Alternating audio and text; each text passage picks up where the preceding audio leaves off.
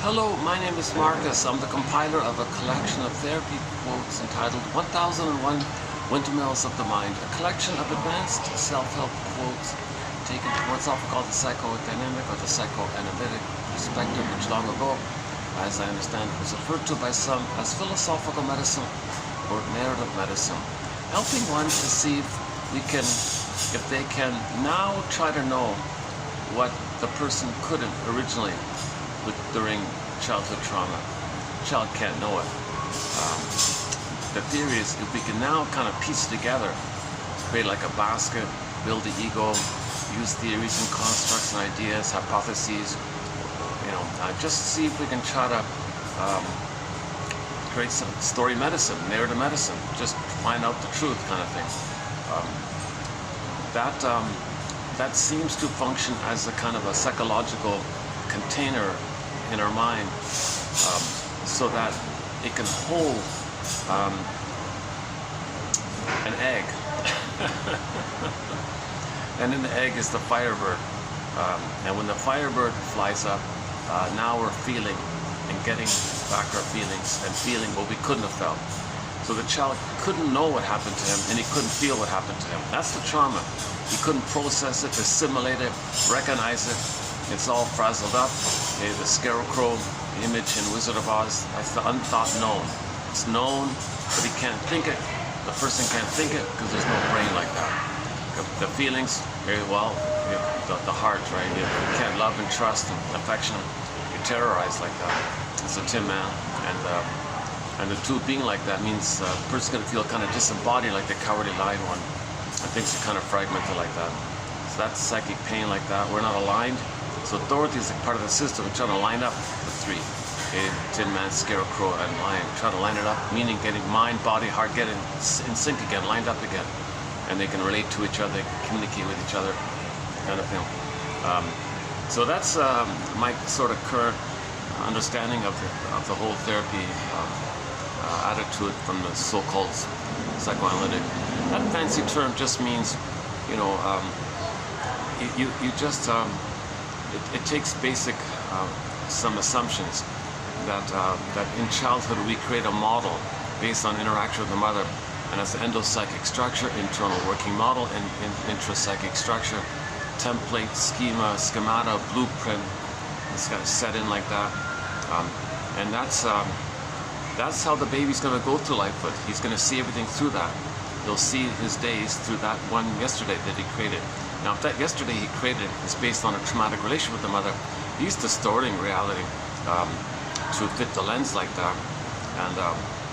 And then to boot, he's going to recreate what caused that problematic lens, hoping for a better lens. So that's number one. The interpersonal leads to the intrapsychic, and the intrapsychic sort of reveals itself in our behavior in life like that. The world, the mother is like the world for the baby, so he understands the world based on the prototype of the world. He lays in deep neural circuits, deep emotional memories about the world, the mother, and himself in a relation like that. And so that's how he survived. Whatever he did with that, during that time, that's how he survived. That's his understanding of the world, himself in relation to the world. And then he carries that as the model. And that's his understanding of it all.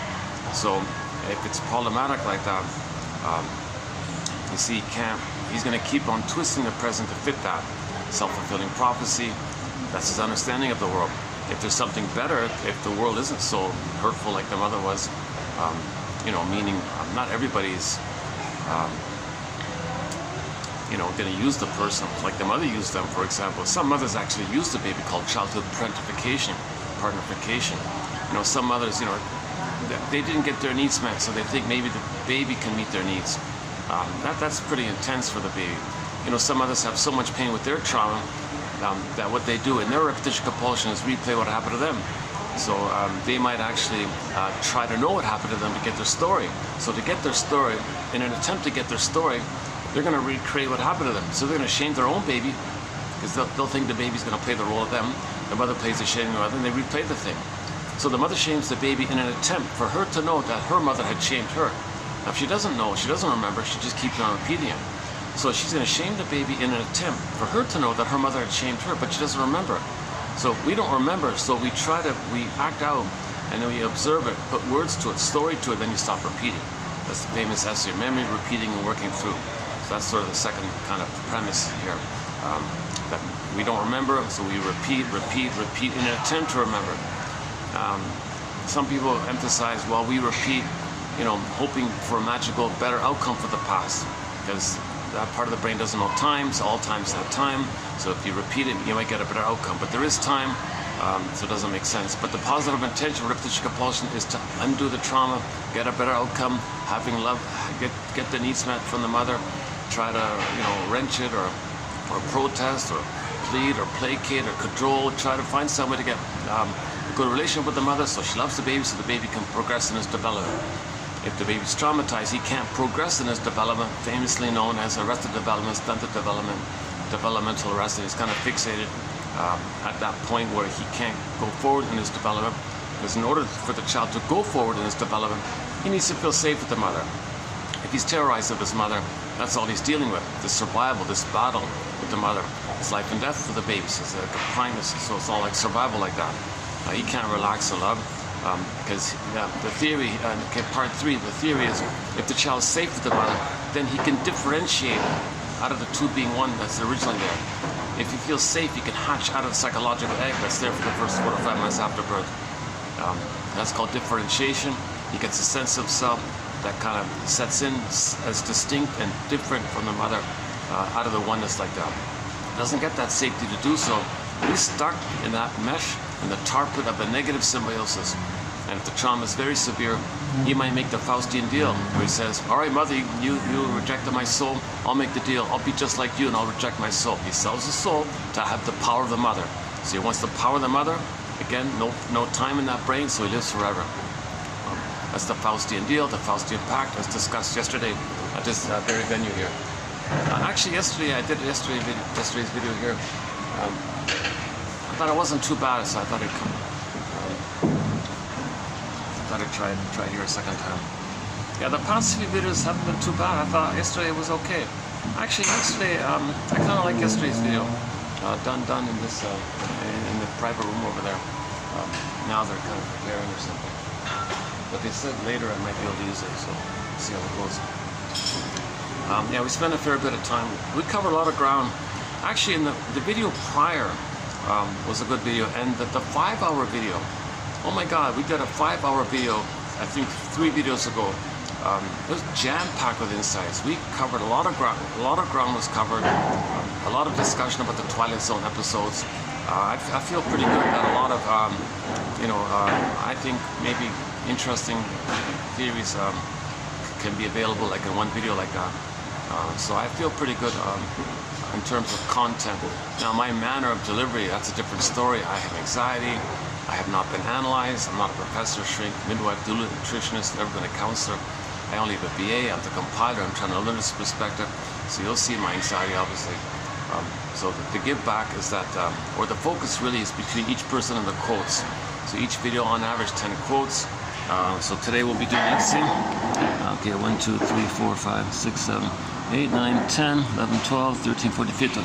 Okay, 15. So yesterday there was 12, today 15. Sometimes there's only 1 or 2, sometimes there's 20 or 30. So on average there's 10 quotes a day. That's roughly 10 minutes worth of reading. And then the hope is that 1 out of 10 will be of help to anybody in their second journey in midlife. Okay, again, this is for people who are in the lost and found phase of life, the lost and found emporium. Meaning at midlife, you recognize that you lost development, you didn't have a loving mother, you couldn't develop, so you lost your authentic self, your true self, your sense of beingness, your home within, you lost that.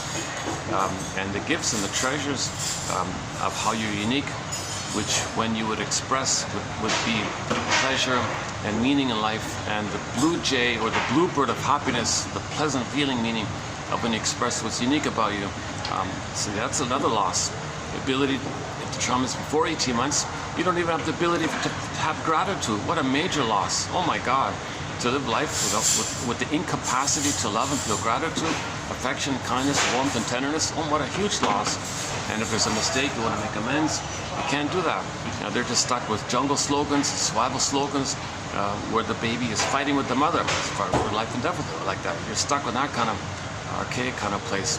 So the embodiment's missing, your home within's missing, That's a huge loss like that.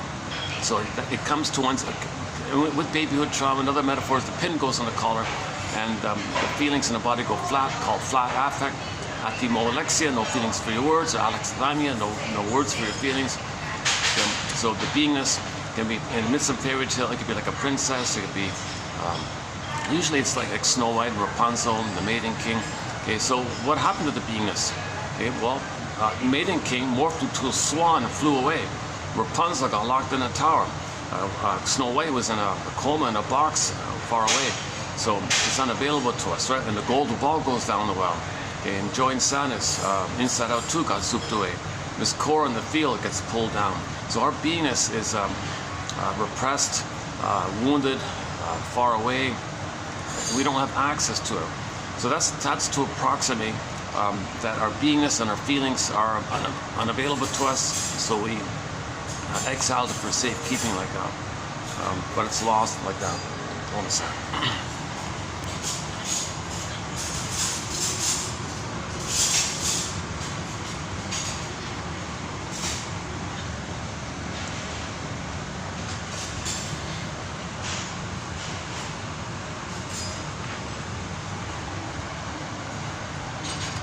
Well, I'll hang out here as long as I can, and then I'll move over.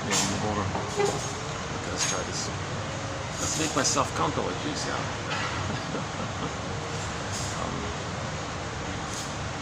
Okay, in the last video, we spent a fair bit of time. I spent almost like 3 hours just on that one point, basically, trying to really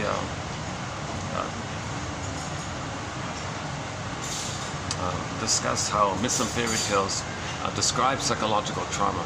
Myths and fairy tales are code for psychological trauma. So the story of the myth's not true, but it points to something invisible that's true. So they're metaphors or representations of something that's true, but the thing itself is not true. Like, for example, the hell scene. Well, there's no like physical hell scene, right? That's a symbol or a picture or code for the emotion of shame. Okay, when the baby feels rejected, that's his identity, he feels shame. It's a burning, biting feeling.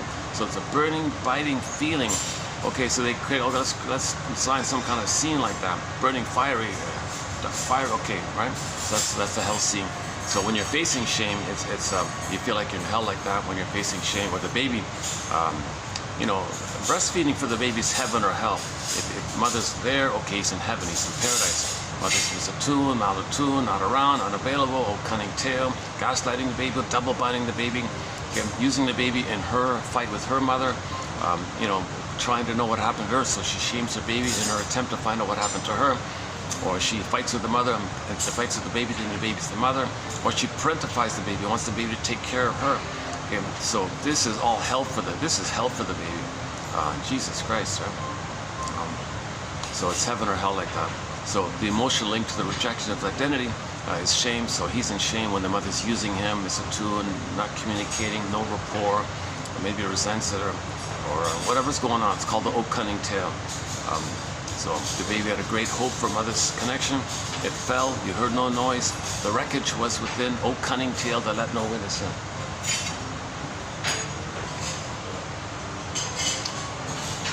Oh, they're doing their chores here. I'm in a nice hotel. This is a treat to come here the second time, in a while. It's been like a month since I've been here.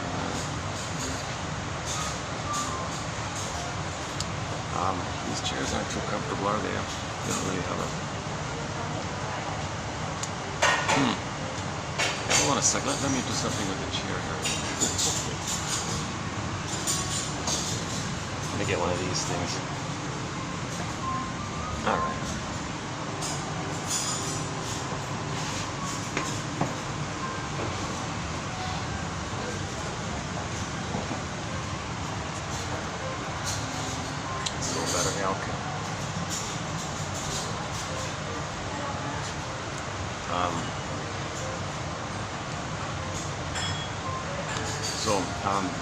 This beingness is,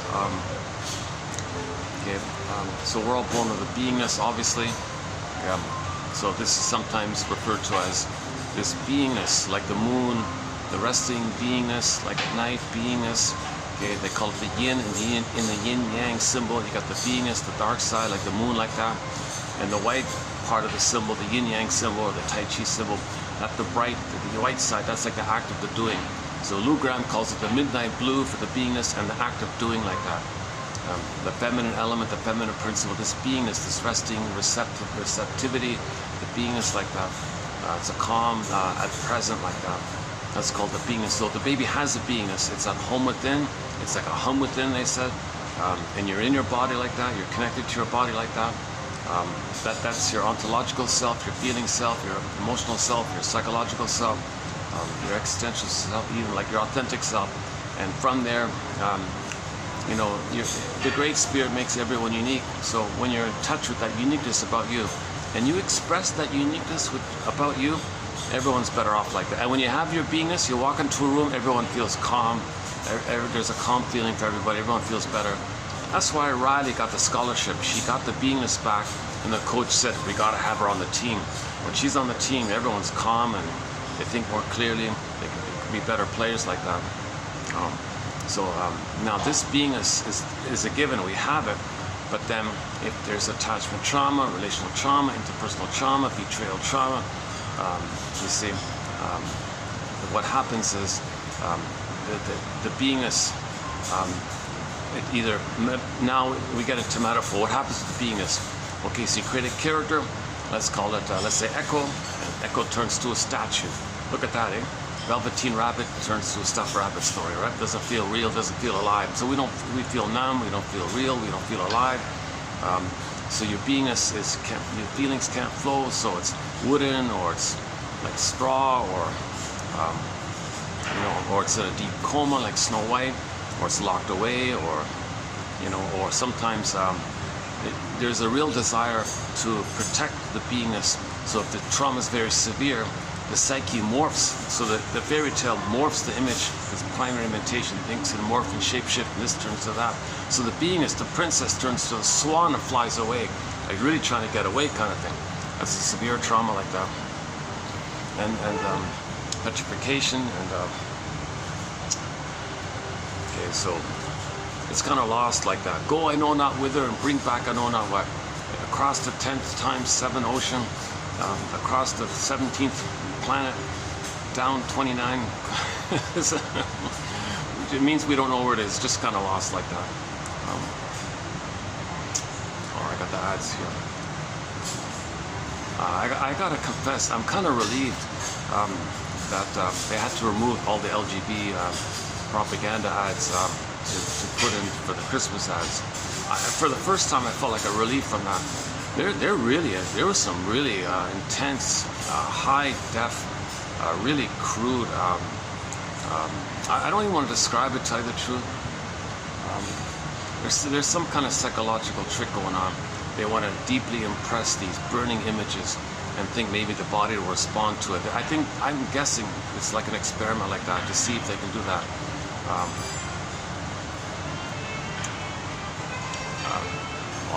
Okay, I'll give.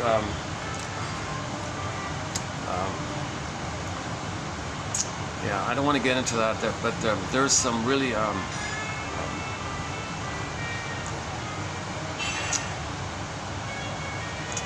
trust me, they're pretty intense. It's disease based. No, I mean like literally disease. Like it's literally disease. They have an image of a disease and dress it up with lipstick and stuff like that. Okay, when I say disease, I mean like, so they have a lot of you know, young fellows, let's say from the waist up, just top, like with no dress, right, like naked, like the waist up, but the body would have these brown splotches, balls, like all around it. So they were doing the monkeypox disease like that. Oh, and he would dress them up with lipstick or whatever. They would do these kind of disturbing, kind of fusional kind of things. And this is like 3 stories high, high def, intense burning colors like that. And his partner, his boyfriend, whatever's beside him, same kind of thing. He'd have spikes, like like the coronavirus or the what is it, the coronavirus, the spikes out of the body. So you'd have monkeypox and you'd have a coronavirus, and they make it fashionable, and they're like a couple like that, and this kind of there's like hundreds of them like that. They're all over the place, in the mall, the SkyTrain, the subway. To one degree or another, that's sort of the crudest. On the range there, what I just mentioned is sort of like the crudest one. You know, making a guy with monkeypox look fashionable, like that. That's really kind of. I think they're trying to experiment to think the body-mind thing. It's a psychological operation. Does it provoke something in people? I don't know. I just felt relieved I think a lot of that's it's been up pretty much continuous. It's 24. It's like all the time, right? It's always on. There's a little bit of a diminishment of it during the Christmas season. So November, December. So for 2 months we get a break. I think for 2 months we get a bit of a break, and then in January, okay, it's full on, okay, kind of thing. So I'll maybe update that a little bit later. I didn't want to go off on that tangent like that, but that SkyTrain also had LGBT, you know, like implied pornography in the LGBT community like that. So it also has it like that. So this is not just this is a deeper agenda, I think, for this kind of stuff. Bly says, you know, the PR companies, advertising companies, they're run mainly by 30-year-olds. A lot of them have LGBT issues.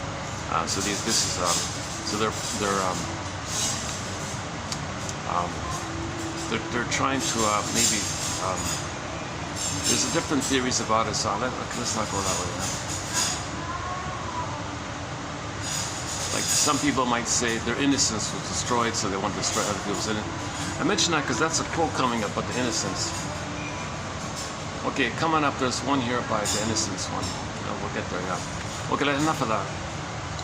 Sorry, I got off topic here. Let's go back to something pleasant and helpful and useful, so and practical and useful. We're trying to heal. So as we're trying to heal, you know, there's just as an individual has a resistance to healing, you know, then you can think about it in broader terms. There's also a resistance to healing kind of thing.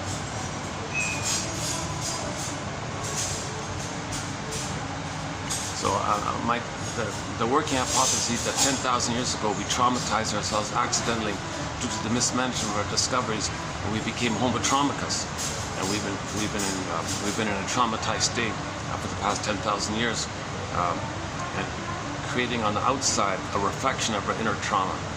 So that as above, so below. So we're polluting the planet because we felt polluted. The mother polluted the baby, meaning didn't give him, like, if the mother's stressed, there's too much cortisol in the breast milk, he feels polluted, it's toxic like that. Or if the powder stuff, he's not getting the nourishment, the proper breast milk or something. He feels kind of violated or polluted like that. So he identifies with the aggressor, okay, pollutes the planet to reflect how he was polluted with the mother. Remember, the interpersonal leads the interpsychic, which expresses itself. That's the reflection of the inner state. As above, so below. Okay, so the outer is a reflection of the inner state. That's what we're trying to heal here. That's why everyone says, you want things better on the outside? Well, heal the inside. Okay, play Michael Jackson's Man in the Mirror. Start with the Man in the Mirror. That's the general consensus for most people. You want things better outside? Well, you got to heal. The people have to heal.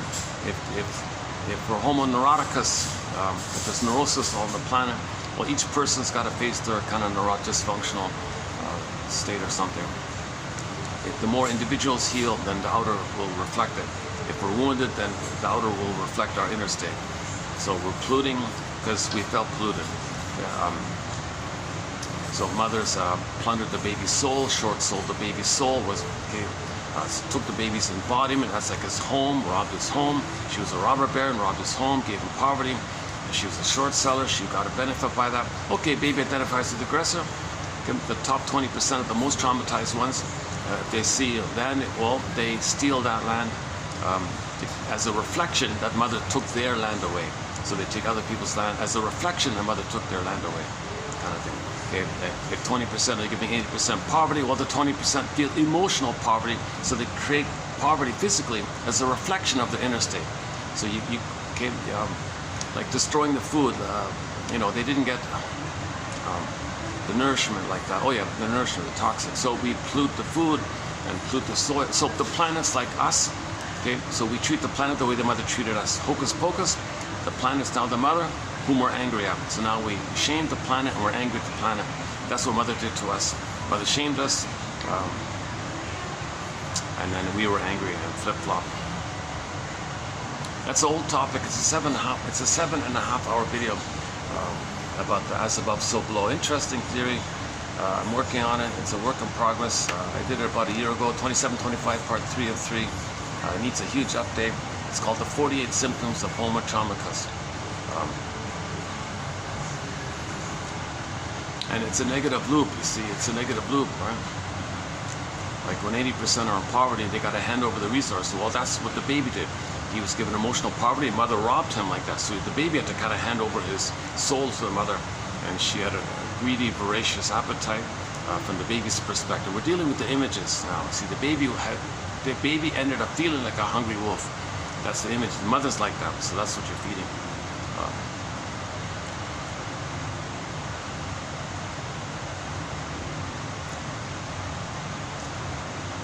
I noticed sort of this resistance to self-awareness because libraries are under attack, books are being withdrawn. Now you're being bombarded with just LGBT propaganda all the time, or just, you know, similar kind of distracting kind of things, sadistic kind of things. People want to blow off steam. It's not about healing. It's not about self-awareness. Now there are a lot of soul doctors on the scene, so we do have a lot of material for the past 10,000 years. Indigenous elders and shamans and philosophers and the Ibsens and the Goethes and the playwrights and the poets, and now we got the analytic jargon, the mental hygiene movement. Okay, the 50s was a huge boost for the soul mental hygiene movement. So there's a list of 20 films from the mental hygiene. The comic Psychoanalysis, excellent comic called Psychoanalysis. I highly recommend that comic. The best 101 to psychoanalysis is that comic from 55. 5 years ago it got reissued in Dark Horse Publishing. 12 therapy sessions put into comic book format. Edmund Burglar, huge contribution. Edmund Burglar, he wrote in the 40s and 50s, 24 books in the papers, a huge boost. Inside Out too, I regard as a kind of a boost. The first one teaching us emotional literacy 101, that you got the feelings, the primary feelings, joy and sadness, but when she zooped away, you go back to the primitive brain, and although yes, we refer to fear, anger, disgust, shame as feelings, emotions, they're technically more like visceral sensations related to the primitive survival area. We're not like loving and trusting and grieving and playing, we're just in survival mode. That's more like sensational stuff, like the anxiety stuff, the fear, the cortisol run, the adrenaline, you gotta fight with the mother, and if you're overwhelmed, you space out and you're in trance. This is like physiological things going on. The body bears the burden like this. It's or you're acting out or you're acting in, that kind of.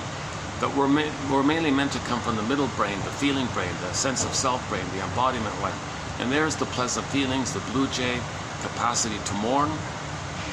Because the psychic structure to accept a loss is having an identity. Who mourns? A person mourns. If you're traumatized with the mother and you become the mother, you lost your personhood. It's frozen. If Snow White's in a coma and Rapunzel's in the tower and Maiden Kings flew off away, you can't mourn. You got to have I mourn, right? A person mourns. So I notice the loss. That's a loss for my authentic self. Then you can mourn. So the psychic structure needs to be able to mourn. Is what's called differentiation. He, as mentioned before, the baby feels safe with the mother to differentiate, has an identity. And with the identity, you can mourn. You can mourn. Although the joy for which you pray is 100 tears away. You can mourn. You can do the 100 tears, and then joy comes back. Joy can step aside. That sadness on the console. Okay, it's this burden of reality. So you need reality, right? So a person admits the reality. That's the sadness, and then the joy comes back. But if the differentiation didn't take place, they'll deny it, sour grapes, didn't even anyways. They'll use excuses to deny the loss. filled with contempt, and usually contempt, sour grapes, and denial, called did it in many ways. Or it's their wrong, their fault, it's not my fault, things like that. They won't look at their psychology, and because they don't have an identity to know what they're feeling about a loss. So if there is a pain, so I just deny it, minimize the pain, and then blow off steam or drink something. So we played this song recently called, I just heard recently that the one-hit wonder guy from the 80s, guy named Greg, I didn't know him really, Greg Kinn or something. I do remember hearing a song as a kid on the radio called the breakup song. Da da da da da da da da. We broke up a month ago. We broke up an hour ago. La la la la la. That one there. So he says that in the breakup he felt derealized, disassociation. He was in a trance, but he was still yearning for the girl, idealizing her, seeing how amazing she was. They don't make songs like that anymore. I mean, they don't make women like that. He transferred the woman, the mother, to the song, and idealized the song as if really it was idealizing the woman, which was a copy of the missing mother, the promise of the good mother. So he was idealizing transfers like that. And then finally, he couldn't mourn it really. He yearned for her and he spaced out, and then what? He ran for some booze to hypnotize himself or to tranquilize himself. Either way, either self-medication with the chemistry like that. But Ullman and Paul, coming up in a few pages ahead, Ullman and Paul say that the booze and stuff, it's to create the pain, to make you regress, to trigger up the fantasy that in the uterus you're a little god. Now the baby feels like a powerful infantile god. They call it the megalomaniacal self. And in that you want to trigger up those fantasies where you're infantile megalomania. Now then if you regress back to the pathological state where you're a powerful little god like that, well, it doesn't, that's a defense mechanism. So you don't want to admit some pain in the present. So you go back to some safe place. The blissful place in the uterus where you're a blissful little god, one with the mother, and the mother is you, and you're one with the mother, but you think the mother's you, the power of the mother's you, and you think it's all you, and you feel powerful like that. You got the power of the mother, and it's you, and you're like self-independent, autocratic, infantile, hallucinatory, unconditional omnipotence, glorified, idealized, just blissful little god. Like you're not even like, you're like floating around, like you're all over the place like the universe. It's a strange kind of oceanic ecstasy, one guy calls it. So that's a pathological nostalgia. You don't have to admit a loss. Why admit a loss? Just go back to this blissful state, blip up those fantasies with the chemistry of the concentrated sugar. It stresses the brain, some kind of mechanism biologically to trigger up the fantasies, the memory, fantasy, psychology, fantasies, biology, psychology, bring up the psychology, and then you're in the fantasies. Then you get the psychology of the blissful feeling of the serotonin, where you're one with the mother, oxytocin, serotonin. So it's kind of linked like that. Physiology, psychology, physiology loops around. So that's what he was doing in the breakup song. Okay. He ended up at a bar or something like that, staring at his bottle or empty glass or something like that. So he couldn't do the morning, right? He couldn't do the morning. Or people act out to distract themselves, the manic defense, intensity, externalized focus, externalized living. Can't be alone, so be around people and be active or something. There's different ways to run away from our pain. There's like hundreds of ways we can run away from our pain: emotional eating, cigarettes, alcohol, whatever, so on and so forth. Now narcissism and the bully pattern, they have a kind of permanent state of the bubble within. So that's why they look so it's not a real confidence. It's kind of like somebody taking a hypnosis, like a hypnotist takes a watch. You're gonna go back to the uterus where you're a little god like that. You gotta hypnotize. You're there, you're a little god. Okay, and that's it. And he leaves. He doesn't snap him out of it. He's stuck like that. He's stuck with that. So he'll, in narcissism or yagoism or bully patternism, etc. They're like stuck in that little trance where they're little gods. So they're walking around in this bubble trance in the mind that they're a little god like that. So they always feel entitled. They're the center. So they expect supply, of course. If somebody doesn't supply, well, that's the mother not feeding him. So he's enraged. He'll be angry. Like that. So the baby thinks he owns the mother. So he kind of thinks he owns everything. Like everything in the world is like symbolic breast to feed him. So he wants to be fed by others, but not acknowledge them as people. Because the baby thinks the breast is the thing he owns. Okay, there's a piercing, freezing point. That's a prototype. He's stuck there. So he transfers. So the whole world is kind of like everybody in the whole world is kind of like a thing he owns. And whoever's around him is supposed to feed him. He's entitled. And if the other person doesn't admire him, make him the center, make it all about him, make him feel he's all the attention's for him, he's the center, he's a king, little god. Okay, he doesn't get that supply from duped rescuers, from flying monkeys, from donkeys and coattails and other lackeys, or etc., or deals with other narcissists. Then he'll have narcissistic injury, leads to narcissistic rage, because he's feeling what any baby would feel if he had no mother. So he could be a little violent like that to control the symbolic breast. Now, if really the other person says, "I'm sorry, I'm out of supply here, I can't do this," then he'll eject and devalue, "Didn't need you anyways," kind of thing. So it's like, if he gets something from somebody, well, it's his anyways, he's entitled, he's a god, they should be happy to serve him. The only thing he gives back is to give others the opportunity to serve them. That's the kind of attitude. This is the kind of entitled, megalomaniacal attitude like that. So a lot of people with distinctive personality patterns, they seem oblivious, kind of like that, to your feelings and empathy like that. Everything's a sham. Everything is duplicity and manipulation. One guy calls it flimflamsyism or something like that. Basically duplicity. They're intuitive to lie, to deceive, to promise, to trick, to fool. They can't tell the truth. They can't relate. There's no mutual relate. There's no fountain of love. There's even a person to love. There's no who loves. The person loves. They don't have a person they can't love. Okay, so they're stuck at the fighting with the breast, getting supply. So again, the baby's one with the mother feeds them, supplies them like that. It's frozen there, transfer that, continues, repetition, compulsion. He still has the hope to get that love. So everybody's symbolic breast, he wants to get it. It's insatiable, it's greedy, it's insatiable and greed, and it reinforces the emptiness, and he's greedier like that. So as he's doing it, he just perpetuates the emptiness, because he's getting older, he's reinforcing it, the wirings the cables get stronger. I don't know how it works. So we got a huge thread on narcissism. We discussed it. Kimberly Harding's book called You and the Narcissist, very good book. Kimberly Harding, Elan Golem's book called Trapped in the Mirror. Right there, that's good enough. Those two books are excellent, good. But if you want a good catch-up on narcissism, I would say those two books can do it. Now the best quotes from those two books have been plucked out in our collection here.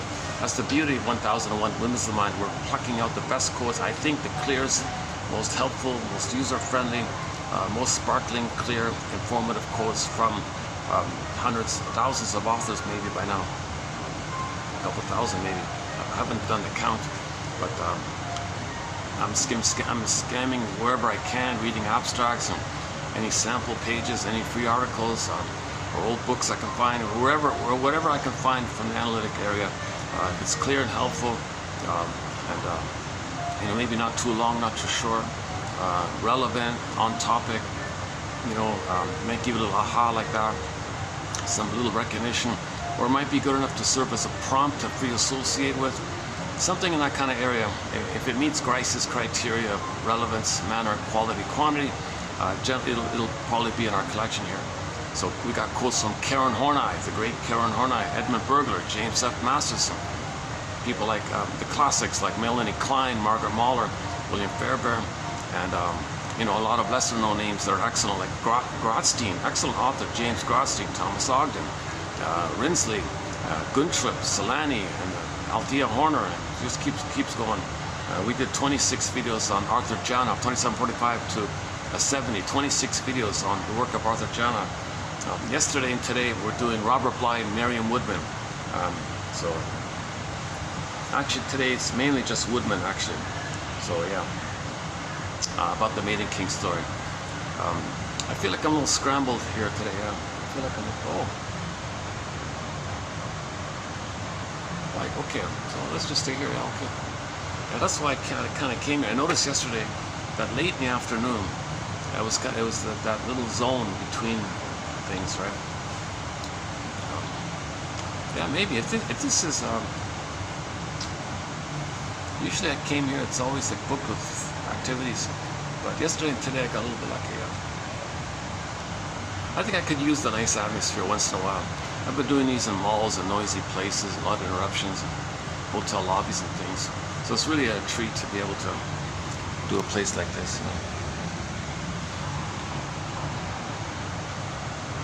The staff here are very friendly and all that, so it's great.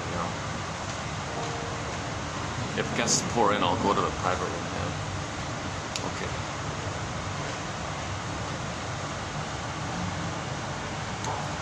Okay, what I'm referring to now is a key theory, another key theory here. If trauma is before 18 months, or if trauma is sort of in the zone between 18 months and 36 months. That's the theory. Is it before 18 months or is it post 18 months? That's just the hypothesis here. So the theory is that the baby's sense of him being a little god like that, he has it in the uterus, he has it in the extended uterus, first 4 to 5 months. Okay, that's the social universe, the social uterus universe, yeah, same thing. You know, if the uterus is not a friendly place, he'll think the universe is not a friendly place. The prototype is there. So in the Twilight Zone, there was a guy like that. There was a guy who had prenatal trauma, prenatal distress syndrome. And he went around telling everybody, oh yeah, the universe is not friendly. I'm telling you, the universe is not friendly. He was talking about, that was code for his experience in the uterus. Whether it was taking pills and smoking, going to concerts. He was stressed out, he was enraged, he was kicking the cord. He was enraged at the cord. He sensed the placenta of the cord with 3 veins and thought he was fighting with a sea monster. So he felt shame, fighting with the sea monster. Of course, the uterus was not a friendly place for him if he was fighting with the sea monster. That's printed in, that's stamped in, and he applies that kind of thing. That's the problem. So the interpersonal leads to the stamping, and then he sees the world through that stamp. So at midlife, you got to look at the stamp. Okay, wait a minute, this is dysfunctional. That stamp was an emergency. It's dysfunctional to use that your whole life. That was just in the context of trying to survive an abusive, impaired, emotionally unavailable mother, a confused, impaired mother who didn't get her needs met, and she was trying to know what happened to her. So she was confused, crying for love, protesting, crying for love, protesting, crying for love. You know, some mothers shame the baby. One version of it is when the mother shames the baby, yes, she's trying to know that the mother shamed her. At the same time, another version is she's in protest mode, protesting in her anger at what happened to her. So she wants to show what had happened to her. She doesn't have words for it. She only has the memory, the body memory. So she communicates by acting out, the famous acting out. Okay, so that's why she's acting out. It's a communication, action language. She's communicating with her actions like that. So she is showing what her mother did to her, as if to say, look, world, like a placard, I'm protesting at the injustice that took place on me. Look at what my mother did to me. I'll treat my child the way she treated me. That's my protest, that's my anger. So she's looking for some kind of justice like this, or she hopes that maybe a magical time machine will appear. She'll go back in the past and mother will say, oh, I saw the future and what I did to you, and yeah, I'm sorry, I'll correct it this time. And I had the fantasy in the last video about that. There'd be a very good Twilight Zone like that. I think that'd be a very good Twilight Zone. Oh my God, I would be happy to give ideas for Twilight Zone episodes in the healing area. I mean, like in this kind of, so that was one idea. So a mother hurts her baby grows up and is treating others the way the mother treated her. The mother doesn't know this. Okay, so she somehow she passes away, or I don't know. Somehow she travels to the future where she sees how her child's going to treat others the way she treated. They said, okay, let's move over that. Okay, let's move over there. Yeah, 1 sec.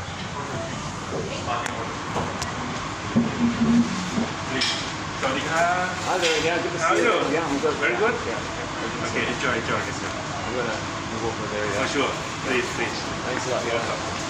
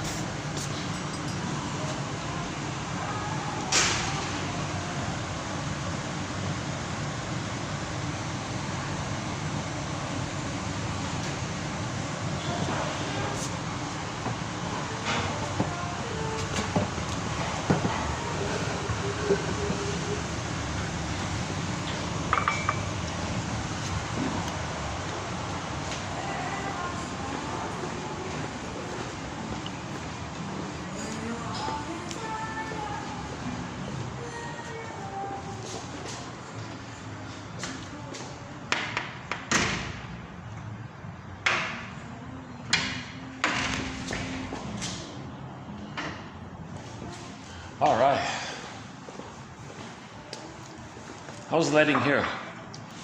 How is it right here? Yeah, okay, we're okay here, right? Okay, one second.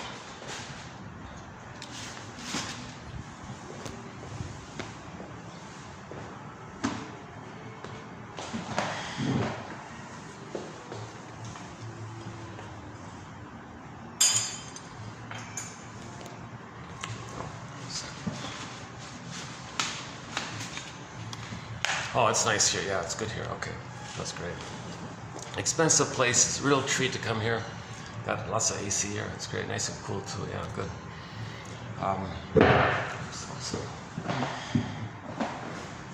Okay, so where were we? Yeah. Jeepers, was it the Twilight Zone? I have a lot of fun talking about the Twilight Zone. Oh yeah, so how about this for the Twilight Zone? A woman gets a chance to see the effects of her parenting. She gets to see the true effects of what she did to her baby. So she travels. So just before she's about to traumatize her baby. So let's say she's about to have a baby, and baby's going to begin to come out. Okay, flash. Okay, she's 50 years in the future, watching a man or her son as an adult being rude and negative and sarcastic and bitter and unhappy and miserable, all that stuff. She goes, whoa, who's this guy? Maybe she's not sure. Why is she seeing this guy here? What a nasty guy or something. Oh my God, what kind of rotten mother did this person have? Oh my God, this person had a really miserable, sadistic, cruel, wicked stepmother. Oh my God, maybe she thinks like that. Jeez. And when she feels that disgust or something like that for this mother, okay, and then flash, she goes back to the pregnancy, and then she's about to have the baby, and maybe there's some little clue that this baby, the guy she saw in the future, is the baby now that she has. So she has a chance to do it right. So she corrected her ways. She would change her ways like that. That might be an interesting Twilight Zone. You know, a lot of the episodes have this kind of time travel, you know, like role play, learning, you know, like the Christmas Carol kind of thing. They do a lot of these kind of scenes like that. So that might be one like that. For example, take my false life, please. He's got to face his truth like that. The heckler was his inner voice in the hell scene, or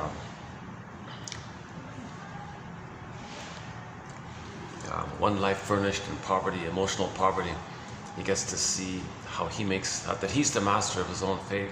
Okay, let's not do it. I'm tempted to run through them. They're really exciting, a lot of fun.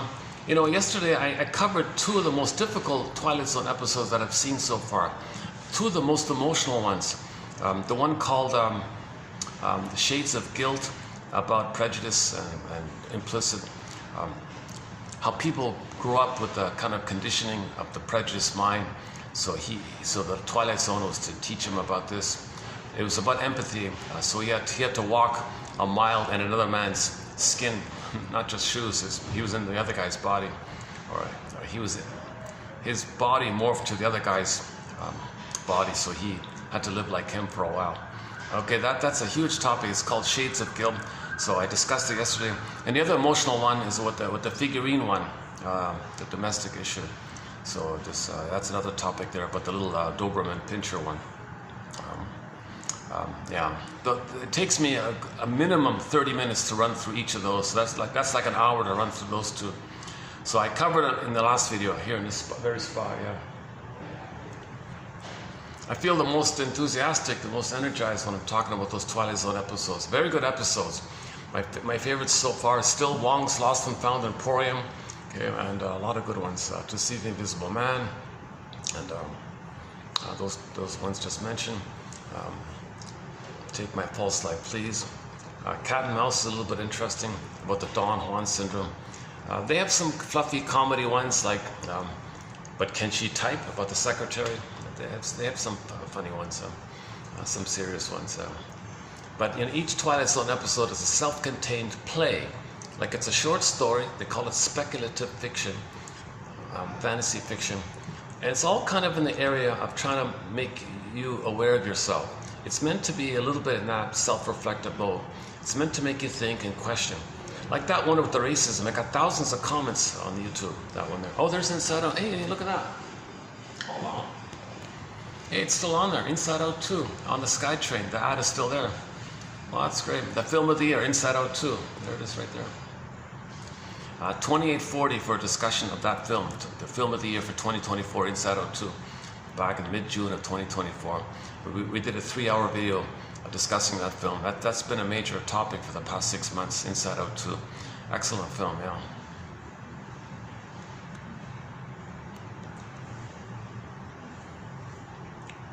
Hold on a second. I'm sort of directly under the fan here. Hold on a second. Let me change the way.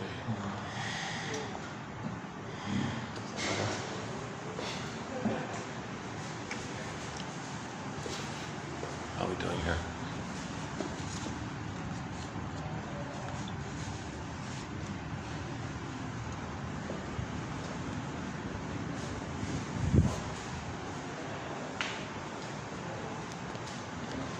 Oh, I'm glad I moved. The guy's on the phone there.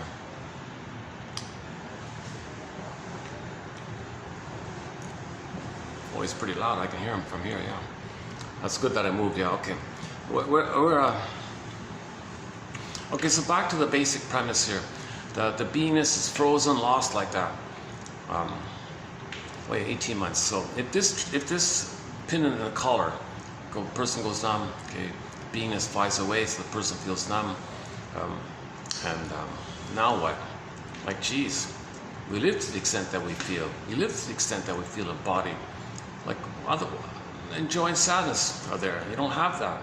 Blue jay and ability to mourn. So now you're just in a trance, being covertly dominated by as a puppet master, the memories are relational, the relational memory in the survival brain. Now you're just looping around that spinning, timeless, infinite loop. No time in that brain. The amygdala does not understand time. Iguanas and salamanders, they don't know time. Geckos and chameleons, they don't know time. Crocodiles and etc. They don't know time. Okay, so we nicknamed that part of the brain after those creatures because that part of the brain has a lot in common with those creatures because that part of the brain only cares about the instinct of reproduction and survival. The feeling and the warmth and love comes from the feeling self, but the feeling self's frozen, so you go back to the survival place because the trauma was there. That's developmental trauma. You couldn't develop to the feeling place where you kept the feeling place. You had the feeling, the trauma didn't allow it, so it was all frozen up, and you're kind of skipping over it, and you're going through life with the missing of the feelings. So you're living your life in this trance of the trauma back then, but the memory is still recorded. It's a procedural knowing, implicit knowing. It's a loop to memory. Baby cried for love, mother said no. Baby cried for love, mother said no. It's kind of spinning around in an infinite loop. Okay, now that's the theory here. So when there's trauma, we repeat, hoping for a better outcome. Okay, that's sort of one way to think about trauma. The most common way is that we're hoping for a better outcome for the past, so just keep repeating it. But wait a minute, the present isn't the past. No one in the present is the mother in the past. So why are you still repeating it? Well, that's the compulsion that the baby's in, the memory's in that place. The amygdala just thinks only this time, but all time is that time, because the amygdala doesn't know time. But there is time, but it's the power of the unconscious, the iceberg metaphor. It doesn't care. It's just repeating the thing. Come on, mother, meet my needs. I'm crying, meet my needs. I'm crying, meet my needs. Now, if the trauma is very severe, before 18 months, he can't take it anymore. He makes the Faustian pact. He makes the Faustian deal called identification with the aggressor. See, so the baby somehow senses, geez, I can't just be a passive victim of my shaming, gaslighting, abusive, flim-flamming, duplicitous, manipulative, lying, conniving mother like this wicked stepmother. Okay, so we're talking about the envious side of the mother, the narcissistic side of the mother, the impaired, bitter, hostile side of the mother. So in myths and fairy tales, they exist because the mother isn't loving enough. It's missing. That's why they say the mother died at birth or something, and the guy married another one, the stepmother. No, the stepmother is code for the dark side of the mother. And the positive side of the mother was maybe there, hopefully, up until birth, and then died, pin in the collar. So that's why they say the mother died, meaning the good side of the mother was unavailable. meaning the mother hurt the baby at birth shortly afterwards. So she became, in the child's eyes, a wicked stepmother. So stepmother is code for the bitter side of the mother, basically, and the loving side of the mother's. The memory's there, even if it was just in the uterus. So it's sort of distant, floating around like the fairy godmother kind of thing idea. But so you get some support like that. Okay, let's not go down that path here. So let's go back to the premise here.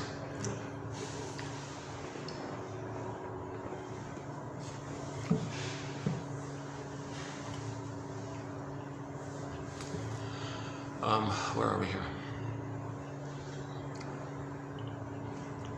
18 months. Okay, the repetition compulsion. So in the survival brain, there's a neural circuit. It's the memories where the baby cried for love, mother said no. But oh my God, he can't. That's pain to be rejected. Shame, rejection, defective. And the baby even thought, mother, maybe I can save you. Will that help?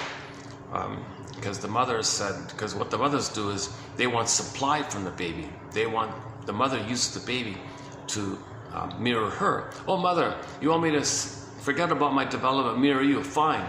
Okay, I'll freeze up my soul and I'll spend my time imitating you, mimicking you, being symbiotic with you because you didn't get your motherly needs. So I'll be the mother for you. I'll try to do it, mother. I'll try to parentify. I'll try to parent you. I'll try to give you the missing oneness. He's going to fail, of course. Child feels guilty. He's in pain. Is he being punished? Is he defective? That's why he couldn't save the mother. So now he's got unconscious shame, unconscious guilt. He makes a conclusion he's no good like that. He wasn't born with this false belief. He just kind of assumed that by what happened. He wasn't born with that.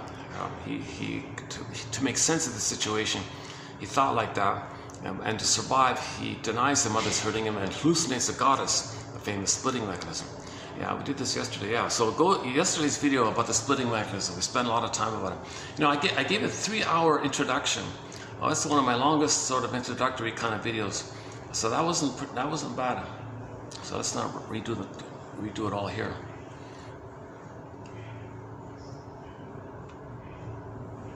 One sec.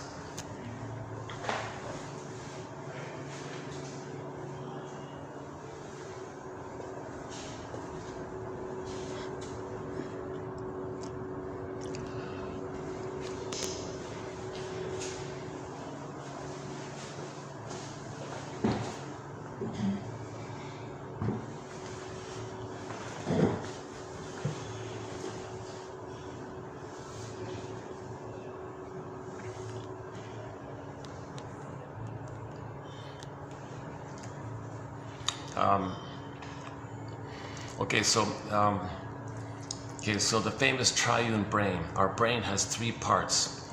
Okay, our brain has kind of like 3 parts. The 3-in-1 brain, Janoff calls it, or 3 minds, or 3 systems of consciousness, or 3 parts of the brain. So the earliest primitive one just cares about the visceral. It's based on sensations and neurochemistry and anxiety and shame and blushing and things in the body, physiological stuff, sensations. It's not really feeling, it's sensations. So that's that part of the brain. It only cares about survival, like the gecko and so on. Okay, but we're mainly the feeling one, the middle one, the body one, the embodiment. And there's joy, sadness there, the golden ball and the radiance, like the sun. We feel our beingness. There's a warm, bright kind of quality to it. So they would name that pleasant feelings from your beingness. I feel therefore I am.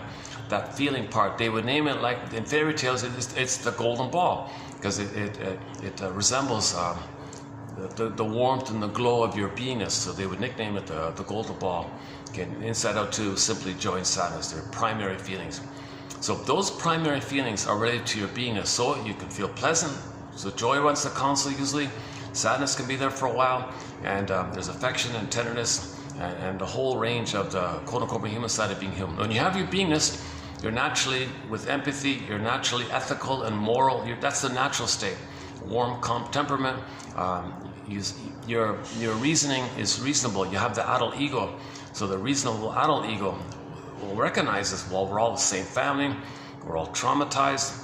So that means we're either we can love to one degree or another, but if we can't love, then we're crying for love. But when people cry for love, it's often coded. It's often kind of coded. So they might cry by showing their anger, by showing up the mother, by treating others the way they were treated, to show up the mother in anger. It's a kind of cry when you're angry at the mother like that. So it looks more three-dimensionally, okay, vertical thinking they call it. Okay, the third side of the coin holds the other two sides.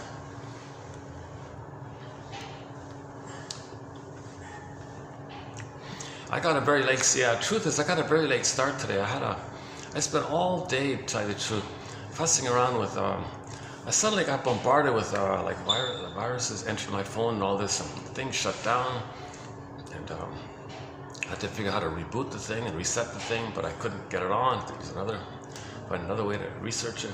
I spent all day just trying to fix my phone kind of thing. Oh, Jesus, yeah. So I got a very late start here. Let's see, what time is it? And it put 4:48. Put me in a bit of a off mood. Like I was feeling fresh this morning, and I spent like Jesus Christ, I don't know, 5-6 hours just trying to fix my phone kind of thing.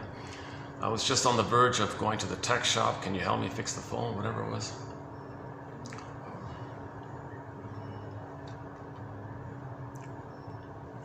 Oh, and then you're logged. Then you got the all your data and your all the other parts, or all your data is gone when you reset the thing finally.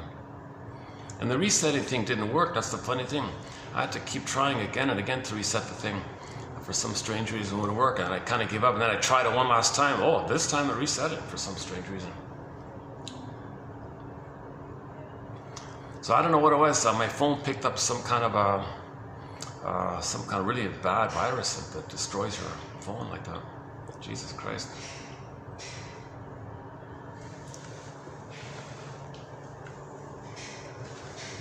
Well, people doing that are saying, well, I was destroyed, mother destroyed me.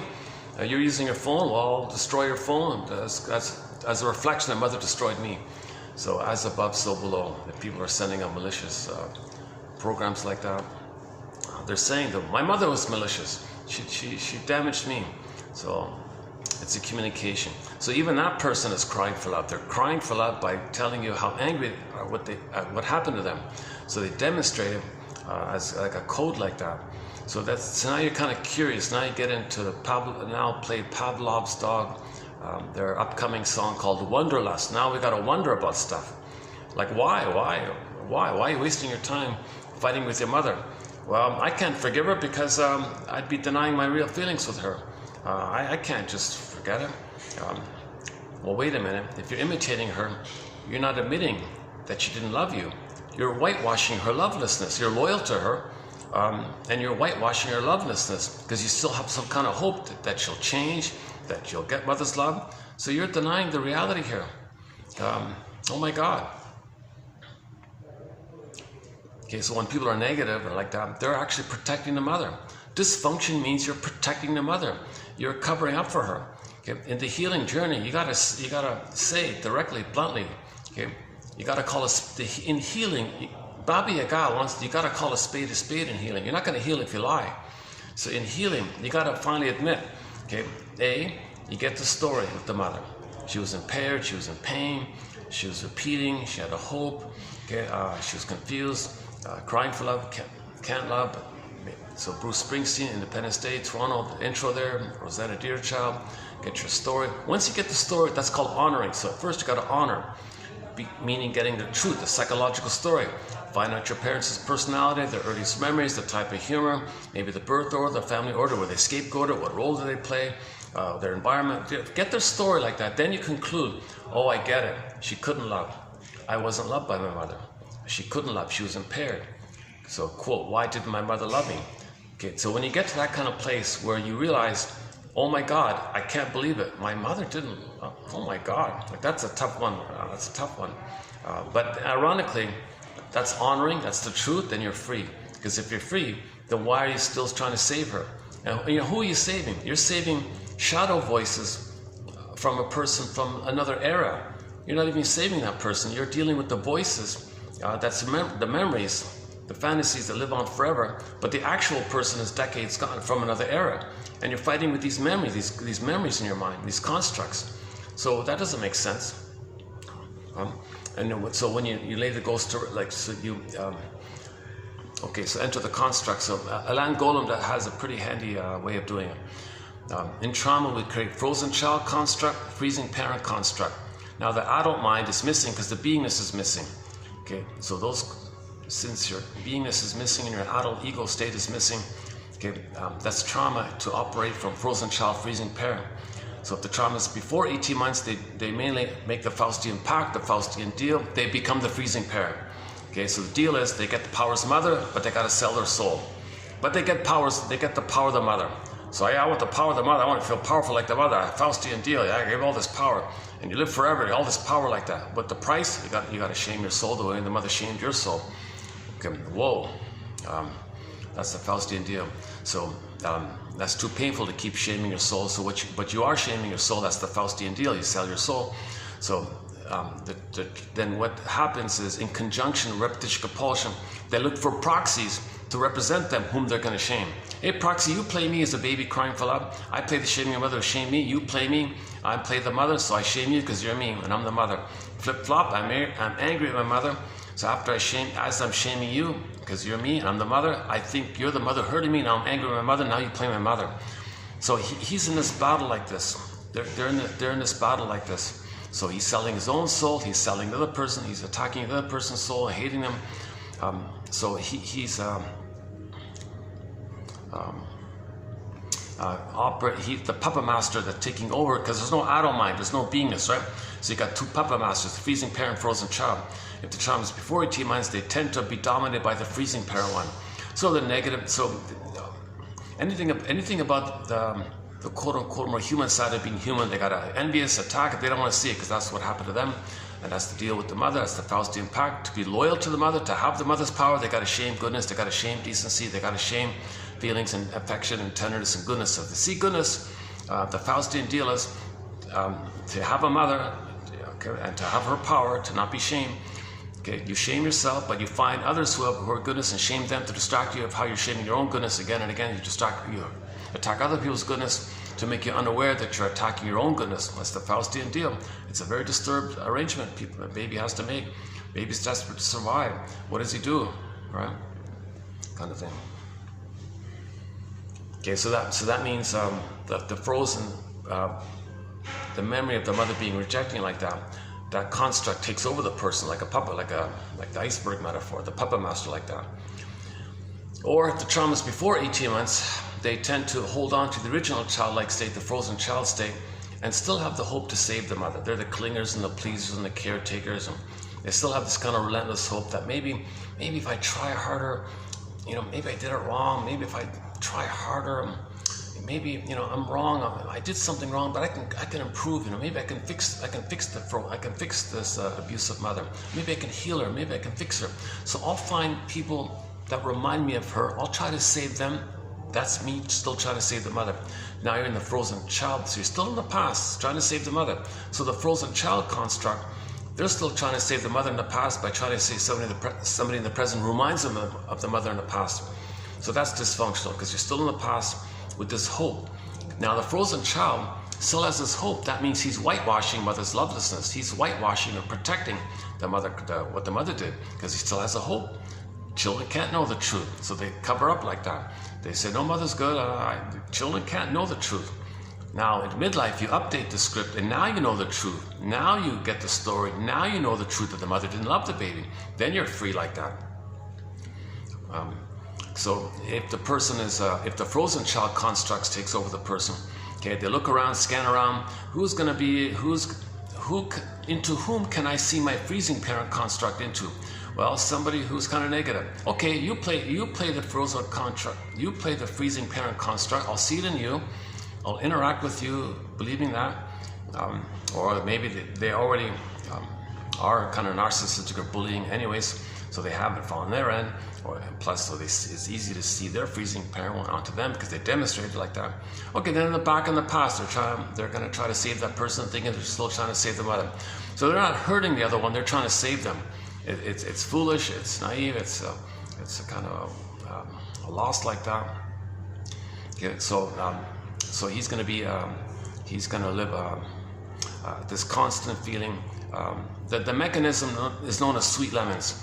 Okay, so to preserve the imprint, he's no good. Mother must be seen as good. So the abusive parent, the abusive person, like the abusive mother, that's the abusive mother. Mother must be good, so he's good. So you try to save them. You pick up where you left off, kind of thing. Now the freezing parent one, they can't do that. They can't play themselves. They've made the Faustian pact. They play the mother. They find proxies to play them whom they're going to shame. So the freezing child one, they play themselves.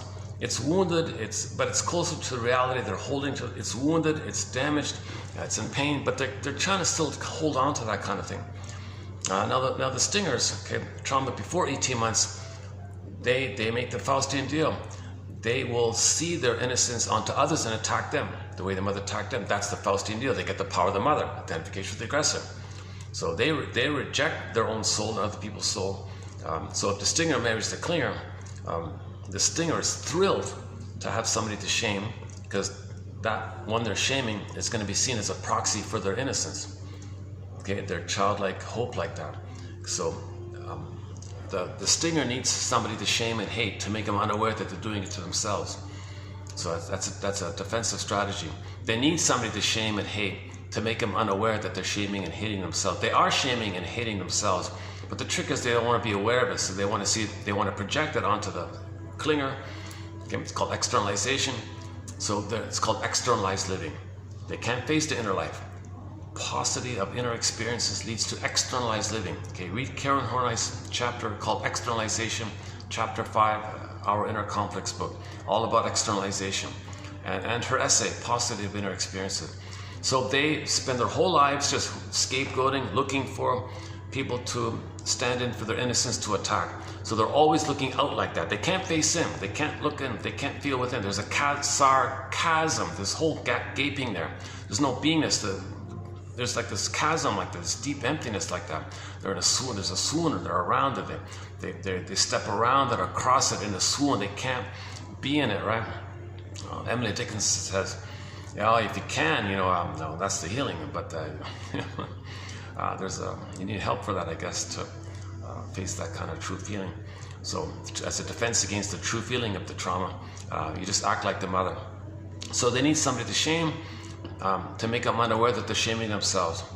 And the perverse thing is that they get schadenfreude. They get this perverse pleasure shaming others the way the mother shamed them, because when they do that, they're one with the mother. See, mother, we're one. And in the oneness quality, when the baby and mother are one, there's a blissful feeling like that. So they get the blissful feeling. I don't know, people call it psychic incest or psychological, but the oneness part of it. Now the pain of it all, well, that's what the proxy is for. The proxy is going to express your pain for you, then you don't feel the pain with them. Now the other fantasy is you really don't want to know it with them. So you're going to shame more, attack more like that, because you're trying to expunge, so to speak. Like that's what they mean by scapegoating. The proxy is going to receive all your, it's going to receive your identity, which you're going to shame, criticize, to make you unaware that it's with them.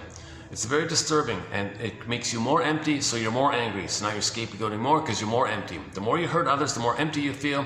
Defense against emptiness. You hurt others as a defense, manic defense. You become empty, you become more manic. So now the hate becomes, there's a greedy quality to the hate. So there's a greed for hate now, because you're compounding the premise of your emptiness by acting it out. There's more emptiness, you got to act out. More emptiness, got to act out. So this is a very disturbed cycle like this.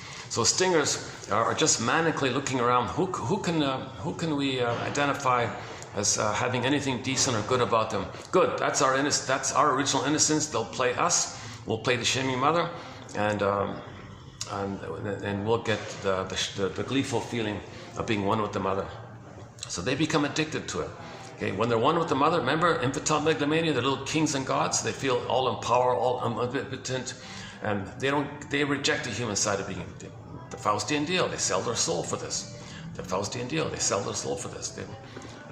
That's why they only care about power and patriarchy against others and all this stuff. They can't do mutuality. They forget that stuff. Anything about humanness, they thingify him, because everything is the breast, which is the thing. The baby thinks the breast is the thing he owns. So now, whatever the stinger does, there's always entitlement, there's always the need for supply, and there's a need to dump. Now, the craft is, the skill for this is to be super intuitive, to find ways to fool and deceive and flim-flam and duplicity and double-think and hocus-pocus, lead, hedge, play, touch on people's fantasies, dangle a bait and the fish sees the bait, not the hook. They're looking always for strategies to find somebody to shame, or to find someone who will admire them while they shame them. So another thing that stingers do is they're continuing. The prototype for all this is that the placenta is like a thing for the baby. The placenta metabolizes all the waste, right? And the center vein sends down the goodness. Okay, that's so. That dynamic is transferred to the breastfeeding. The breastfeeding sends all the goodness, not just milk, but the warmth and mother's presence, and mother's soothing, mother's loving acceptance, mother's comfort, mother's reverie, mother's regard, mother's understanding, mother's acceptance, and fully accepting the baby unconditionally. So he sends all that kind of maternal loving goodness like that. Whatever distress the baby may feel, he sends it to the mother. Mother can process, digest, accept it, soothe it. Oh, baby sends the goodness. Baby sends the waste, mother sends the goodness. Mother sends the goodness, baby sends the waste, mother sends the goodness. It's a kind of a continuation of the uterus thing. The goodness gets sent down the center vein, the waste gets up to the placenta, okay, and just that whole thing transfers over to the breast. The breast is like continuation of what the placenta did. So you go, okay, so now if there's a problem in either phase, either in the uterus or during the first 4 to 5 months, okay, they do that. They continue that prototype. They expect to be fed and expect to dump, and they're entitled. So they hate and waste, but they want goodness and be supplied. So they want to receive all the goodness and dump all the waste like that. They're still in that kind of mode. I know this is an interesting theory, strange medicine.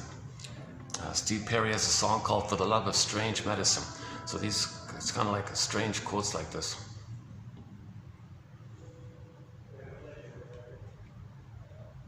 But if you observe people with narcissism and bullying, it does kind of, there does seem to be some, well, it's up to each person to be their own detective. There's no answer here. Each person has to kind of be their own detective. We're trying to get our story, right? So we're trying to get our story. So if the mother was narcissistic, oh, she was entitled, she'll use all these tricks, mother's rights, and the father jumps in, how dare you talk to your mother like that, or look at the sacrifice she gave. And they'll use all these guilt trip, play the guilt trip tactics. Play the movie clip from Now Voyager, from Mrs. Vale abusing Charlotte, played by Betty Davis. And the shrink came in to intervene. What are you doing, Mrs. Vale? Why are you treating her? Why are you dumping your hate and your waste, and you expect her to serve you and mother you like that, and you dump your hate like that, and she serves you? What are you doing like this? Again, feeding and then dumping the waste. My right, mother's right, that was her slogan. That was her justification. Mother's rights, mothers have rights, right? Oh, nonsense. No mother has the right to do this. So he put a wedge between the two. Charlotte, take off, go, flee, hop on the motorcycle, get out of here, go, take off. Now Voyager seek, gave her a little poem. Now Voyager, seek thou forth and find yourself. So she has to sever this break, even though she never got enough love to do so. So it'll be painful, but she's got to make that break like that. And then, so this woman, Mrs. Vale there, she had narcissism, she felt entitled, and that was her slogan. My right, I have a right to do this. I have a right to be taken care of and fed and attended to, and I have a right to dump. And so she treated her daughter very badly like that. So crossed over to the Twilight Zone episode about the Doberman Pinscher one. The abusive fellow was hurting his wife like that, and he thought he was entitled. He thought he owned her, possessed her, and controlled her, and he was trying to turn her into a mind-reading breast. He wanted his wife to read his mind, meet his needs, even though he doesn't know what his needs are. He was trying to create that missing time at the breast, using the woman as a standard for the breast. So he understood that he wanted to create a fusion. So he would create a traumatic bond to compel her to see him to be so, for her survival, he's got to read his mind and meet his needs for her survival. He's trying to create that. So in her childhood, she had a Doberman Pinscher, and something reminded her of it. So she had the fantasy that the dog would protect her. So when the minds became one, the dog slipped into his mind. He had a psychotic break, and the dog jumped on him like that. It wasn't real, but he believed it was psychotic. He had a break like that, and that's what freed her. So the dog saved her. So for more on that, go to yesterday's video. Actually, at that table there, yeah, just over there. I was starting to tear up. I turned the camera. I always get emotional when I talk about that episode. Another emotional episode that reminds me of Route 66, the one about the mask. The woman wearing the mask. She faces the mother like that, and she saw it as an adult, really with adult eyes, what the mother was like. Mother, don't you feel anything? Don't you see your country? Don't you? Oh my God, she fully felt the impact of what her mother was like. She charged down the lane like that, and her buddies were the two guys, Todd and Buzz, right? Her new friends were in the car, revving the engine. Get out of here, because the baby couldn't flee. Now she's going to flee. Like, she had to flee now. So she's doing what she couldn't have done, kind of thing, because she's knowing and accepting the truth now. So, but as a baby, she couldn't flee. There was no car. There was no sports car to take off in, right? She couldn't even walk to the car. She didn't know how to drive. The baby didn't even know how to crawl or walk. Now she's trying to know what happened. So she went back to the traumatic household, and try to face this mother. So a lot of mothers are not loving mothers. A lot of mothers are missing the capacity to love their babies. Why? Because the psychic structure needed to love a baby is who loves? A person's got to be there. If there's no person to love, how do they love? Now, the pain of losing that personhood, psychological personhood, the embodiment, the beingness, the midnight blue, the feminine element, the feminine principle, there's a lot of pain and anger at this. There's a lot of rage and resentment and at the mother at this. And that's all they have is this struggle, this fight with the mother like that. So when the baby comes on the scene, first, baby is her crying for love, shames the baby. Flip-flop, baby. As she's shaming the baby, she thinks the baby is the mother hurting her. Now she's angry, fighting with the baby. So that's what the fellow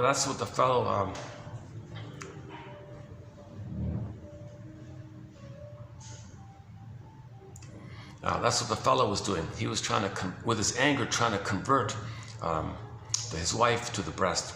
So the baby, when he was angry at his mother, he wanted to control the breast, devour the breast, possess the breast, make it be a loving breast like that.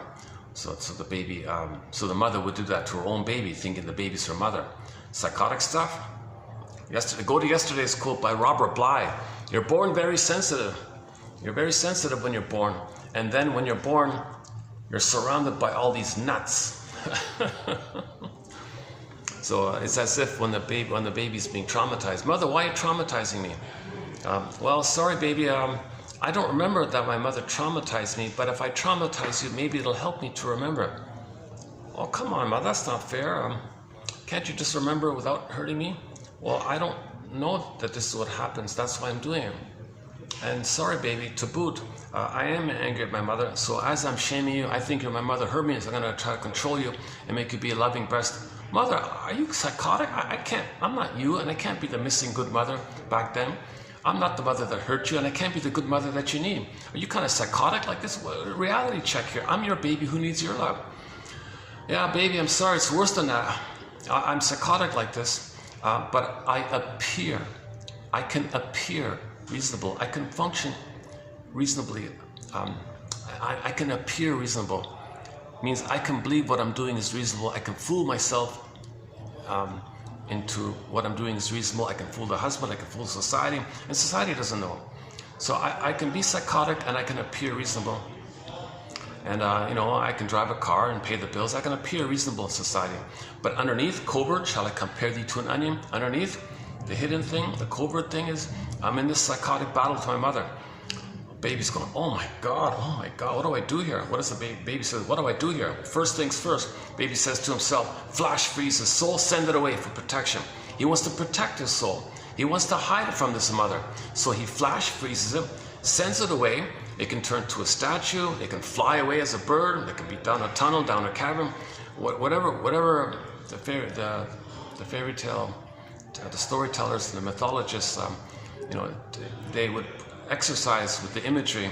And over 10,000 years, we have an anthology of myths and fairy tales that people resonate with. Yeah, it kind of feels like that. My soul flew away. Or, yeah, I feel wooden or unreal or statue or petrified or frozen or numb. Pin in the collar, numb. Yeah, I relate to that. And so on and so forth. Oh, it's getting busier here. I mean, they're hearing me, so they're obviously. Yeah, my mood today isn't the great. I know. Look how sensitive I am today. Yesterday I was okay. There was. Yesterday it was just the one guy. Yeah, it was okay. It depends on my mood. I can deal with noises around me. If I'm rested and feeling okay, I can put up with it. If I'm a little shaky or something, if I'm not having a great day or something, I get a little irritated by loud conversations near me, kind of thing. It distracts me. So once again, as I said earlier, my disclaimer, I have not been analyzed. I have the very disappointing loss here. I cannot share what I learned in the therapy process because I haven't had the chance to do it. I did look around a bit and interviewed and phoned around. And I'm sorry, but my conclusion is it's not there in Canada. I don't think it's there in Australia or New Zealand or other, it's just hard to find. It was, somebody explained that in the 40s and 50s, there was a resistance to self-awareness. So they were attacking him. Okay, the Madison Avenue, the propaganda people, PR people, they were attacking him. That comic went under attack. The vendor there said he had to hide it or something. He was getting attacked or something. So luckily that comic got saved 4 years ago. That's a huge boost to healing the soul. I regard the reissuing of the comic Psychoanalysis as a boost. And Inside Out now coming out as a boost. Henry Hart's notes as a boost. I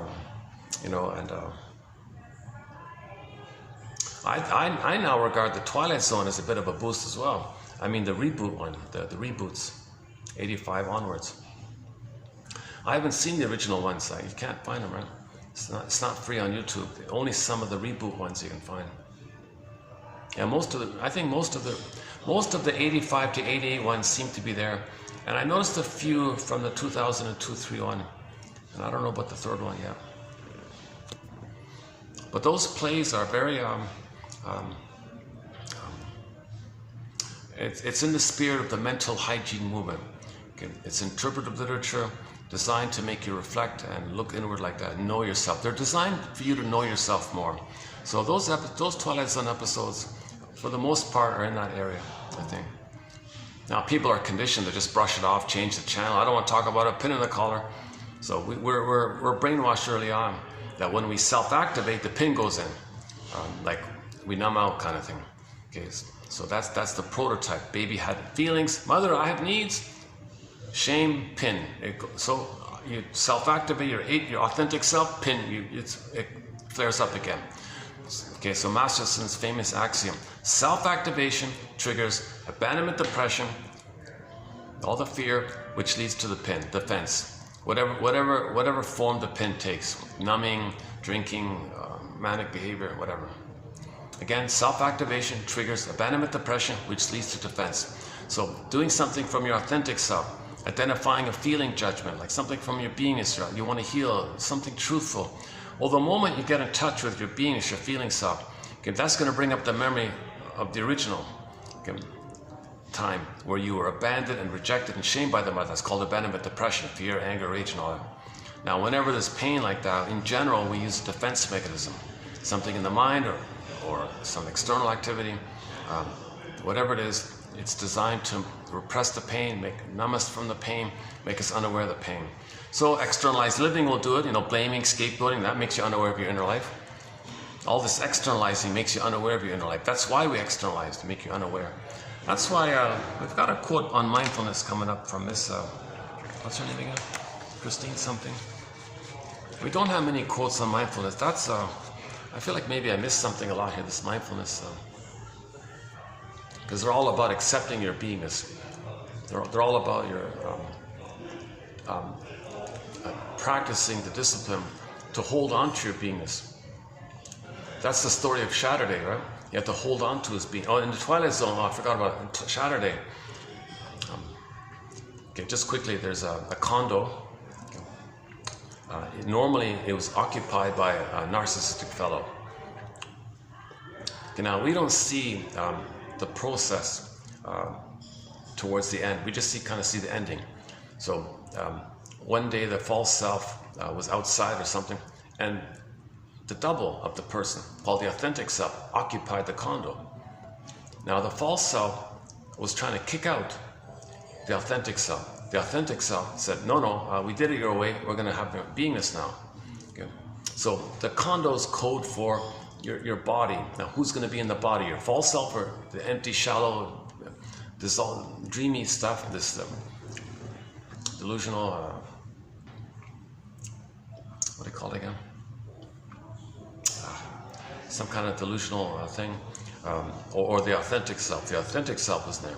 So now the test was, can a person hold on to their authentic self when they get back to their authentic self? Can they get used to it? Can they stay with it? And the false self was still there, lingering around, trying to kick up. So that means we need time to get used to our beingness. We don't remember what it feels like to have our being. You need a strong ego to have your beingness. You got to build a nest for that kind of thing. And it'll just fly away, and the false self will come back. So the authentic self appeared, and then he stayed, and the false self did all their tricks and tricks and tricks. No, authentic self stayed. Okay, then on Saturday, okay, that's called Saturday, where the false self dissolved away, because it was this illusionary thing. So that's why they made it just using special effects. They made it like a dreamy thing, and it just dissolved away, disappeared away, shattered away, kind of thing.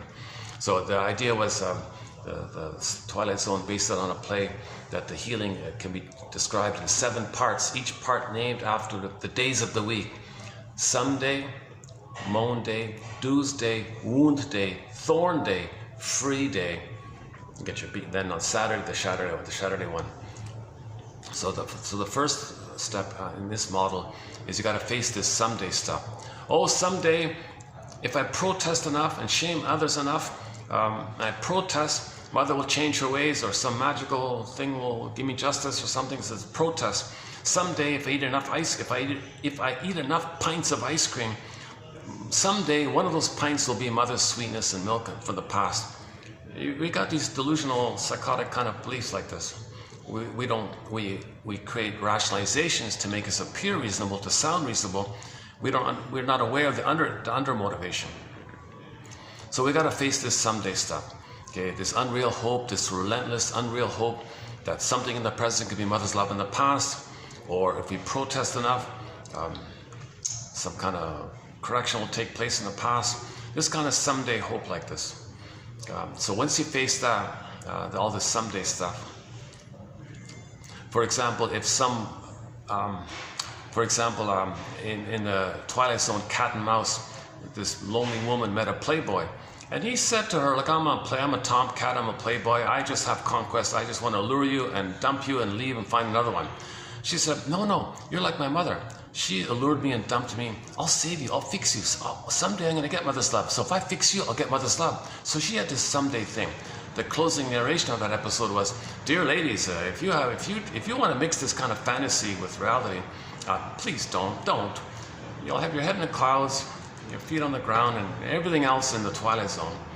So she had this kind of someday kind of hope. Oh, the fan's back on now. Well, considering I've tried to use this place so many times, it's always been busy. I guess this is as good as it gets, just a few people around. Yesterday was really special. Yesterday it was just the one guy. You hear me?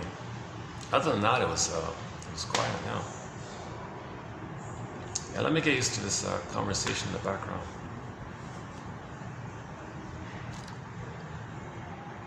Oh, someday soon, we'll find out where.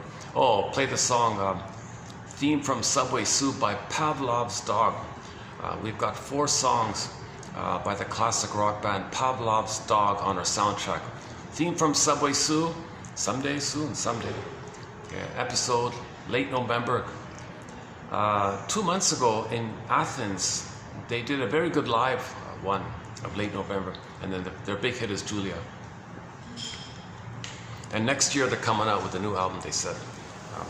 A song called Wonderlust. So hopefully that'll be a good song, because we want to wonder. That's the healing, wonder about stuff. Right? We got to stop all this wandering, blindless wandering, wanderlust. We got to wonderlust, adult. So it's kind of like childlike adult, child to adult, wonder. So we got to wonder about ourselves, wonder why our mother didn't love us, wonder why, what was she doing then?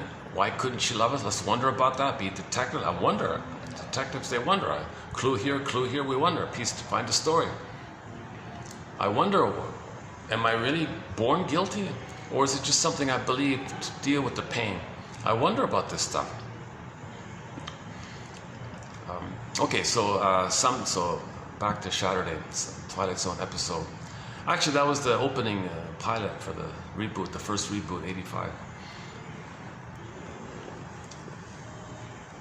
The idea was good, the acting and the character was kind of cynical like that. But they didn't do a really good job in terms of a lot of these shows have sort of like a B grade quality to it. But the idea, you got to focus on the idea. You got to focus, kind of like 1001 Whims of the Mind. I focus on the codes, not so much my delivery. Maybe it's a little bit like that. So the idea of Saturday was, someday. So once you admit this someday stuff, okay, there's going to be a real moan now. Like, oh, well, now you get into moan day. So now you get your first authentic feeling. Now you're moaning. You know, oh, whoa, wow. Now what kind of thing? Okay, after you ready to pick up, okay, then you face Doomsday. Let's go deeper. What's Doomsday? Doomsday is code for unconscious guilt, that the baby felt it was his responsibility. It was his due kind of thing. His guilt, his due. In German, guilt and debt are the same word. Baby felt he's in debt to the mother. Like he's got to pay dues to the mother. Why does the baby have to pay dues to the mother? You got to be kidding me. Well, the mother inflicted pain. He thought he was being punished because he did something wrong, that he's guilty. So he's got like this due here. Plus, he needs a loving mother, so he's going to try to save her. It doesn't work. At the same time, he feels guilt, i.e. due, and he's got to continue to try to save her. So he's in this infinite loop like this, of debt and guilt like this. So you got to face this nonsense. No baby's born guilty, defective. No baby's born with some kind of obligation to save their mother and cure the lovelessness that their mother experienced when they were a baby. Oh, what's that? Just a curious little thing. Hold on a second. Oh, it's nothing.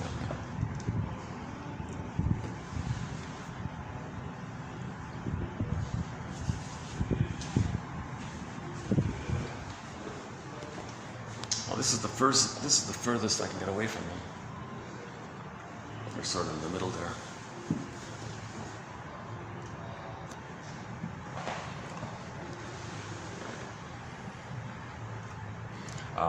Okay, so no baby, and see, trauma puts the pin in, and culture says keep the pin in. You're born guilty. You're born sinner, guilty. What is sin?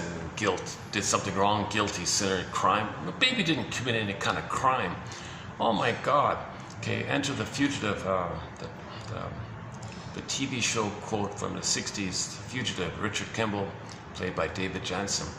One of the taglines was, "Richard Kimball is a fugitive from the justice he seeks."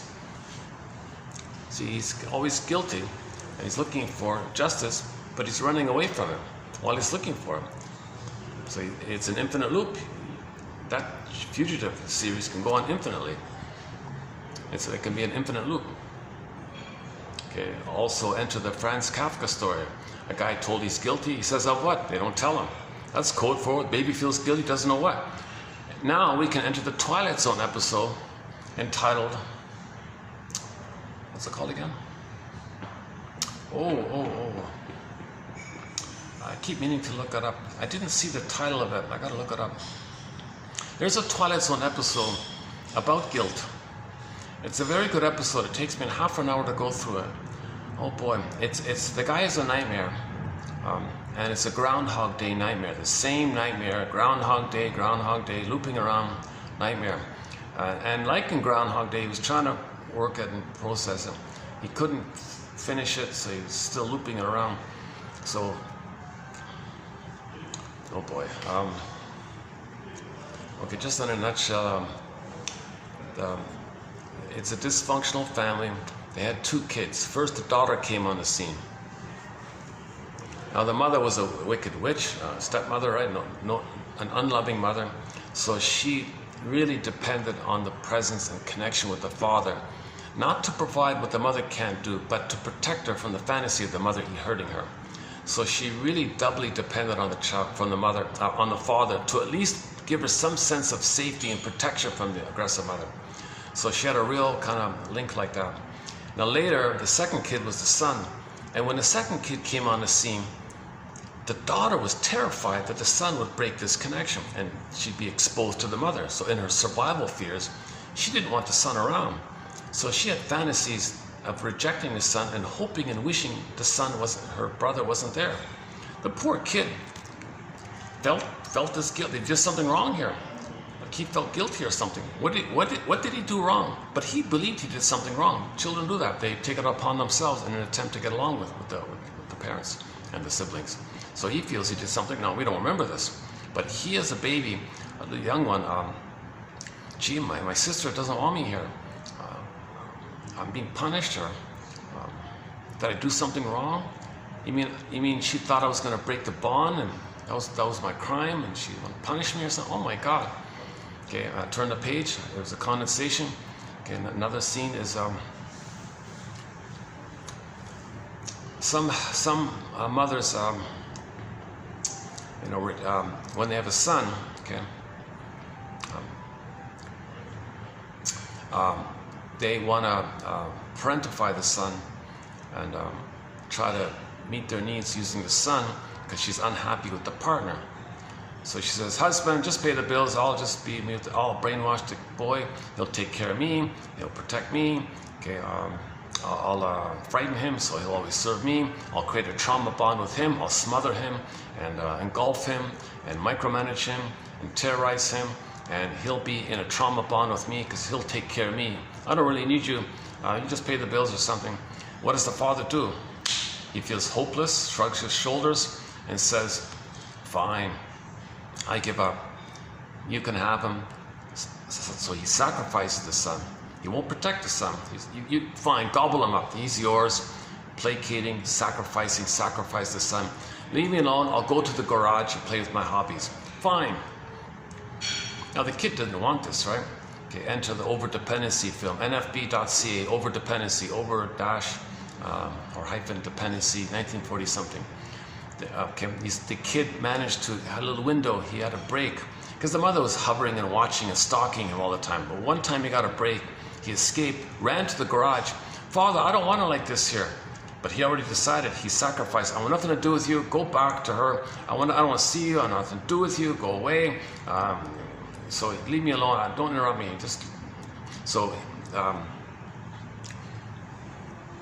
Get out. Okay. Now, that's part of it. Another part of it, or branch of it, is, or embedded in it, or another version of it is, the father sees this closeness between his wife and his son, and the mother's doing it on purpose to drive the father away or whatever.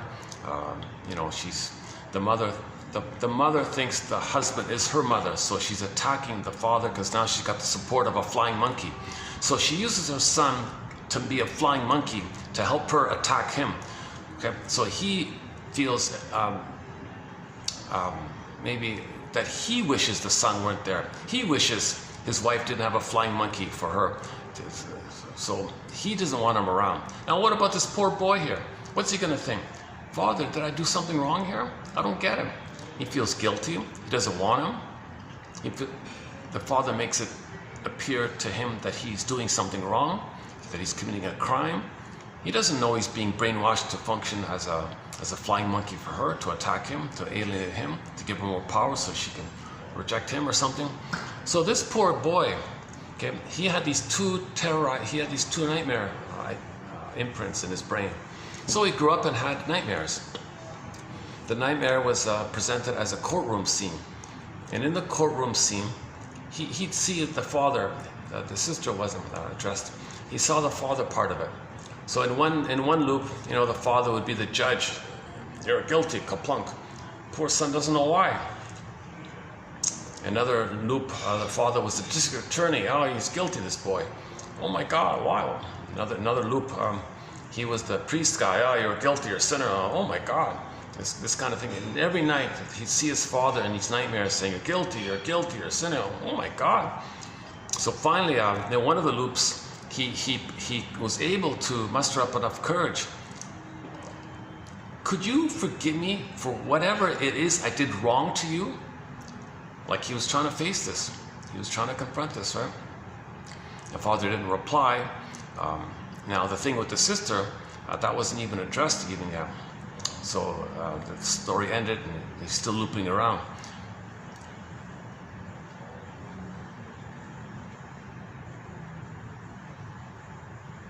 How do we get on that one about the guilt, unconscious guilt? Oh yeah, the doomsday. So he was facing the doomsday. He was facing this issue. He's not guilty. He did nothing wrong, but he still believes he's wrong. Do we have the quote? Oh no, I filed it away already. Okay, look it up. It was a recent one. Yesterday or the day before, something. No, 2 or 3 days ago it was there. Or maybe, hang on, or maybe it's coming up. Wait a second. One life furnished and poverty's coming up.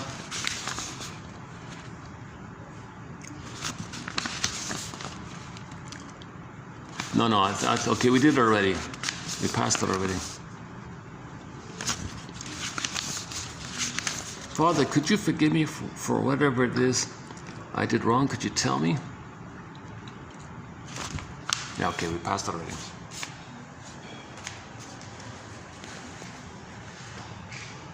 Okay, the doomsday. So if you can face the doomsday, okay, now you're getting it. Now you're really knowing there's a wound. Now you're really facing the true wound here. Now you're in wound day. Wound day. Now in the wound day, okay, that's called a suffering through, working through process. So the key image here is Inside Out 2, when the characters hop on the broccoli boat and they ride the boat on a stream of consciousness, meaning free association. Now you're suffering through, working through, trying to find a story around this wound. What's the story about? Why is there a wound here? What's the story? You got to get the story to heal. You don't know the story, you're not going to heal. So you got to work it through. So you just try to tell your story and free associate. Say what freely comes to mind. Now if somebody's there, you feel safe, it helps to do it. If you feel scared, you can't do it. Anyways, do the best you can on your own. Okay, so you free associate, and then something comes up. What does this suggest to me? What does this remind me of? I must have a very good reason for saying this. And you feel something. What's the hardest thing about this feeling? What is this feeling? I'm angry. What's the angriest thing about this angry feeling? What's the angriest bit about it? I must have a very good reason for feeling angry. Go on, like just kind of validate, okay, by saying, I must have a very good reason for feeling this, thinking this, saying this, believing this. I must have a very good reason. Go on, okay, and just see what comes up. Just keep validating, and whatever comes up, and go on. What does this imply or suggest to you? What does it remind me of? Just keep free-associating, piece together your story, weave together your story like that. Okay, narrative medicine. The medicine is, you got to get the story like that. It's medicinal to get the story. Because if you get the story, you can now know what you couldn't back then. That sets it up for nature, where you can now feel. Now you get an emotional knowing. When you get the emotional knowing, that's called the firebird, the phoenix. You get the emotional knowing. One degree or another, you get the phoenix. So that's the working through. Now in the working through process, during the working through process, you're going to face Baba Yaga. Baba Yaga says, oh, you want to get the Firebird? You want to get your feelings? Well, that's related to your identity. Now, an authentic identity doesn't see things in either or goddess and demon terms, or you're special, entitled, elitist little thing, or you're no good, never good enough, no good thing. Like, okay, you gotta, can you face this? Can you hold the opposites? Okay, can you graduate from this traumatic either or thinking, oppositional thinking, adversarial thinking, okay, either or thinking? Can you find some kind of both and way of thinking, some three-dimensional thinking, some third side of the coin holding the other two sides way of thinking? Can you do this third dimensional kind of thinking? Okay, so can you go beyond, can you show a willingness that it's not either or? Either or is the perversion of trauma, but the baby's traumatized. It's a perverse thing, either or. It's not natural like that. The natural is, mother is a person who's impaired, she's loving, she's hurt, she's in pain, tried to love, she would have, if she could have, she couldn't, she was in pain, she was crying, still tried her best. So it's more ambivalent, it's more confusing. It's not either or. Mother wasn't a goddess or demon, but the baby thinks it's either goddess or demon. But when you heal, you can't think your mother's a goddess or demon. So if in midlife, if you still worship your mother, oh, she's the greatest, this and the greatest, okay, then then you got splitting still going on. Mother's not a goddess or demon. This pedestal stuff, that's the goddess stuff. So or this total demonization of the mother, that's also splitting. So can you find some kind of accepting balance, some three-dimensional, broader, deeper balance where she had positive intention, she was impaired, she was crying for love, she had a story, she's human, she was a child, she was traumatized, maybe she came from the plunder system, maybe the environment traumatized, maybe she lost her family in the plundering that took place and didn't get a loving mother, and she had PTSD, so she was in pain like that, she had nervous break, you got to see things more broader like that, so you can admit the truth that she couldn't love you, that she was human, that she was wounded, that kind of stuff. So Baba Yaga is sort of like the test point. The first test was Baba Yaga. So, okay, now you're not going to heal if you think in either or terms. So Baba Yaga gave Ivan a simple test.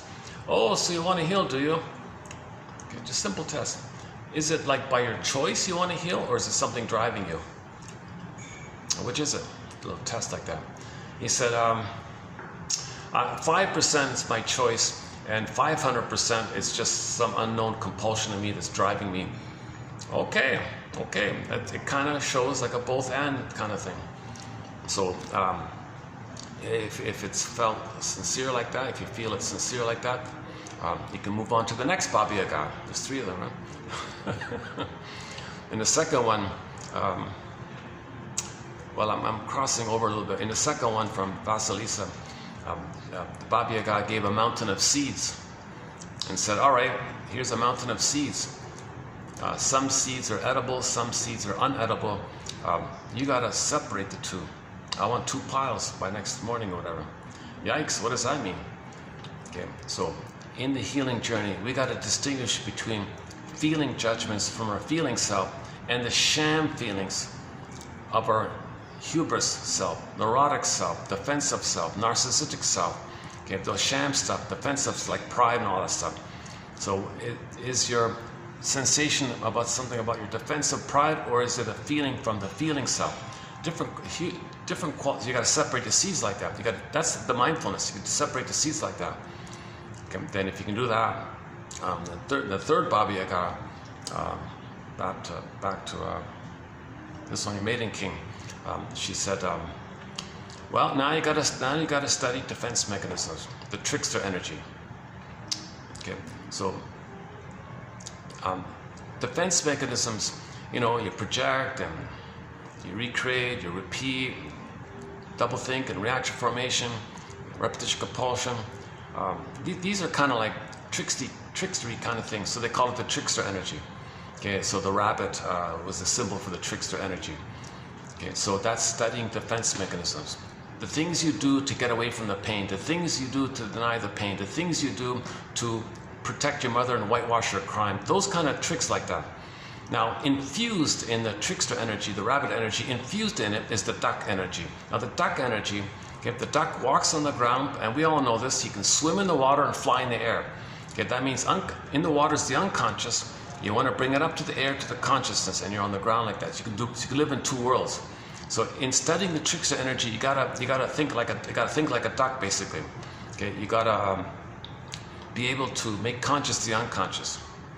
You gotta bring up something unknown about you and make it conscious. That's unconscious is the water, like the duck in the water. Make it conscious in the air, and you accept it in your mind, like in the air, like that. So when you're free associating, you might get a knowing, like an aha or something, or when you wake up in the morning, you get a dream snippet, dream sequence. Well, that's while you were dreaming, that's all water, that's all unconscious. And you wake up in the air, okay, now you got like a fish like that. So you want to eat the fish, so you want to accept and this message. So when you wake up in the morning, it's like your double self, secret self, shadow self, the one who walks with you, who's not like you, who is you. Someone's living my life, I know nothing about him. The stranger, okay, this all about you that you don't know, the stranger within, or the double self, the second self, etc. When you wake up, it's as if the unconscious self is, hey, conscious you, I'm sending you a letter. It's like this in your soul today. It's trying to help you, right? So our conscious mind says, oh, thank you for the letter, the dream sequence. I see. It's like this in my soul today. It's like this in my soul today. Now it's conscious. So you take that dream sequence and free associate, like regularly. What does this dream sequence remind me of? What does it suggest to me? What's the main feeling here? So it's letting you know about a certain theme. It's letting you know about your pattern, your structure, what you're dealing with, what you're trying to feel. It's letting you know about your homeostasis, your fantasy wish fulfillment. That helps you to know your structure a little bit. It's helping you to feel what you couldn't feel. It's trying to make you conscious. Okay, another one is Hermes flies across with a letter. So if the unconscious, if your soul sends you a letter, don't you want to read it? Okay, so if you read it, now you're making the unconscious conscious. So again, the duck. So unconscious, the water, and up to your conscious, the air, like that. So they're kind of simultaneous. Studying defense mechanisms and appreciating that we got to make the unconscious conscious. Okay, now inside the duck, there's the egg. There could be an egg. Then you get the new potential, the new birth. The phoenix comes out. Okay. So one variation, she eats the egg. That's accepting the new potential. The pregnant virgin, she calls it, like this new potential. And okay, so now you shattered away the false self. Now the birth of the new self. That's like a new rebirth, like that. Common motif. The other variation is the firebird just appears. You hop on the back of the firebird and you ride the firebird up. That's the emotional knowing. So inside out too, they hopped on the orbs. Okay, when they rode the broccoli boat to the back of the mine, okay, then the orbs rushing up. They were riding the orbs like that. And inside out too, you saw the oppositional thinking. You saw the Baba Yaga issue. Now, unfortunately, they don't show you Baba Yaga, but you see what the task is. Can you hold the tension of the opposites? Can you hold this? Woodman says it here. If we can hold at the center of the tension, our hearts will open. In our essence, the opposites are not in opposition. In our essence, the opposites are not in opposition. If we can hold at the center of the tension, our hearts will open. So she was facing this, am I guilty? Did I do something wrong? No, I'm innocent, I'm decent, I'm okay. Am I unlovable? No, I'm lovable. So she was doing this opposite, delusional joy one, or this always guilty, no good one. She was facing these two oppositional thinking that she created in babyhood trauma. So it's coming up now. So she's like, what is it? Is it this? Is it this? No, wait a minute. Wait a minute. Group hug, hold it, hold it. You saw the group hug? Okay, the two parts disappeared, and a new sense of self emerged. This little atom thing they showed you. The new sense of self. This new sense of self embraces and holds the other two. It's a beingness. It's broader. It's three-dimensional, four-dimensional. It's more like that. And then she calmed down. Her symptoms went away. Her physiology sorted itself. She started breathing better. She was embodied. Now she had her feelings. She was ethical. She apologized to her friends for her selfish behavior before. The coach saw all this and said, this one's embodied. Oh, she's got a real presence. She's got a beingness. Oh, that's good for the team. We need this every team needs someone like that. So scholarship for you. She got a scholarship, made new friends, even the star of, what's her name, Valentina, what's her name? Or the big hero there, the older one, the Valentina or something, was accepting like that, and the teammates all accept. So she was welcomed to the team and became got the scholarship like that, and made new friends like that. And she had the ethics to be able to apologize. The psychic structure need to apologize is having a beingness that feels badly for what you did. So when she got her beingness, the feeling badly came to her, and the natural thing is to make amends. So she apologized to her friends like that. See, in narcissism, they can't apologize. They don't feel gratitude, they can't apologize, they can't make amends. They're just this bitter and battled resentment with the mother, which they see onto the world like that. They're grievance collectors and grievance, injustice collecting, all that. Bergler calls it injustice collecting. They're just stuck in this battle with the mother. So they're in battle with the world like that. The world is them, which they shame, then flip-flop, the world's their mother, whom they hate. And then everyone included like that. So we got to get the beingness. So in trauma, the pin goes in, we want to get the beingness. This between the pin and getting the beingness is a 20-year journey, basically. And in the one, take my false light, please, they even said 2 eons, meaning 2 decades. Usually it's 20 years, whatever it is. It's not a fixed chronological midlife audit. Okay, it's 40, typically people say 40 to 60. It could be earlier, it could be later, whatever. Some people never engage in the midlife audit, the midlife examination period. Those are the denizens of hell. You see in the episode, Take My False Life, Please. They never faced their shame. Now the comedian guy, he was facing his shame. He had the chance to do it. So for 20 years, he had to face the heckler who was his inner knowing. And when he told the truth about him, everyone would laugh at him for a change. He got rich making fun of others. Now everyone's going to laugh at him. So he was facing his shame. So he was in hell like that. And he was literally like in a hell scene, the metaphor, facing shame. And the heckler was his inner. He had to face the heckler, meaning face himself. He had to face himself honestly. And he couldn't do any other trick. He was robbed of the chance to blame and scapegoat. That was all taken away. He could not blame and scapegoat and externalize and make fun of others. He had to face that heckler, which is himself. There's a burning, biting feeling when you're doing that. That's why he's in hell. Another good episode. Take my false life, please. A play on the comedian joke. Take my wife, please. Somebody, please.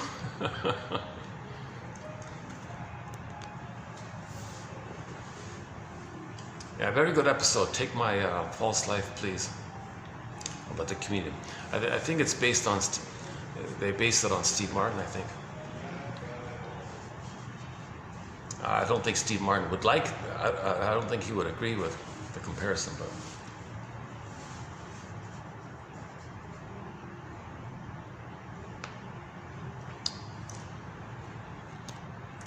Lighting's still okay here? Yeah, lighting's still here.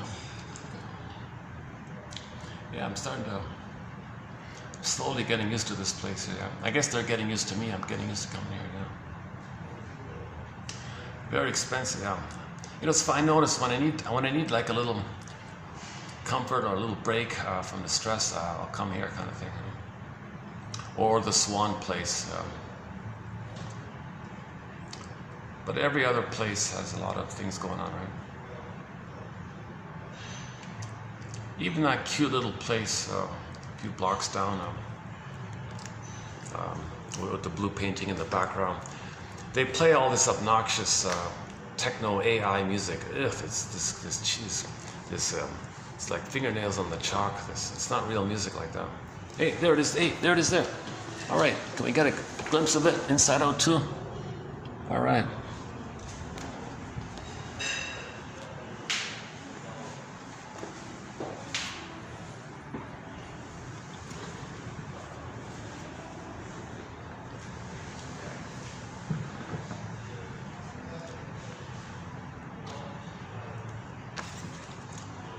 Yeah, so an inside out too. You saw the splitting that leads to either or thinking. Okay, so that's the popping machine. Okay, anything that's real, popped away, popped away, popped away. So it's the back of the mind. That's psychic pain. Your soul is there, your authentic self is there, your beingness is there.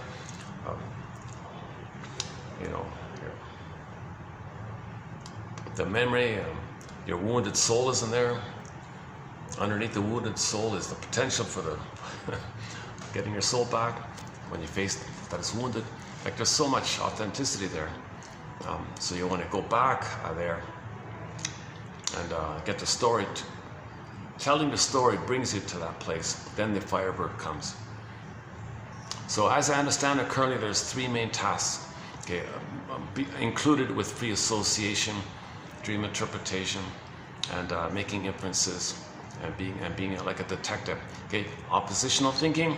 You got to transition from either or to both and. Okay. The seeds one, authentic feeling discernments from your feelings. What are your real feelings versus what are your sham feelings? I mean your neurotic pride or defensive reactions in relation to your defense mechanisms. Oh, my defense didn't work, I feel something. Is that a real feeling? No. Like if your favorite pint of ice cream is unavailable and you feel, oh, that's not really a real feeling. It is, yes or no. It's in context of a defense mechanism. So that's what they mean. Can you distinguish between feelings in the context of a defense mechanism not working versus the deeper feeling underneath the defense mechanism, which was the feeling of not being comforted and loved by the mother? That's a deeper feeling. Can you make those seeds, split those seeds? Can you identify those seeds?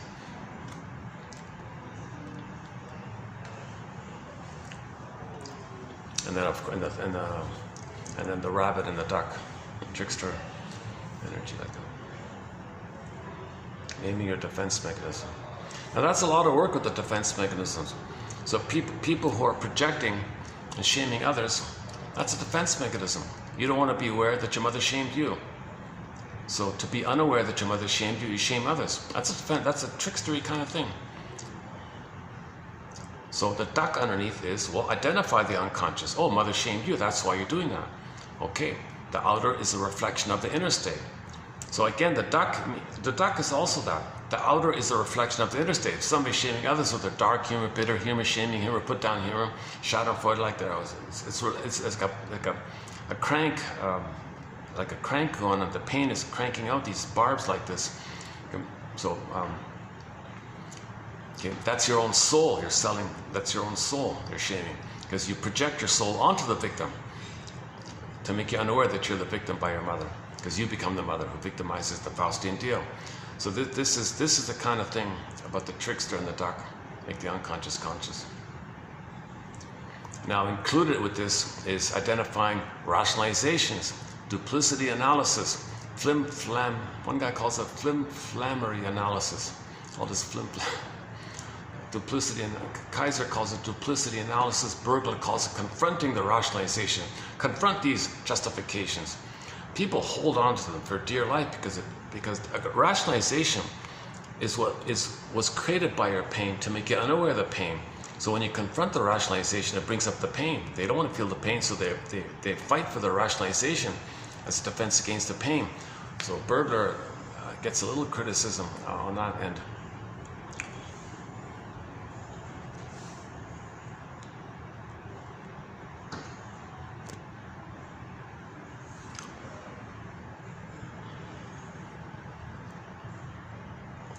Masterson has a good line with narcissism, a thing called mirroring interpretation of narcissistic vulnerability. It's so painful for you to focus on yourself. So what you do to soothe yourself is to blame me. What do I have to do with it?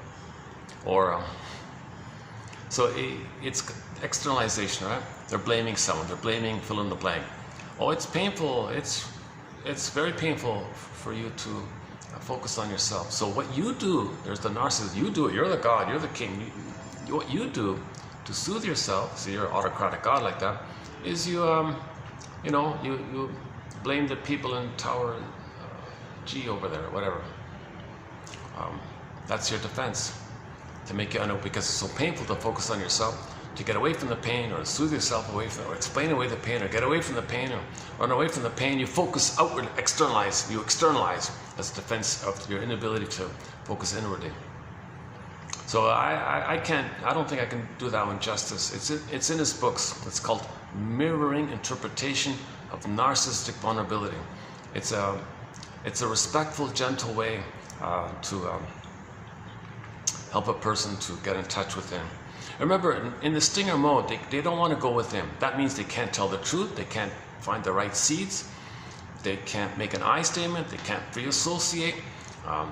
They hate therapy and anything with the feminine, anything with the feelings, anything about confronting your projections, like owning your projections, withdrawing your projections. Oh no, they gotta project, they gotta project.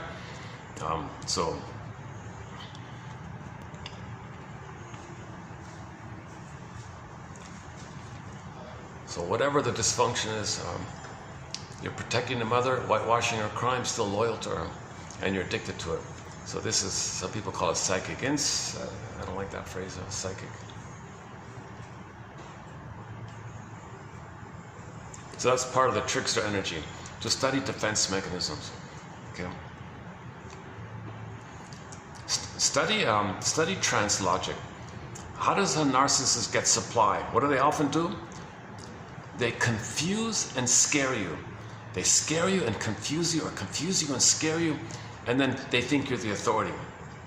Where'd they learn that trick?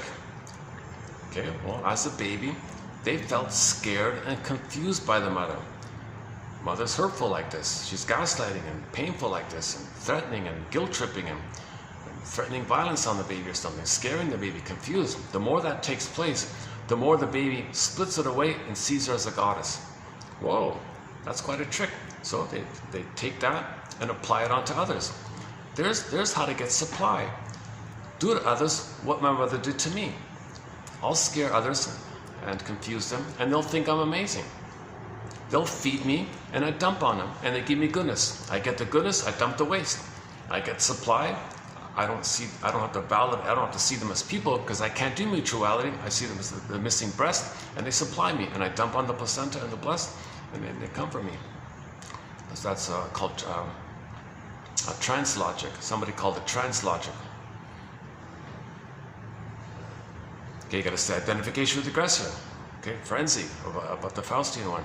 That's another defense. So these tricks, that's the trickster one. And then going deeper underneath him is the duck one, making the unconscious conscious. So in the Maiden King, they said something about an oak tree, then the coffer, inside the box was the rabbit. And inside the rabbit was the duck. And then under the duck was the egg. So you got to go rabbit, then duck. So the duck was deeper, was the underpinning of the tricksterism of the defense mechanism. You got to make the unconscious, you got to swim in two worlds, live in two worlds. See how what you're doing in the present is some kind of communication from your unconscious self to your conscious self. That's two worlds, right? Let's check the battery. How are we doing here? Battery's holding up, 6 o'clock, okay. That's funny, yesterday was a 4-hour video. It went by quickly. This is a 2-hour video, but I feel like it was a long video now. Yeah, it's funny, yesterday, a 4-hour video felt like 2 hours. This 2-hour video feels like a 4-hour video. Funny, eh?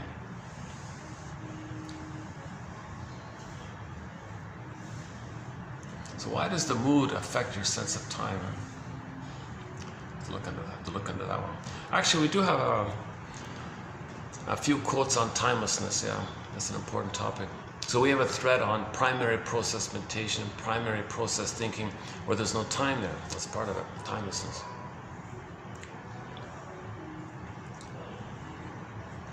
Okay, for a continuation of what I kind of did so far, I kind of refer you to the last video, and it picks up where I left off here. I'm not going to kind of cover it because I already did it yesterday.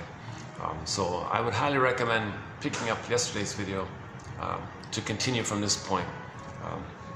And now I'll kind of jump over to these quotes. So we're still talking about the fairy tale called Maiden King. The image or the phrase Maiden King refers to that your beingness. When you have your beingness, then your doing comes from your beingness. The doing from your beingness, the doing is the masculine, that's the doing, but from your beingness. So the Maiden King, beingness, doing. So if you have your beingness, your doingness will be ethical and moral and all that. It'll be normal. If you're not in your body, you're not going to make sense. Woodman says it's the wounded feminine that leads to the distorted masculine. So your doing is whacked if your feminine is wounded. So when you heal the wounded, your doing will be ethical and decent, adult-like, and so on. Generativity, enjoying the present. You'll be able to have gratitude, mourn, and so on. Make amends, and enjoy the present, and express your gifts. And then the bluebird of happiness flies out. The pleasant feeling, you're feeling the pleasant feeling like a blue jay flying, a beautiful blue jay, or bluebird, or whatever.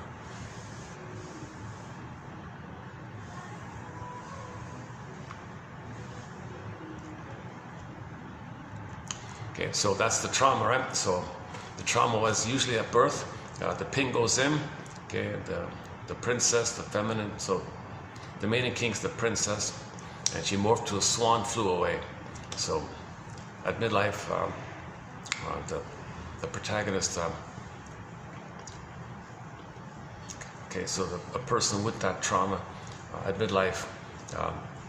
So the story underneath it is Ivan is on the water like that. And this beautiful maiden on a boat, dressed in gold and all that, approaches him, gets kind of close. Oh my God, who are you? I've loved you your whole life. Wow, really, me? This beautiful you love me? You've loved me your whole life? I've been waiting for you. I've been loving you every moment of your life. Oh my God, wow. She said, oh, I'll see you same place, same time tomorrow, okay? Oh, sure, okay. Okay, so now the wicked stepmother, the memory of the mother, the wicked mother, picks up on this. Whoa, he was going to get back his feelings and betray me and leave me? Whoa, he's my property, he's got to serve me. I got to shame him, he's got to serve me. He can't leave me. Oh, okay, wow. Okay, if that was a close call. So so the wicked stepmother sends one of her flying monkeys, the so-called tutor. The flying monkey tutor is really a part of her. It's all part of the same thing. So to make a story, so the wicked stepmother says to the tutor, the assistant or whatever, the flying monkey, oh yeah, okay, fine, let him go to the field like that. And the moment, just before she appears, you put the pin in the collar. That'll make him go to sleep, he'll be numb. And so that's what happens, right? The beautiful princess comes. Hey, what are you doing? Why are you sleeping here? I want to be reunited with you and be married like that. Why are you sleeping? Wake up. What's wrong here? I don't know. The tutor shrugs his shoulder, pretends doesn't know what's going on. Oh, gee, well, okay, well, tell him I'll be here tomorrow. Okay.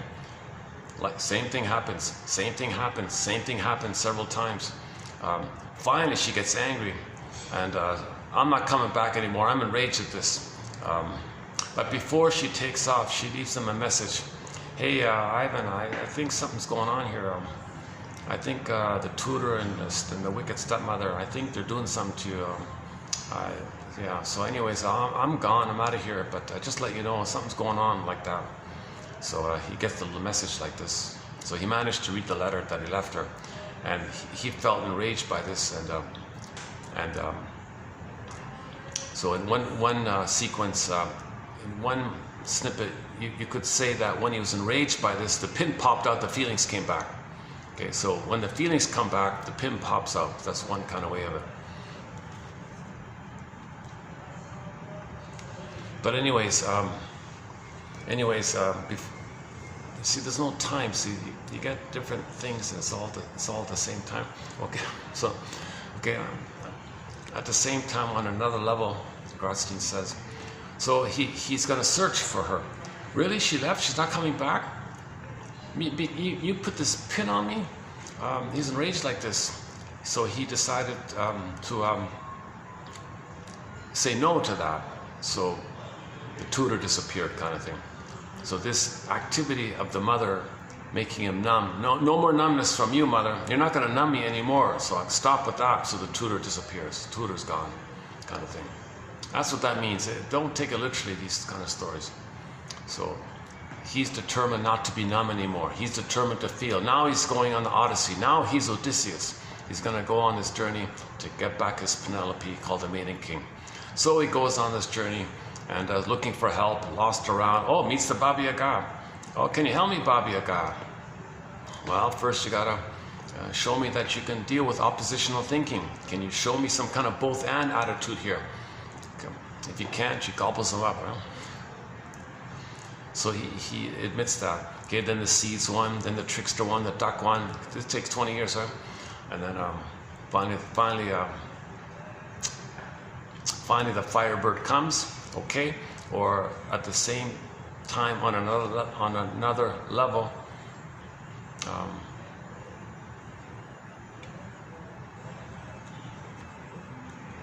He's reunited with, he gets married to the princess. When the firebird comes in, he's married again.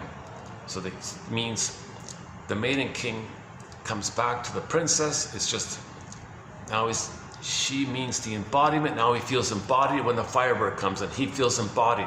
So now he gets his embodiment. Now he's good. So they got it like that. In Wizard of Oz, part of it is, the feeling side of it all is when you throw water on the witch. So in the narration, that wicked stepmother character, that means you admit your mother didn't love you. You didn't have a loving mother, and you mourn the loss of the mother that should have been there. So the feeling around it is when Dorothy throws water on the witch and she dissolves away, shatters away like that. It's not real. These images are not real. Man. It's just, well, baby has imaginal thinking, dreams like that. Unconscious fantasies, they call it. Imagos and constructs, things like that. Okay, so yesterday we did some quotes on the Maiden King story. So I'm just going to kind of continue, sort of like a part 2 kind of thing. And these ones are all from Woodman, actually. So we did the Bly ones and a few from Woodman. These are all from Woodman here. The pin in Ivan's tunic is the mother's fear of life.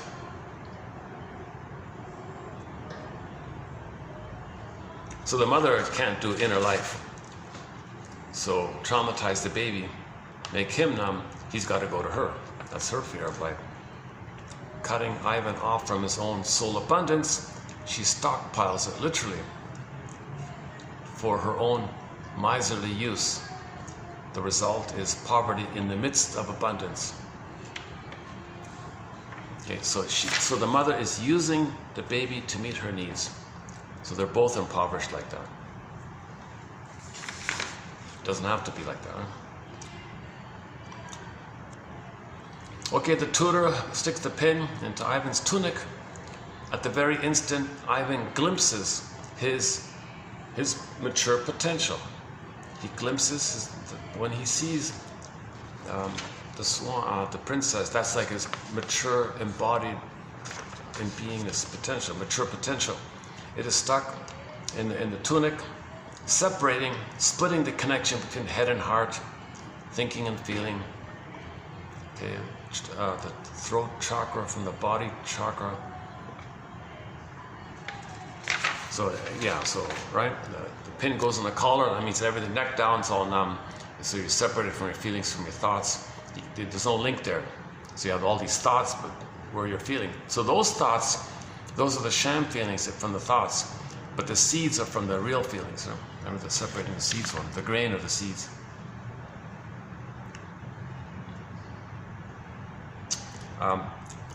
So the ego in our story is Ivan.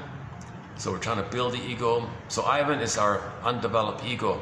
So we're trying to strengthen the ego, develop the ego. All those tasks we mentioned, that's building the ego. So Ivan was the ego here. Remember, in a myth or fairy tale, nothing's true on the outside. It's all like one dream. Every character in a myth or fairy tale is a personification of a traumatized psyche belonging to a person who is traumatized. A person's traumatized, he's got a traumatized psyche. Every aspect or element within the traumatized psyche you create a character to represent it, to be a spokesperson for it, like that. So Ivan is the missing ego. The ego in our story is Ivan, the small light of consciousness that is trying to keep afloat. Okay, the float. So when you build the ego, Okay, Robert Bly says that's like the ark one, right? The Noah one, right? So the Noah one, there's a pressure to go unconscious, but you stay afloat. That's building the ego. You got two animals like that. That's your body like that, connected to your body. You're feeling this, feeling seeds, male, female, like, okay. Where are we here? With a stepmother and a tutor like his, Ivan's task is daunting. It is the divine maiden who suddenly ignites the lonely Ivan. Oh yeah, so we feel immense meaning and understanding when we get a glimpse of our beingness. We know what's going on, and we get a glimpse of our beingness. And now we're on track. Now, in the Odyssey, he never deviated, right? He was tempted, maybe, and he had a lot of temptations. Yeah, he was delayed for a while sometimes, but he always kind of stayed on track, right? So Odysseus said, I want to find my home, meaning his embodiment, meaning his Penelope, his maiden king, is his home. We're talking about home here. We had our home, we lost it, want to get it back, kind of thing.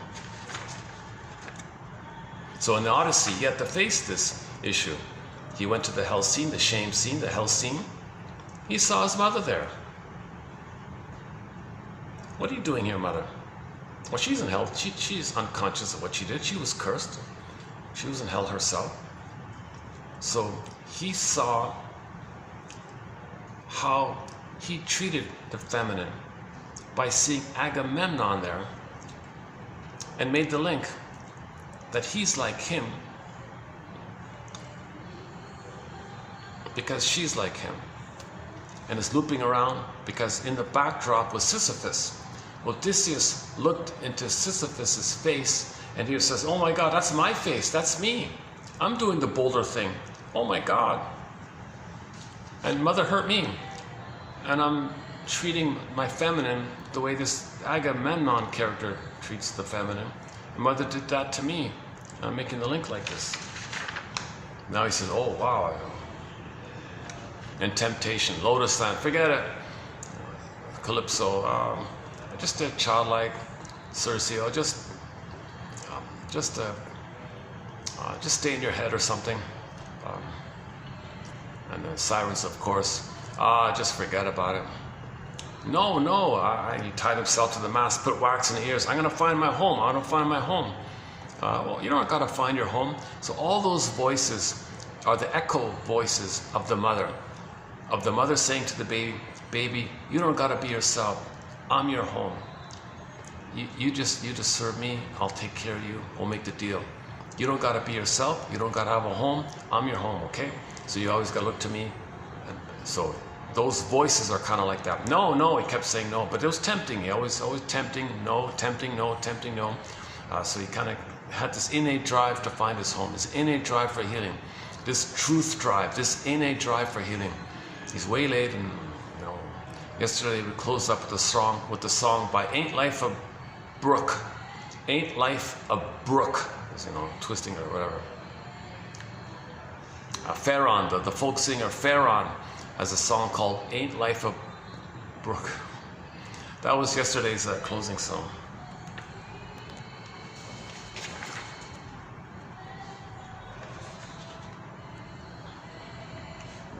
Okay, Miss Woodman went on a bit of a rant here. She went on a bit of a side rant here about the educational system. Like what Robert Bly says, the trauma puts the pin in and the educational system keeps the pin in. So she said, you need the arts and you need culture to help people feel, but they're taking away the funding for it and teaching you nonsense to keep the pin in. So she says, yeah, in my province, this province is not the only place where the arts are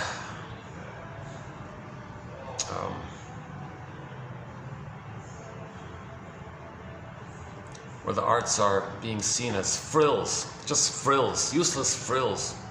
unneeded, unnecessary frills in the eyes, not only of the short sellers and the plunderers, but the citizens as well. So the arts are suffering. Okay, so the pin that is in Ivan's collar is also in their collar. The funders, the flying monkeys, the tutors for the plunder system. The plunder system wants to keep the pin in. So maybe there was a kind of effort in the 50s to help people feel, no, don't help people to feel. We can't plunder if people feel. If people are ethical and moral, we can't plunder. If people know what's going on inwardly, if they're healed inwardly, they'll be healing outwardly. No, we're in a greedy, manic panic to plunder and pillage because I'm loyal to my mother. So I don't want people to, the healed people will interrupt that. So, what these pathetic tutors, so there's a rant, who passes these laws do not realize is that young people do start out with imagination, with enthusiasm. Okay, yesterday Bly called it openings, you know, like around. The first opening is when the kids wants to draw. So yes, most parents give their kids crayons and they might love drawing and all that. And then maybe math a little later on. But the other openings, they may be shut, the pin goes in, then they lose it kind of thing. And the school system is mainly to put the pin in. So the school system is the tutor, the part of the wicked mother that doesn't want you to feel. If you feel you know what's going on, the mother doesn't want you to know what's going on. How can she control you if you know what's going on? All right. Take away these openings, or and they are birds without wings. Moreover, their frustration of not being able to soar or to live results in. Now they have no voice like that. They don't feel. They don't know what's going on. They're numb. No, okay. Any one of the arts can give them a container strong enough to hold their feelings until it distills into some art form. Okay, painting, music, dance, song, theater, etc., poetry, etc. Any teacher knows how much energy is required to teach a student how to hold the container solid until the emotion has time to resolve itself into an art form.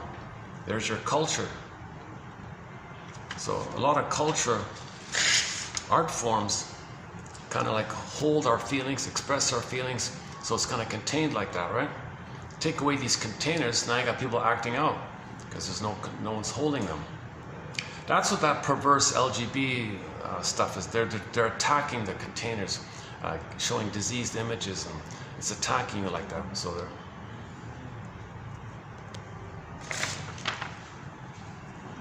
That's the first time I mentioned that about the arrows. I kept alluding. I kept saying it vaguely, and I thought I was walking home. You know, someone's gonna. What's he talking about? So I finally tried to clarify on this.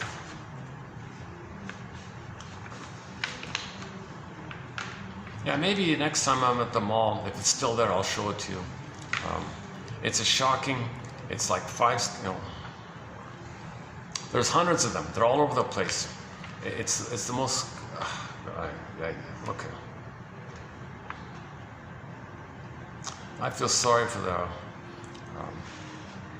any staff that have to see that constantly all the time. It's not going to work. It's not going. Whatever they're. It is depressing. It is discouraging. It's attacking the feelings. It's putting the pin in the collar. So culture, education, propaganda, advertising. It's putting the pin in that kind of stuff.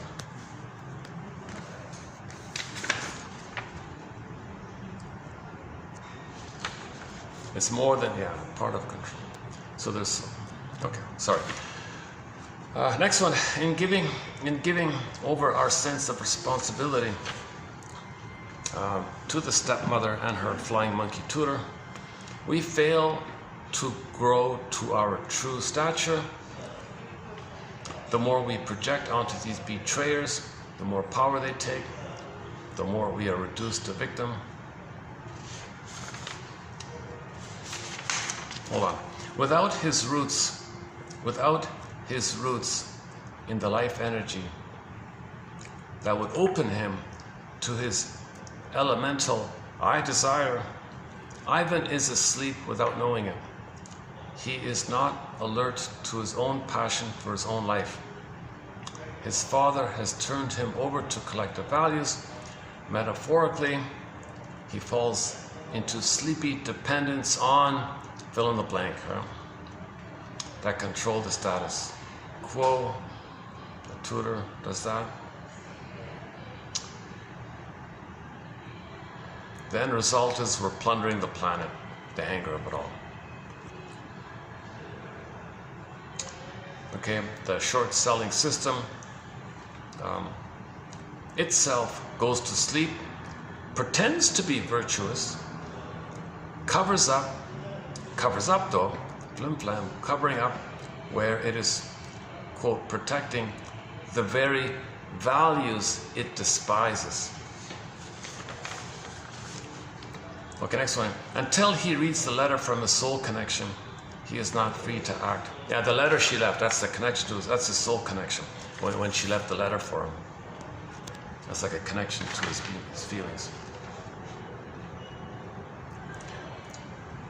When the extraordinary finally penetrates his human awareness, the trance snaps. So when he gets the Firebird, the feelings, the trance snaps, the pin pops out, the trance snaps. Otherwise he's in a trance, sleepwalking. Right?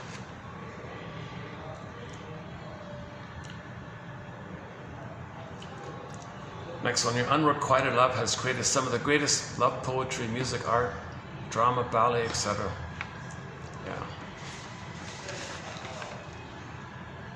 Yeah, in essence, the opposites are not in opposition. I think that's what they mean by the Tao, the way, the Tao, right? The way, the Tao. In essence, the opposites are not in opposition. If we can hold at the center of the tension, our hearts will open. That's inside out too. She did the group hug, she held it, and the feelings came out. So she gave an example about herself. She was in a small town or something. She wasn't happy and all this. Everything in me wanted to live before I died, whatever that meant. So did I leave my town of my own free will, or did I leave by compulsion? So wherever you're at in life, you can ask yourself that question. Is how much of it is free will? How much is it just some unconscious push, or a repetition, or fate? Meaning the curse. So neurosis, in old days, they call it a curse. So in a fairy tale, if somebody's cursed, okay, the guy becomes ugly, or he turns into an animal. These are like curses, they would say.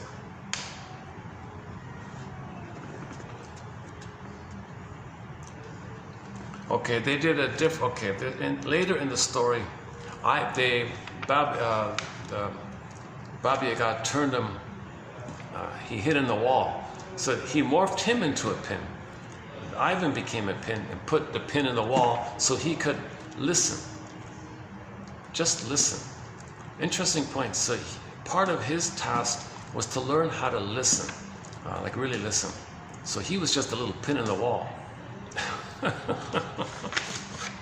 In being turned into a pin, Ivan is reduced to the negative essence that is his sleeping self at the beginning of the fairy tale.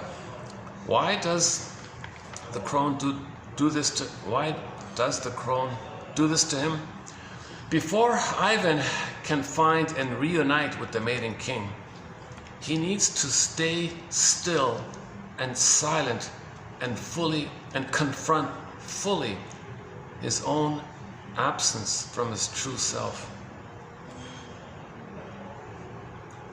He needs to stay still and silent and confront fully his own absence from his true self.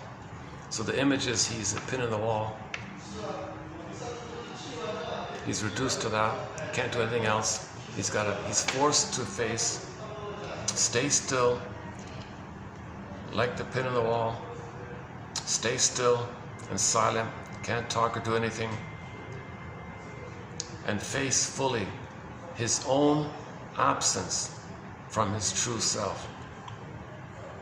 So that's feeling the emptiness, maybe.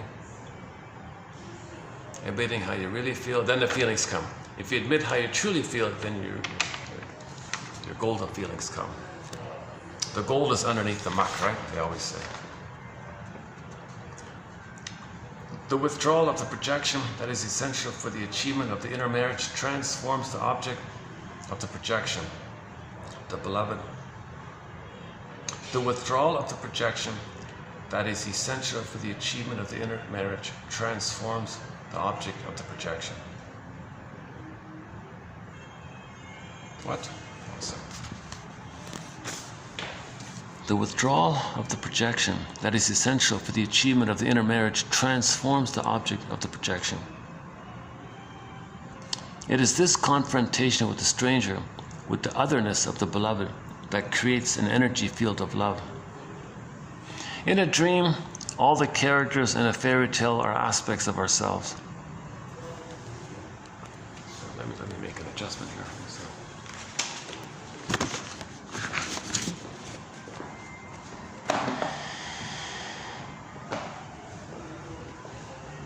And what if I go in here? Let's see.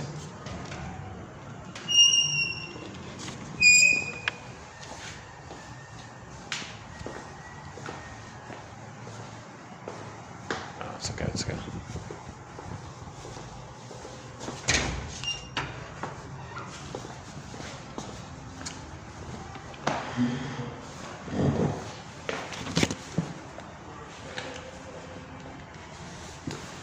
Okay, I don't want to bother those guys. Where are we here?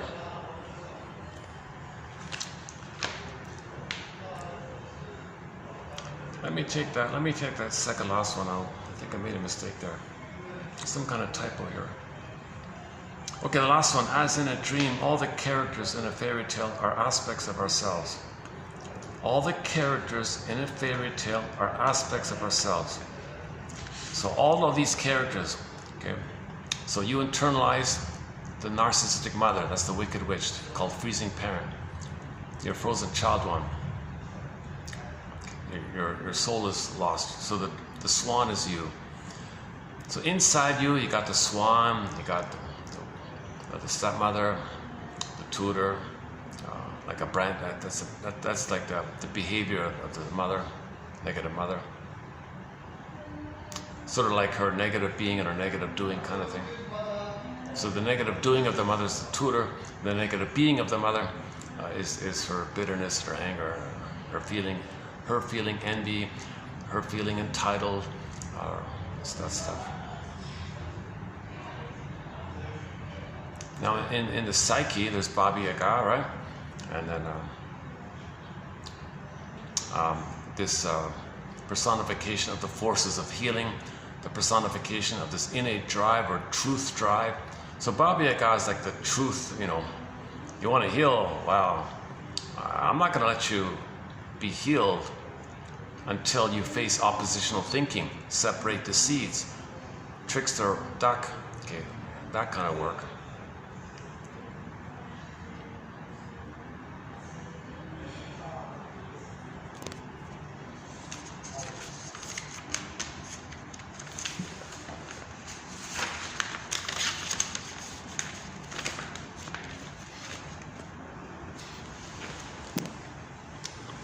Maybe what I'll do is let me just go down to the lobby part and start to wind down this video here. One sec.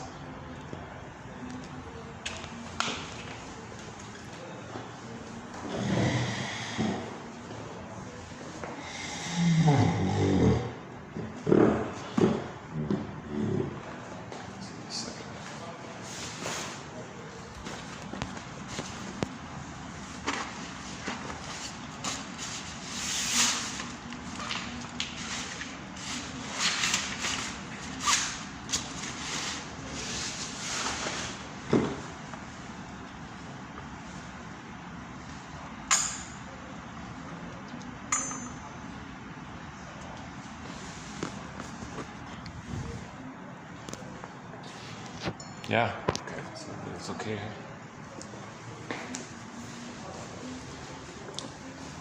It's okay. All right. All right.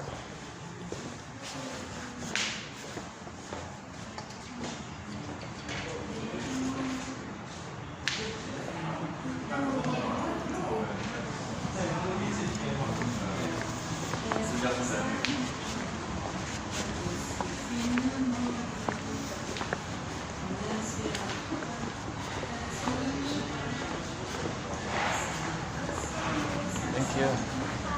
Thank you.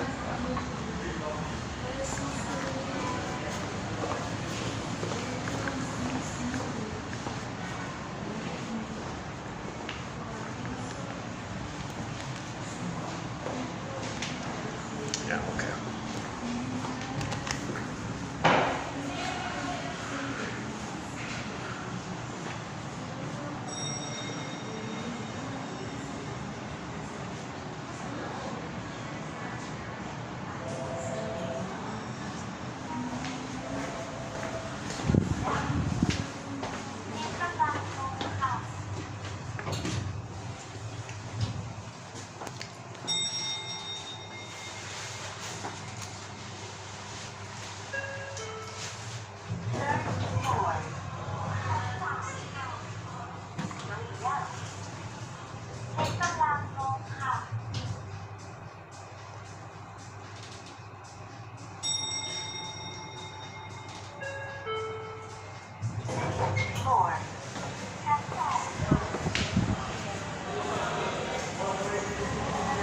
Oh.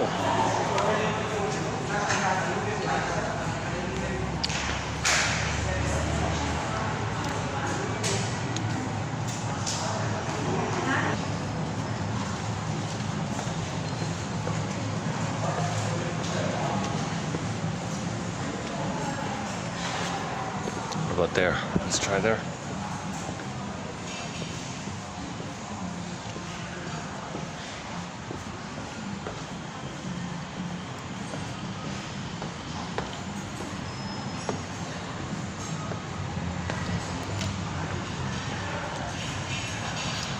Let's wrap it up in this area here.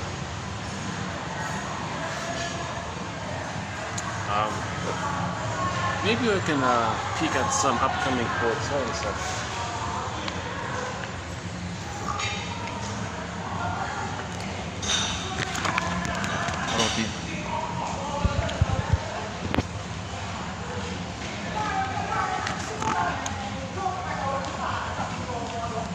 The fact that one is married by no means proves that one is a mature person.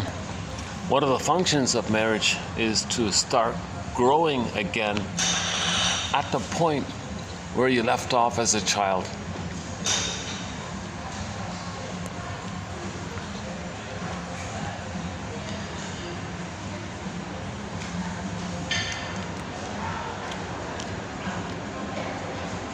Oh, I didn't know this about Mr. Adler here.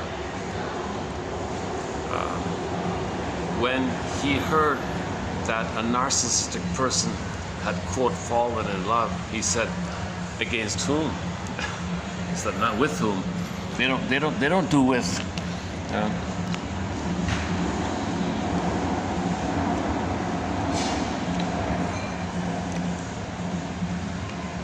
Oh, there it is, optical delusion, yeah.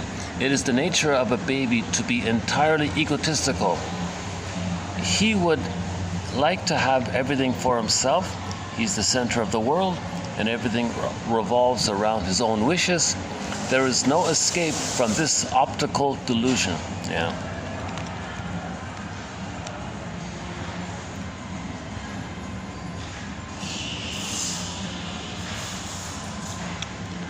When I forgive my parents for their failures to be gods, I discover our common humanity. Oh, yes, I guess I can take that one out. Okay. These are just some general ones. Yeah, okay. So let's see. Today was 22, right? Okay, we're gonna get into Ullman and Paul coming up. Okay, from the Twilight Zone called One Life furnished in early poverty. Quote, "It's rather bittersweet how we spend so much time trying to justify ourselves to the shadows of those who are long gone." See, that's the constructs, right? These constructs are fantasy voices that's still going on now, but they come from another era. Like they're relics of an ancient time kind of thing. But the voices are still there. And you're fighting with these voices, thinking it's the mother in the past? Come on.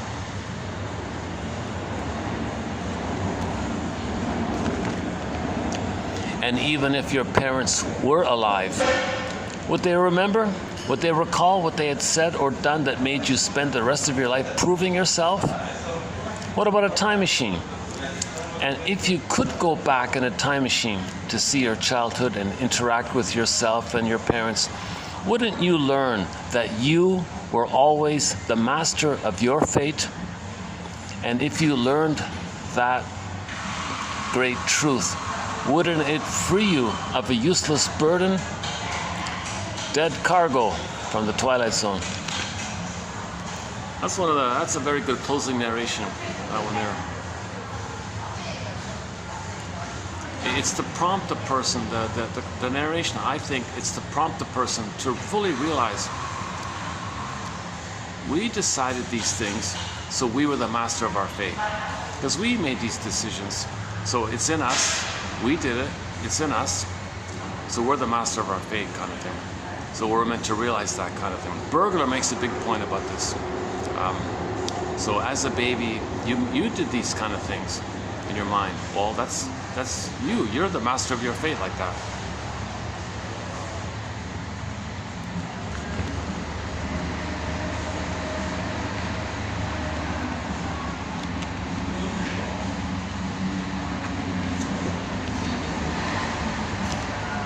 Okay, Ullman and Paul. All right.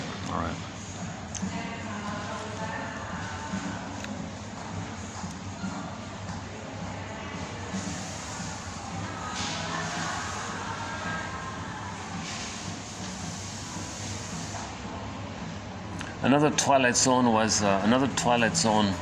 line comes from the show Cat and Mouse about the Don Juan. A lesson on romance versus reality, with a word of warning for those who want to mix the two. Don't. Or else you may find your head in the clouds, feet on the ground, and the rest of you somewhere in the Twilight Zone.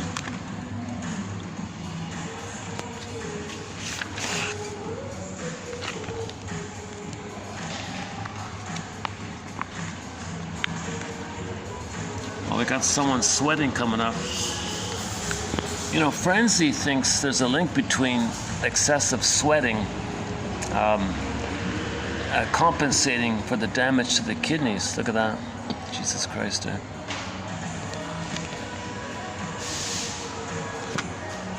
So psychosomatic symptoms means you're whitewashing your mother's lovelessness. You're still trying to wring love from her. You're still trying to prove your loyalty to. So your psychosomatic symptoms means you're trying to prove your loyalty to your mother who hurt you. And if you're loyal enough and you're in pain enough, maybe you'll convince her to change her ways. Shadow voices from another era. So baby's crying and screaming, "Mother, you're not meeting my needs here." Other gaslights, double binds. What does the baby do with that energy? It goes in, detour, covert, symptom. Takes some time, of course. The pain of the symptom, psychosomatic symptom, okay, that's the crying. The symptom is the child you still crying, in pain, trying to win mother's love. It's concealed because it's within, but it's revealed by the pain. So originally it was over, baby to mother. It's natural like that. Mother's gaslighting, she's a witch and all that, so it turns in, covert, continues to the organ. The organ, okay, is holding it, it's too much, leads to a symptom, pain. The pain is still crying, it's still that cry. It just went underground detour like that, and it's hidden like that. So psychosomatic symptoms reveal and conceal the conflict with the mother. So if it goes to the kidney, the system tries to balance it, so you sweat too much, you think. I don't know about that. It's a question mark.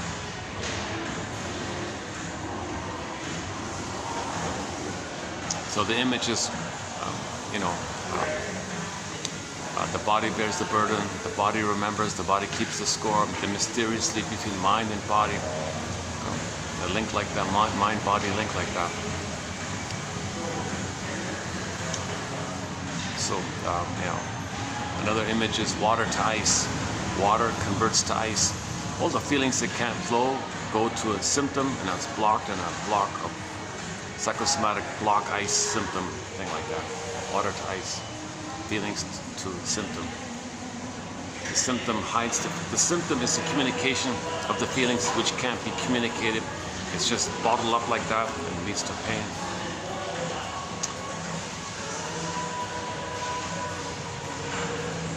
So shrinks generally believe that 99% of psychosomatic symptoms are psychological, emotional. They're only 1% is maybe so-called organic or something. We've been around for illustrating.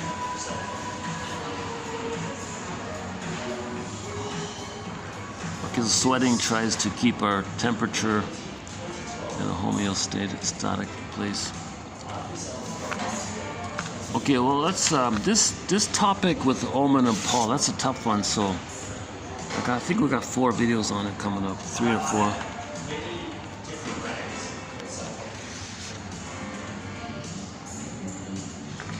Summary of it's here. Owen and Paul, in their book called Narcissus in Wonderland, 2006. In their fantasy-based self-psychological model of addiction, showed that addiction is better conceptualized as a kind of self-hypnosis rather than a type of self-medication. They believe that an archaic form of narcissism, namely megalomania, is at the unconscious etiology or cause of addiction, or source point, like the underpinnings of addiction. The underpinnings of addiction is the person wants the megalomaniacal feelings, the narcissism, as a defense, as a pathological defense to get away from the pain. So trauma leads to pain. With the pain, you go back to the uterus where you're a god. So alcohol and cigarettes are the you're not addicted to alcohol or cigarettes, you're addicted to the godlike feeling. And another thing they say is, you're not technically addicted to the cigarettes or the booze. That's just a vehicle. You're addicted to the blissful feeling of the fantasy that you get when you're thinking a little God like that. That's what you're addicted to. Because in that state, you're in a blissful state with the mother, and you get the chemistry from there. So you're trying to get that. They're just the way to get there. Right?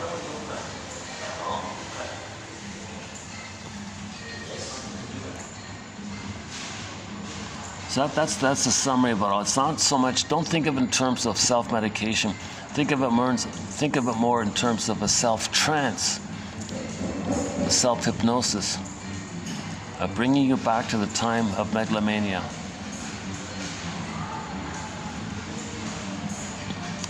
They indicate how at the core of addiction dynamics there is a fantasy of having an unrealistic sense of control of oneself, others, and things and events in the world. Oh yeah, so the baby thinks he controls everything. He's everything, he controls everything, controls the mother, controls himself. So that's part of it.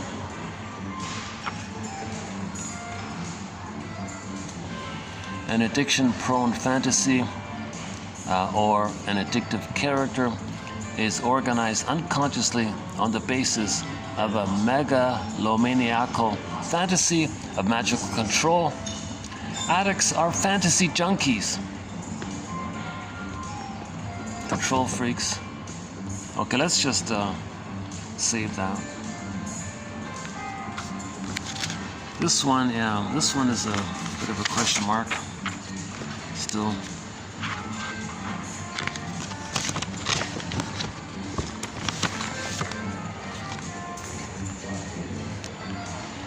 Oh, here's a key one, yeah, this one here, this first one in 20 and 27.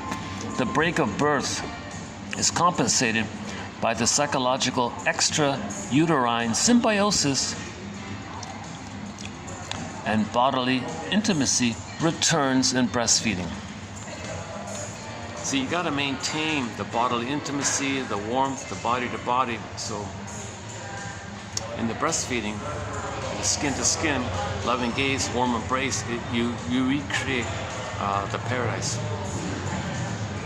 The birth, there's a chance to break it. So keep the cord, keep the placenta, skin to skin, natural feeding, loving gaze, warm embrace. Mother stays in, maybe she stays in bed for 4 to 5 months, and keep the continuity, holds the baby the whole time, skin to skin the whole time maybe. So that symbiosis, that oneness in the post time recreates the missing blissful oneness. Now he's slowly going to gradually, he's cooking, he's going to hatch out of the egg at 4 to 5 months. So it's just a process like that. But the overall gestalt is you got to keep the oneness.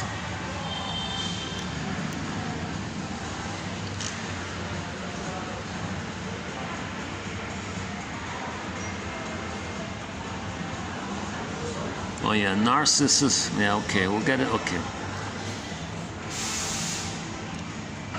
Oh, here's the one. Here's the self-help slogans. Yeah, my favorite one is she quoted somebody who said, quote, "If I were wiser, I wouldn't be where I am now. But of course, if I weren't where I am now, how could I get any wiser?" Lifelong learning. We're always learning. So judging or learning? Well, learning. Stay in the learning mode. Wonderment, wanderlust. Stay in the wanderlust mode.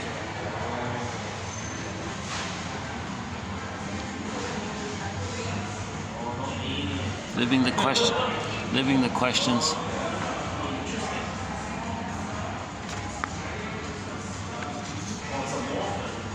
And another key one coming up. Every cord cutting has been perceived for thousands of years as a way to separate the baby from their mother. It's not from the placenta, it's from the mother. That's the trauma.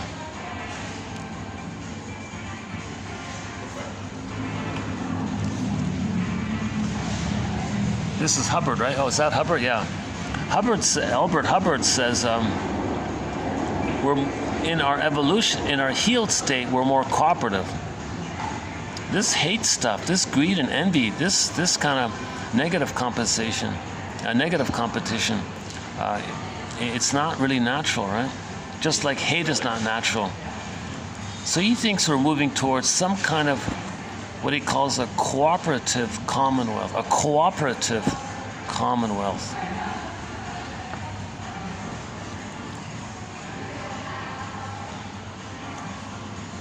We're homo traumicus, trying to heal.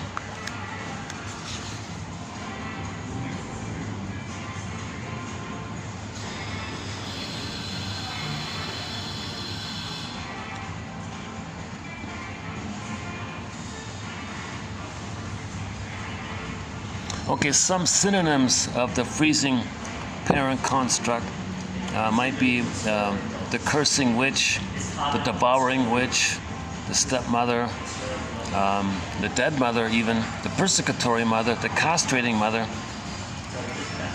Okay, just meaning taking this phrase castrating mother just means she takes away the child's agency, his power, his confidence. They mean it like that.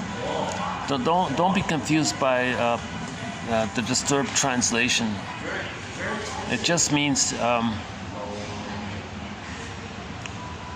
the mother takes away the child's agency, his power. So she's a castrating mother, not concretely like that. Metaphor. She's opaque and consuming and devouring, torturing mother, devouring mother. Cursing mother, witching mother, okay.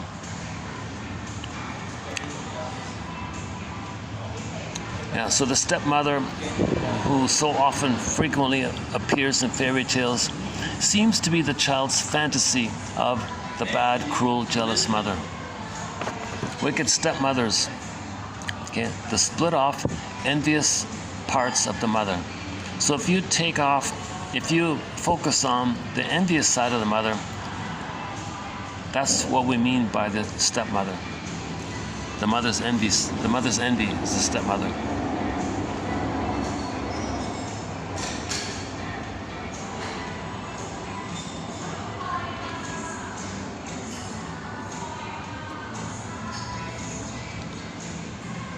Fairy stories of the wicked stepmother permit the child to identify with the plight of the youngster in the story, for example, Cinderella, and give the child the satisfaction of seeing the step-parent destroyed without directly mobilizing aggression at his own now degraded real parent.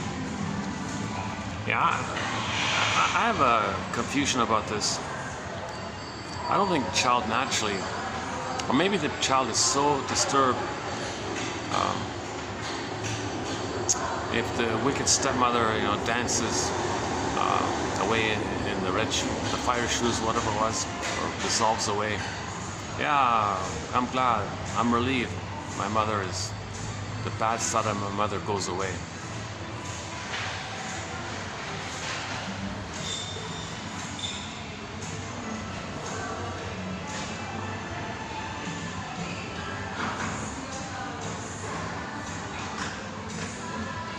Don't let your inner critic sit on your inner child. Oh, Cinderella.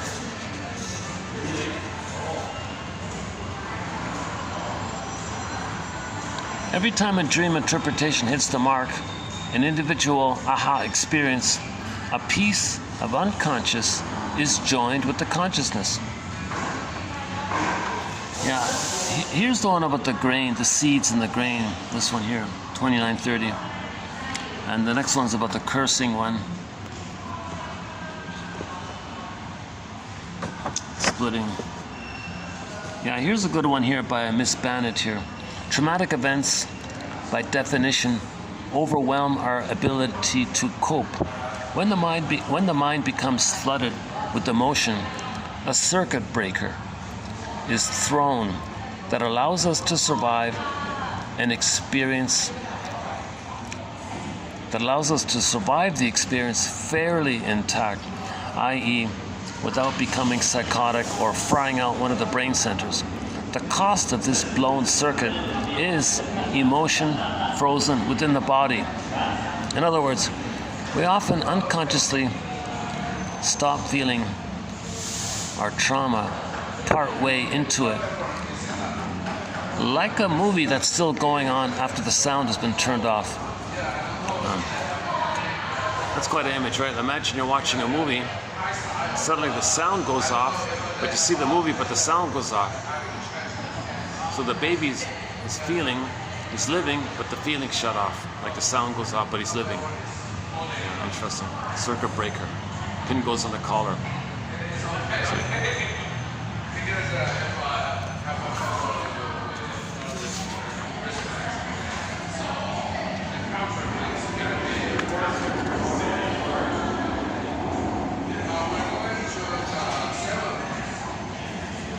Here's the one about the shades of guilt. The old saying goes, you don't know a man until you walked a mile in his shoes. Matt went one better. He got to walk in another man's skin. A simple lesson in compassion, courtesy of the Twilight Zone. Okay, I'm gonna close it up. Let's go outside here. Hold on a sec.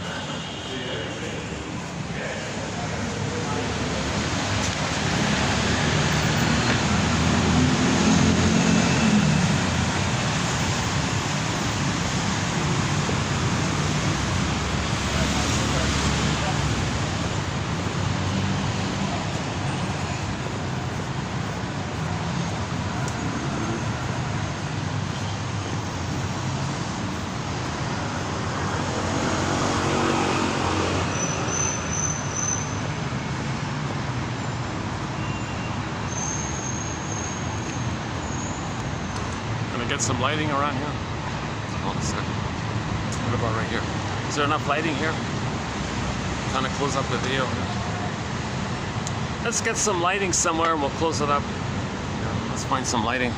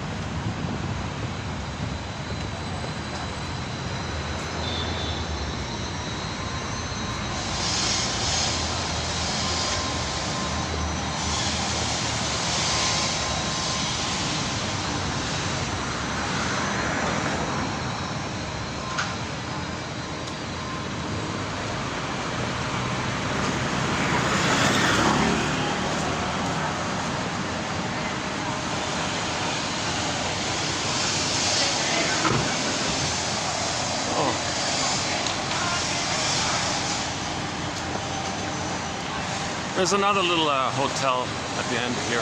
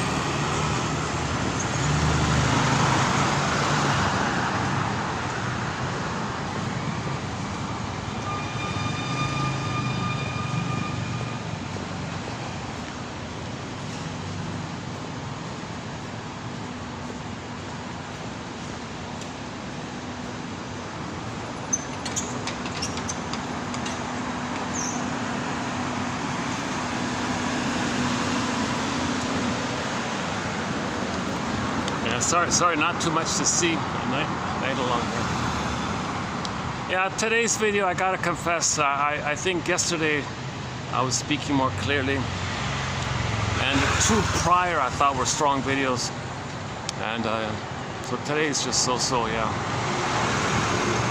However the delivery is, I hope you know that you'll find 1 out of 10. If you click the more link, you'll see the link. Wow, that's pretty obvious. So I hope 1 out of 10 will be of interest.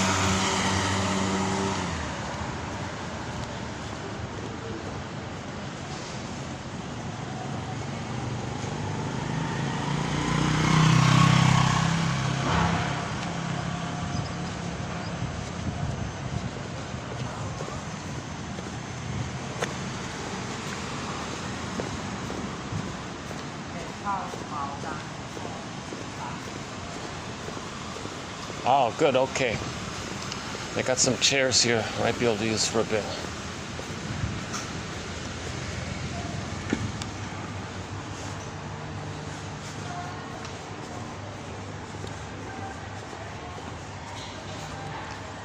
Okay, let's just wrap it up here. Okay. Well, they got lots of light here, eh? Usually this place is packed, eh? Yeah.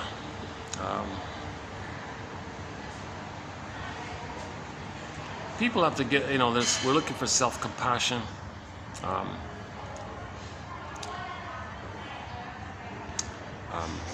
We got to face this doomsday thing, that we're guilty like that. And you feel entitled, and you got to express your anger at your mother.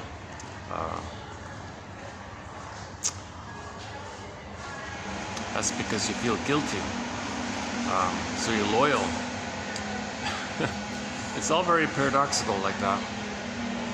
When you admit the truth, you're free. And now you can relate to your parents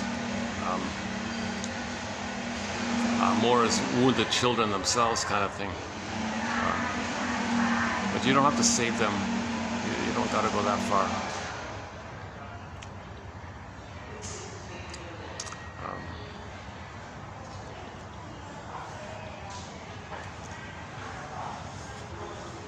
So in this, so the key one is I think Miss Golem's construct is pretty handy. If you think about the parents in the journey of getting their story to get the truth, well, identify which parent was dominated by the freezing parent construct, which ones froze a child on, or were they both dominated by the freezing parent? If they were both dominated by the freezing parent, oh boy, that chances are one of the children was scapegoated. One of them, so you can identify that.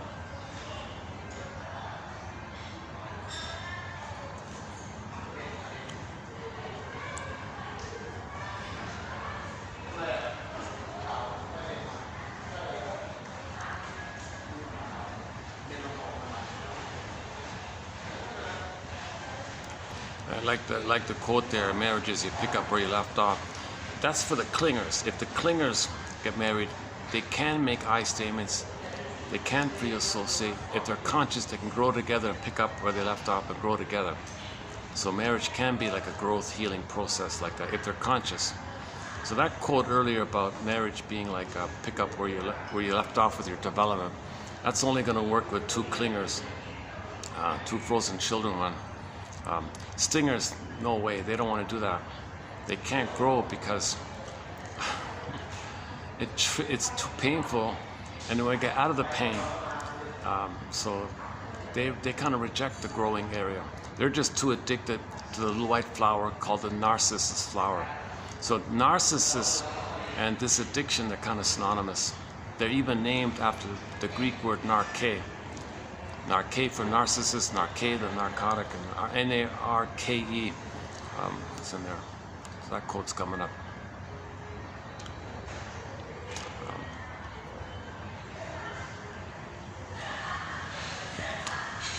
This is better.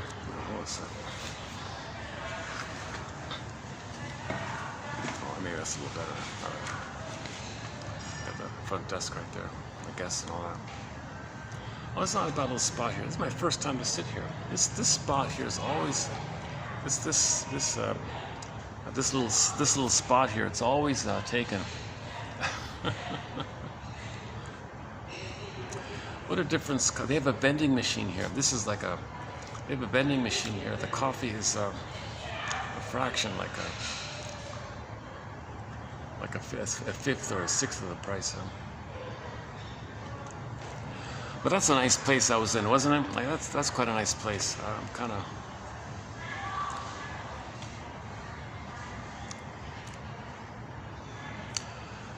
Yeah. Okay.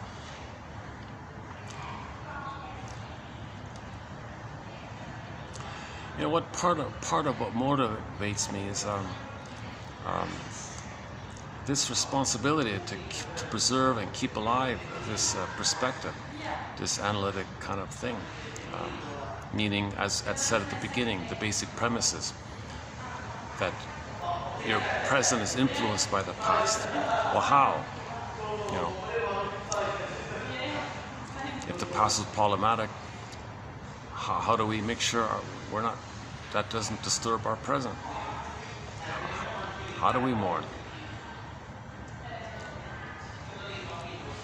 So a lot of helpful images, right? The pin and the firebird, Baba Yaga, oppositional thinking, free association, broccoli boat, gap reaction, the orbs, holding the tension to the opposites, get the splitting mechanism as well. A lot of important images to make us conscious of our inner dynamics.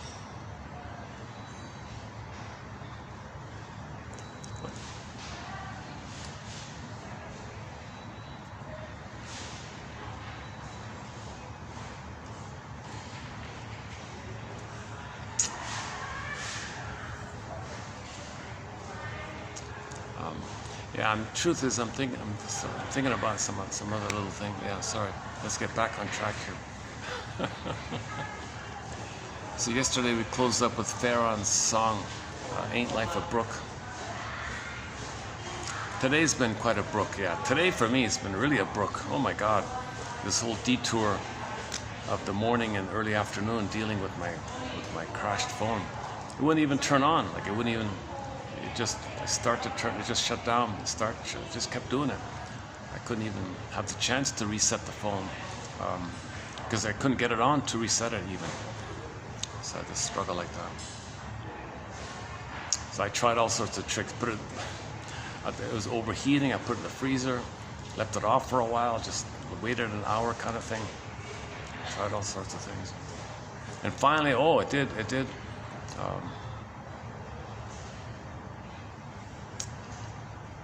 There's a way to reset the phone without turning it on. You got to press the side buttons a certain way. It reboots it that way.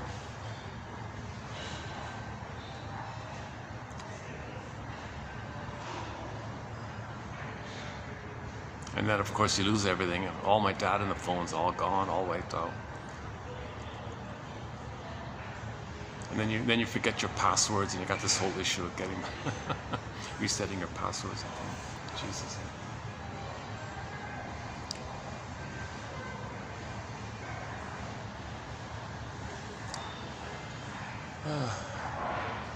Yeah, today's a brook. Yeah, that drama, and then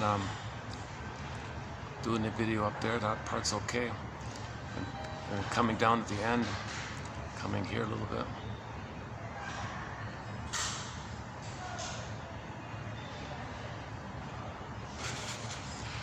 I want to be able to close up on a fun note, on a happy note.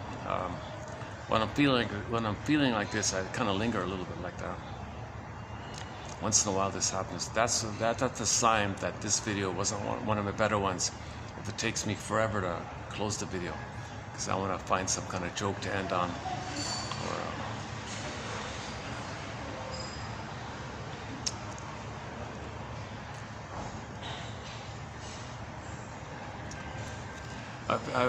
in the TV show Harry's Law, there's one guy had a good midlife moment.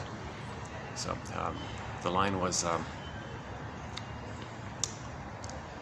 I wonderlust. He said, I wonder what's worse. To realize you're no longer what you are, or that you still are what you've always been. I thought that was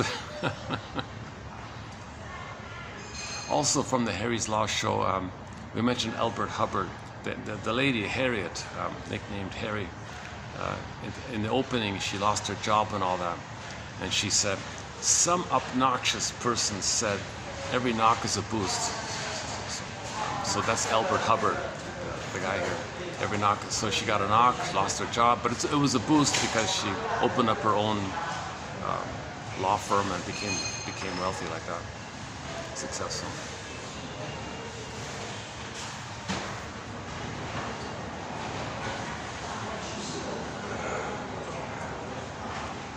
I'm also reminded back to that cat and mouse one, where he said to her, "Oh, you women, you never learn." Whoa, the Don Juan syndrome never learns. People with narcissism, they don't learn. It's total projection. They don't learn. Now the victims of Don, they do learn. They do kind of learn. But he kept saying, "You never learn."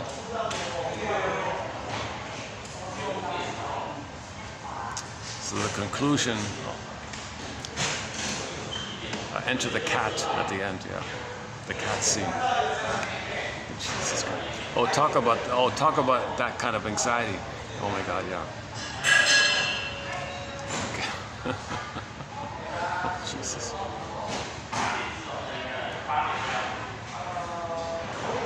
So the Don Juan, he identified with the aggressor. So who was the aggressor? The mother was alluring and then rejecting. Alluring and rejecting. Baby had a hope, rejected. Hope, rejected. Okay. So the mother was like considered enticing, alluring, seductress, or whatever, rejected. He becomes that. That's a trauma. So he repeats it. Finds people to allure and reject. Allure and reject. That's the Playboy syndrome. Donna Juana, Don Juan, wolf, she wolf, okay, womanizer, etc. So he said, lady, I do the same thing. I will promise you, I will try to appeal to you, draw you in, allure you, say what you want to hear, play a song for you or something, and then I'll reject you. And I'll fly and do it again. I can't stay. I'm a tomcat. I'm a stray cat, he said. And she tried to tie him down. Don't you ever learn? Don't you ever learn? So in a way, it was a provocative question. Why don't codependent people learn that if they're attracted to someone like that, that's code for knowing that their mother was like that? So you recreate to get memory. You recreate to get your story and memory. Then you stop repeating.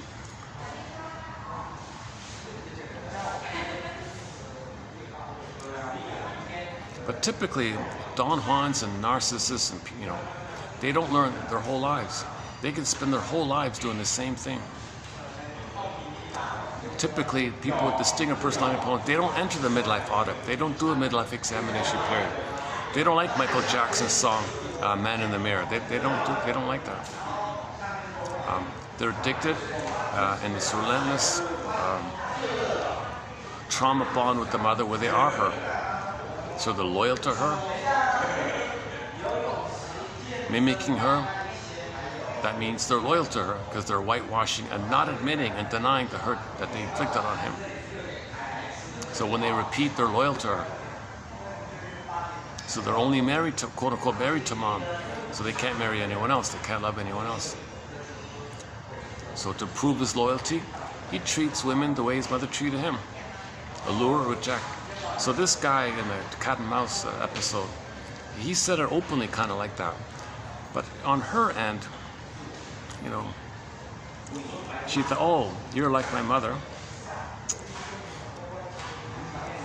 I'll save you, I'll fix you.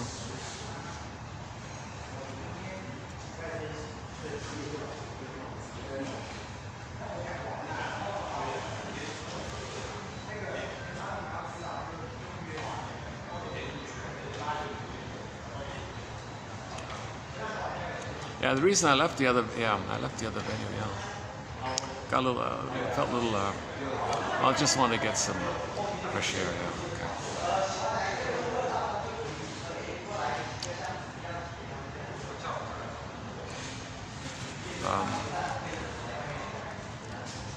So once again, the Saturday episode, Someday, Moan Day, Do's Day, Wound Day, Thorn Day. See, when you lift the thorn, that's like lifting the pin and the feelings, now you're free. See, the thorn, that's kind of like the pin. So when on that day, when you feel and the pin pops out, you get your feelings back. Now you're free day. The free day, like Friday, free day, you're free, you're emotionally free. You got your beingness back. Before he was encaged in with the mother, now you're free from the mother. You left mother's house. Now you're in your own house.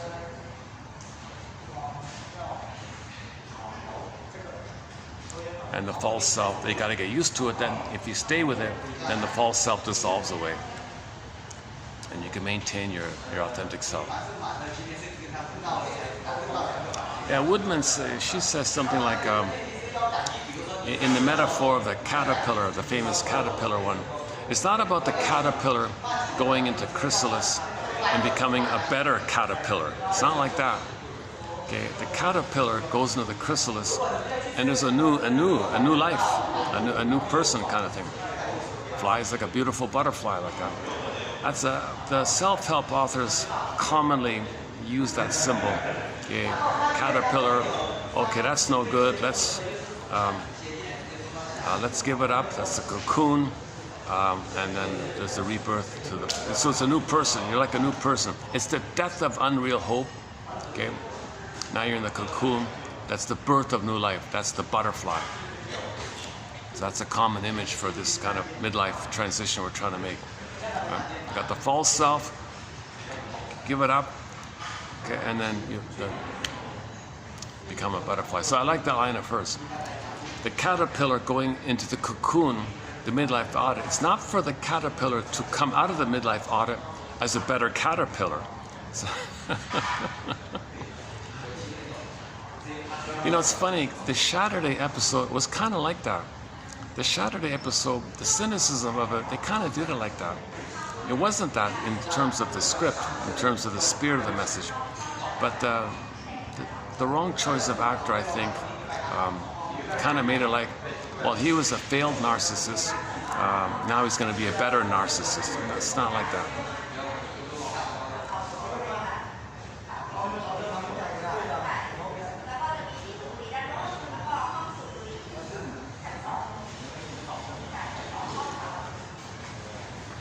Well, I think, yeah, the peak season's starting now, yeah.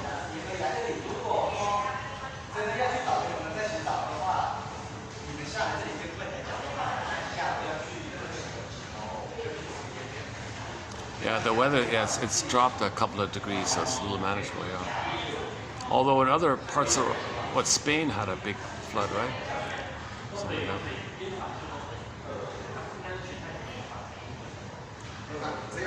See, the disruption in the ecology and all that, okay, that's kind of a reflection of the disruption baby felt with the mother. Things were disturbed, the rhythm wasn't there, things are messed up. So we reflect it. We disrupt the rhythms, and we disrupt the ecology, because the baby didn't have a natural ecology with the mother. So we reflect it outwardly. Again, the outer is a reflection of the inner state. I'm going to guess here something about if there is a heating like that. In trauma, our body temperature slightly goes up.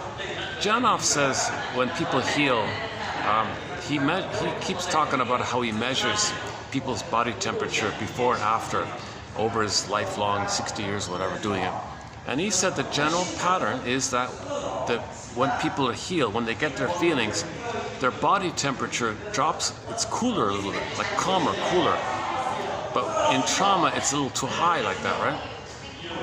So if there's global heating going on or whatever, global warming or whatever, oceans are heating up and steaming up, and steam and heating and flooding, you know, maybe that's a reflection that maybe that's a code or a communication from us to us, from ourselves to ourselves, that maybe there's more birth trauma going on.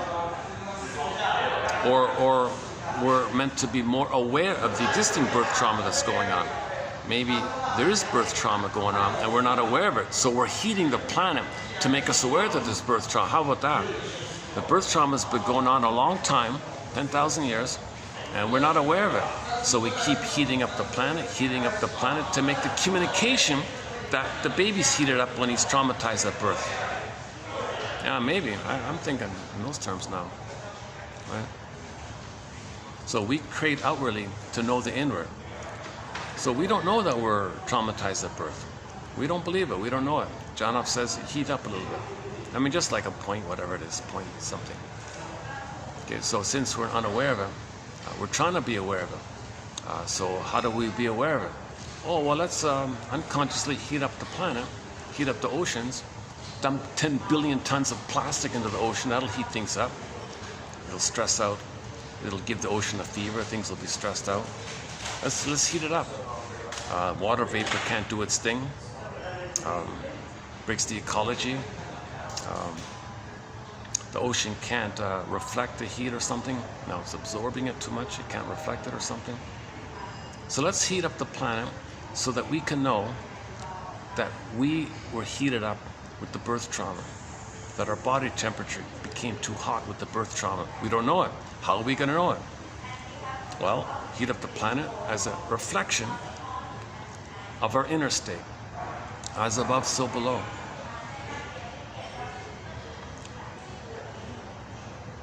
So that'd be like a psychoanalytic perspective on why there's global warming, for us to know that we were heated up at birth trauma.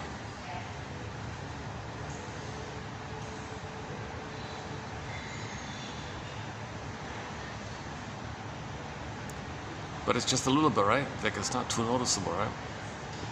But it's there, right? According to Janoff, When people have the abreaction, i.e. the purification, the firebird release, feeling which you, now, the emotional knowing, the firebird, okay, the phoenix, the red bird rises, okay, the orbs rushing up. When you get back your feelings, okay, you cool down a bit, like you drop a little notch a little bit. That's been sort of his pet project throughout his career, I think, measuring his body temperature, be like a before and after kind of thing. So somebody comes in, oh, I've got birth trauma.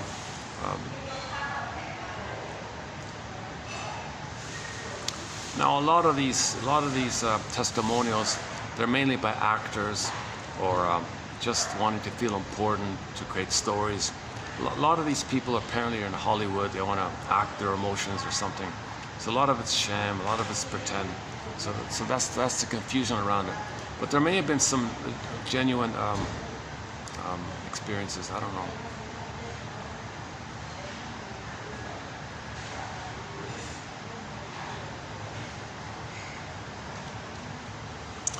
So once again, 2745 to 70, or 26. We did a 26 special video run on the work of Arthur Janoff. Excellent material. I regard it like a good 101 self-contained psychology lesson. If you can't get the comic psychoanalysis, if you can't find Our Inner Conflicts by Karen Horney or Masterson's book called The Search for the Real Self, I would get these quotes here, 2745 to 70.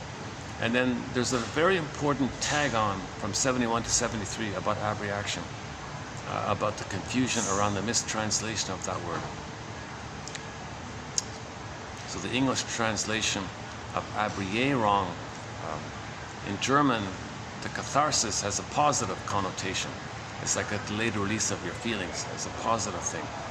But in English, when you say abreaction, what? That means negative, like against, like abnormal. What are you talking about? So the English, they did a rotten job with the translation. That's why we don't have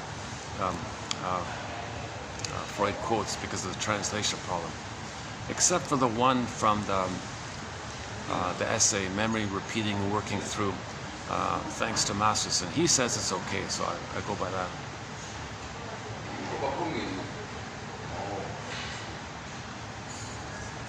Well, maybe I should wrap it up here. Let's wait a minute.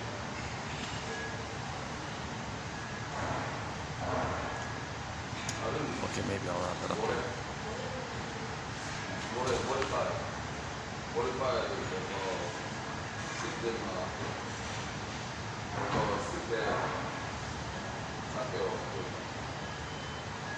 Well, this one guy's got some kind of sports bag. What's it? Not golfs, not golf clubs. Oh, maybe it is, yeah. Oh, I see. He's got a golf bag, but it's not the full set. It's maybe like got 2 or 3 in it. Like a putter and a 9-iron, maybe that's a 7-iron. I don't know. Yeah, that's true, right? The golf bags don't have to be for the full set, right? You can have a small golf bag just to hold 1 or 2.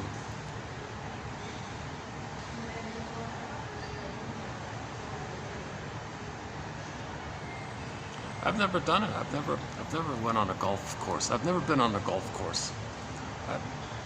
I imagine it's relaxing. It's like beyond the park. Nice place. Yeah, there's definitely the hitting the ball parts. That's like getting your anger out, right? At the same time, there's the need to discipline your emotions to maintain the swing and not, do it too quickly or something. So it's like efficient anger or something. I don't know. I don't really see the appeal with golf either, personally.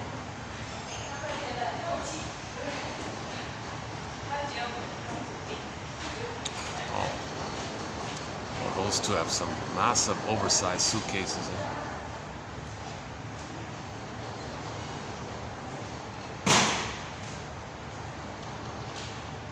Yeah, I can imagine if someone's visiting here that there's some few things that might be worth stocking up on.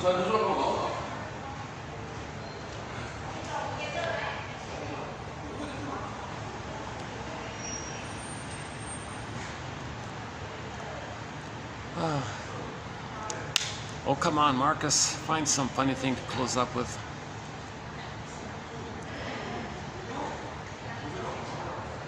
I'm not fully present today. I feel a little absent-minded today. I'm not going to blame the coffee, but it is pretty powerful. They have pretty strong. Yesterday I had that effect. The mall, when I do it at the mall, the coffee's calmer, it's smoother. I feel okay. This coffee here at that other place is today's place is pretty strong. It's strong coffee, very strong.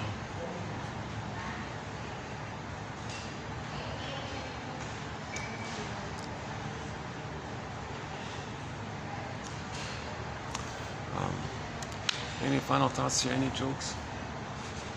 Let's take one last peek here. Let's see.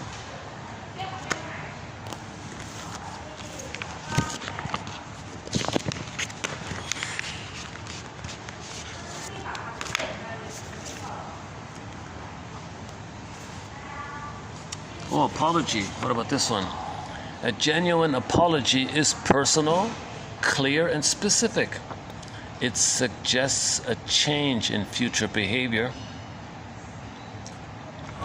The personal part says, I'm sorry that I hurt you. The clear and specific parts name exactly what action we regret. And then we say how we will make repair. If we say, I'm sorry you feel bad, we are not apologizing for our behavior because there is no specific action that we regret. Giving your partner a genuine apology when it is deserved and backing it up with action is the best way to inspire respect and trust. Okay? So a genuine apology is personal, clear, and specific, and it suggests a change in future behavior. The personal part says, I am sorry that I hurt you. The clear and specific parts name exactly what action we regret. Again, the clear and specific parts name exactly what action we regret. So no mind reading here. You gotta, okay? Don't expect mind reading here. Don't just say, I'm sorry and that's enough. And don't say, I'm sorry you feel bad. Oh boy, yikes. That's not an apology, because there is no specific action that we regret. You're not saying what action you did on your end that you regret if you say that. Sometimes conflict persists and builds in our intimate relationships, not because we want to inflict harm, but because we are committed more to our own viewpoint than to resolving the fight. If we are set on the idea that our partner is wrong, dishonest, controlling, making us crazy, then that is all we will see. Tell your partner something you learned about him or her in a recent conflict. Oh, a mask. A mask is the image we use to cover an inner truth. And we need masks in some situations. Maybe we want to look competent when we apply for a job or hide a weakness from others who would hurt you. But a mask can restrain intimacy when we forget to take it off. Some people live with a permanent mask. All right.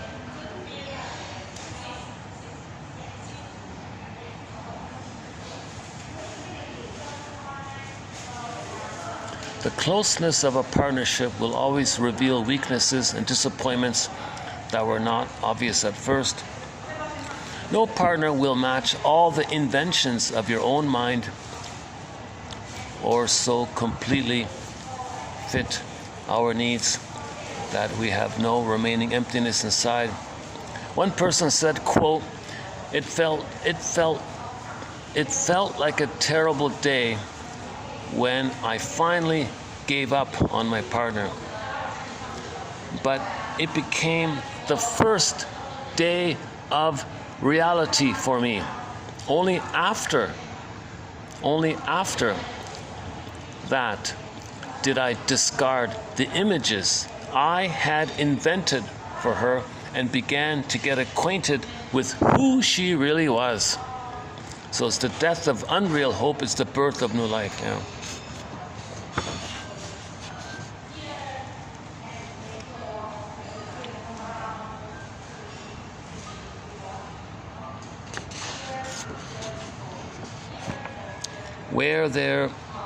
Where there has been a traumatic experience that cannot be fully metabolized or processed, repetition of the experience in a symbolic or coded form represents an attempt by the ego to gain mastery of something that could not previously be managed.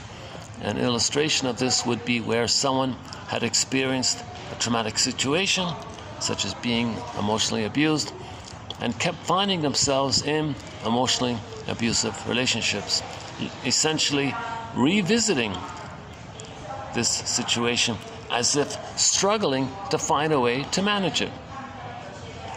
While this may be one element driving repetition compulsion, the repetitive behaviors evident in addictions do not usually accomplish developmental aims.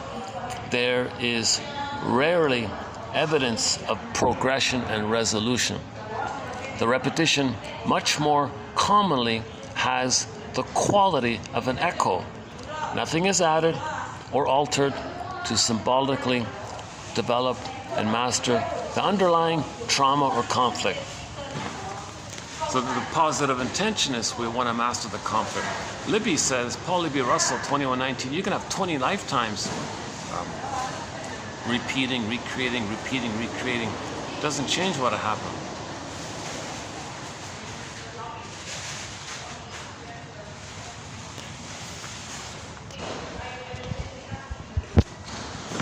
Oh, here's one about the gambling. The gambler, under the sway of repetition compulsion, endlessly reenacts situations of refusal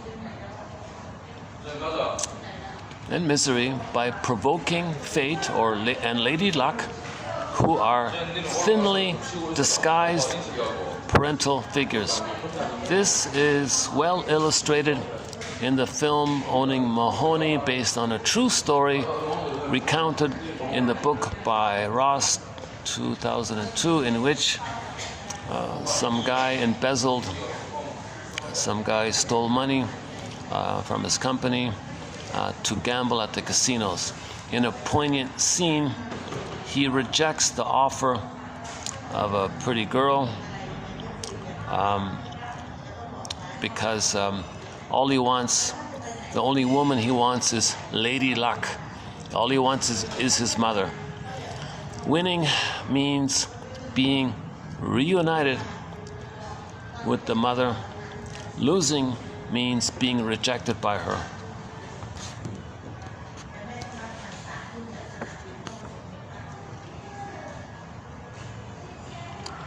The game to which he is addicted is not playful, but a desperate conflict between psychic life and death, in which there is no transitional space to play with the fantasy of the object. The gambler remains trapped in a sadomasochistic marriage to the game. Oh, Jesus, yeah, okay. So they're quoting Burglar, one of our mentors, Edmund Burglar. He talks a fair bit about it. He's got a famous book called The Psychology of Gambling. So the mother was cold and refusing, let's say. How do you repeat that? How do you believe that there's some kind of hope there? How do you master that? How do you recreate that? Oh, what about a slot machine? That's cold and refusing. Okay, the mother was alluring and promising and refusing. Cold and refusing. The slot machine, it's alluring and promising. It blinks, it tells you might win the jackpot, it tells you the amount maybe. So So it's alluring, so you put your hope in, your coin in, you pull, you get rejected. That's a sadomasochistic traumatic bond with the mother that you're repeating over and over again. So you can be at the slot machine for 20 lifetimes. It doesn't heal what had happened. Or maybe the pain of it makes you wake up, I don't know. But in the film he was talking about, I just saw the trailer, I couldn't see the film.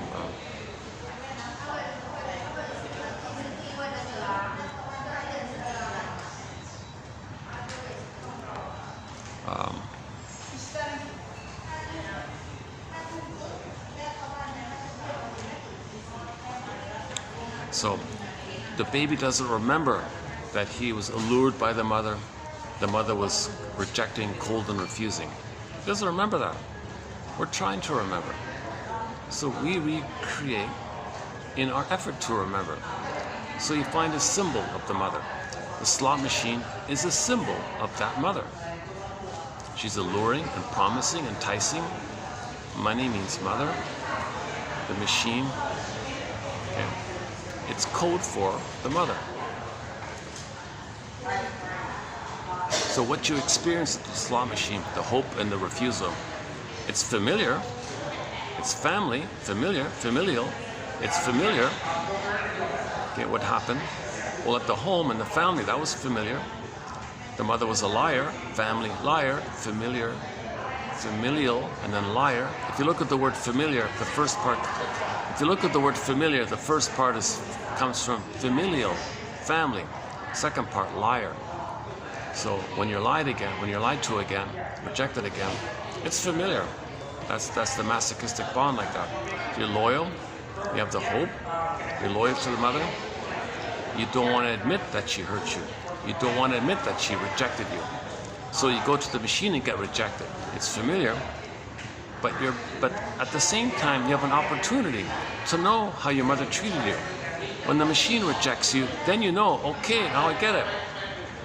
My mother was like that. She rejected me. Then you stop repeating. Once you can feel that. Might be just a theory at first, but maybe stay with it and you might get a feeling. Once you get the feeling that the mother rejected you just like that machine, you won't go to the machine anymore. Now, if you don't get the feeling about it, you'll just keep going and going. It could be the machine, it could be the whiskey, it could be emotional eating, it could be the wine, etc.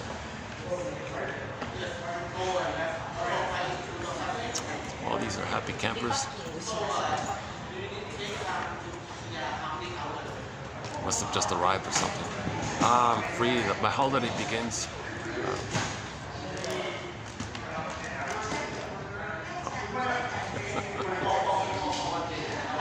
Oh no, what am I thinking? I think they're preparing to leave. They're preparing to leave. Oh, I see. If they're preparing to leave, they seem in a good mood, so they had a good holiday. Yeah, that's nice. That's good, yeah.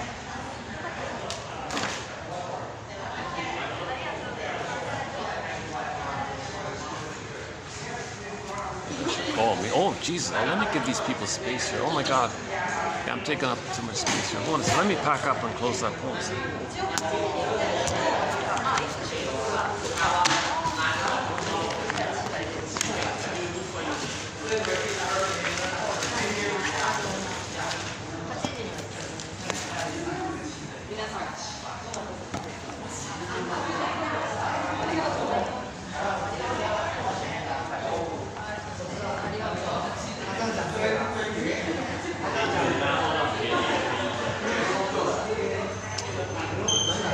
Is there enough light out here? Let's see.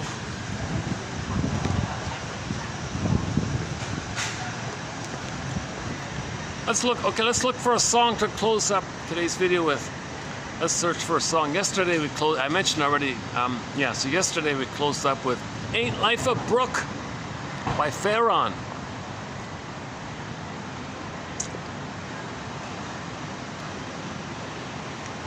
Can I get enough light here? Can I get some light? How about here?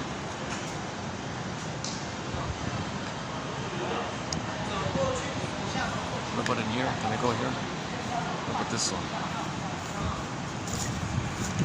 Let's close up with another song. Let's look for a song we haven't played in a while. Let's see. I wish I had the laptop. I could read the songs. Oh, how about here? That's not so bad, right? All right. Oh, okay. I guess there's a light there, right? The lamp there. Okay, we'll close up here. Let's look for the song here. Let's think here for a sec. So we did Sir Tabarena recently, Oma Wumi recently, Ziana Zain.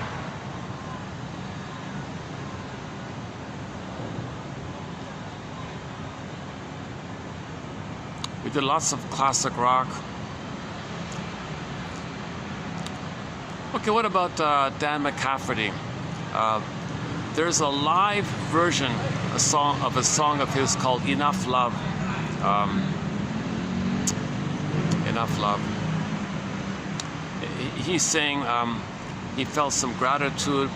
He had some gratitude of the love he received in his life. Oh, that's enough. I feel good like that. Thank you. Oh, let's close up with Diana Ross says thank you. Yeah, okay. Let's cross over to Diana Ross. I noticed she's in her 80s and she's still on stage bouncing around singing her old hits. So her newest song is called Thank You. So she closes up her concerts, I noticed, with the song Thank You. Thank you, audience. You've been great. Thank you. A nice little song, simple little pop song called Thank You. Let's close up. Yeah, it's not on our soundtrack, but why don't we close up with Diana Ross's. Let's do two. Let's do double. Let's do both. Let's first close up with Dan McCafferty's song called Enough Love. The live one done in somewhere either in Rio de Janeiro or San Paulo or somewhere in that area. If you look up Enough Love, the song, it's a ballad. It's one of his ballads. Unknown song, a good little song. That live one I like a fair bit. Studio's okay. And then following that, we'll close up with Diana Ross's song called Thank You. Yeah, a little gratitude, yeah. So I felt like when she says that, when she sings that song, she seems to be acknowledging the love that she received from her fans like that. Thank you, fans. I lived a happy life because of you. I'm 80 and I'm still bouncing around like a kid. Thank you. I don't know. Okay, for the love of narrative medicine, let's hit the play button. Enough Love by Dan McCafferty and Thank You by Diana Ross. And I'll see you in the next video where we're going to enter into some challenging territory for me by Ullman and Paul from their book called Narcissus in Wonderland. Oh boy. So I think for the time being we'll wrap it up with the Maiden King story. Excellent fairy tale. Short little fairy tale, but it took Blind Woodman this massive book to discuss this little tiny tale about the pin and the firebird and the Baba Yaga. Great little tale. There's some audio. You can hear some audio of the two of them discussing the tale. I know there's two versions of it. You know, apparently they even did a special TV show. Unavailable. No copies, no YouTube, no back. You can't find it. No one's even got a copy. But apparently, they did a special I'd love to see the thing, but they did a TV program discussing the fairy tale in front of an audience. I don't know, back in the 90s or something. So too bad we don't have that. But they talk about it in the audio parts of it. They refer to that. They refer to their TV special that they did. So that that kind of thing really needs to be in abundance. That kind of thing. You know, two storytellers telling a fairy tale, and then pausing and discussing the fairy tale, and then as they're discussing the fairy tale, they pause and include the audience. What comes up for you at this scene? And what does that mean to you, the pin in the collar? How is that for you? And the Firebird. Oh yeah, they discussed that.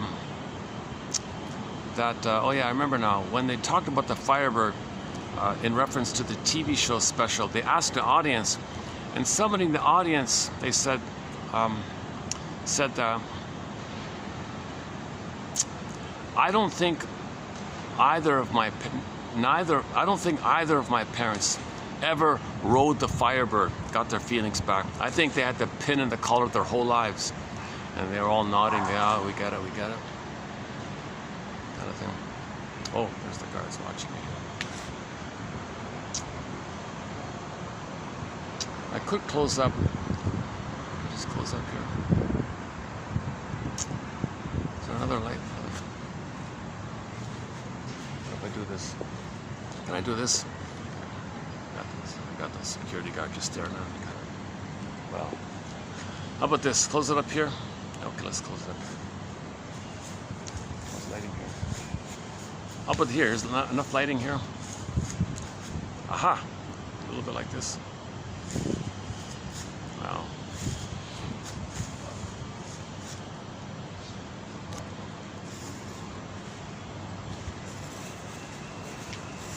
He stepped away. Oh, he stepped away. All right. Let's close it up. Let's go back to here.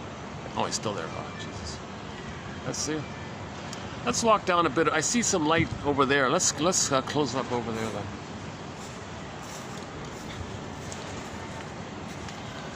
I don't want to freak out the guard or anything.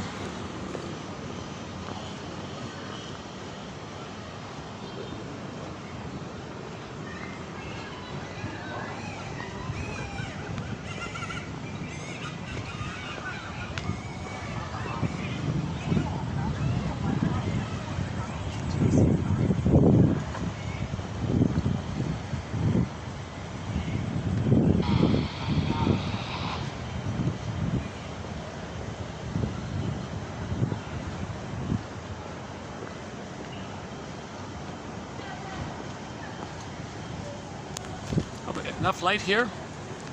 Can I get enough light here? Not really, eh?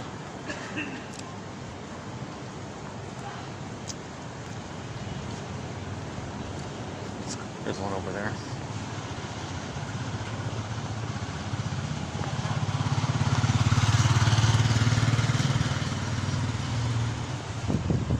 Like this is I remember this street. It's a dead end that way. This would be a nice residential place, right? Aha.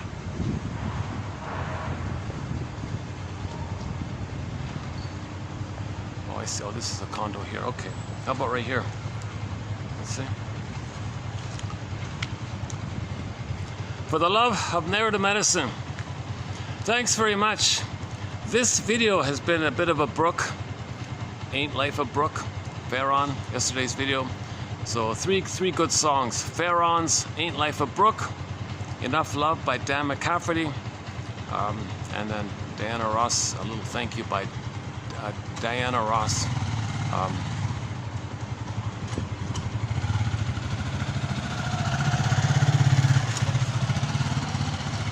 Just for the message mainly. It's got a solid message. And so we'll see if we can update the Maiden King story. Oh wow! Oh, well, that's the first time I've seen a bat. I just saw a bat fly by. Oh, there he is. Yeah, look at that. See if we can get him in the camera. That's the first time I've seen a. Oh, look at that. There he is.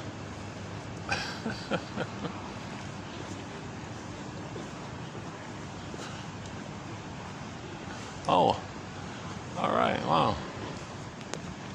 Oh, that's the closest I've ever been to a bat. Wow.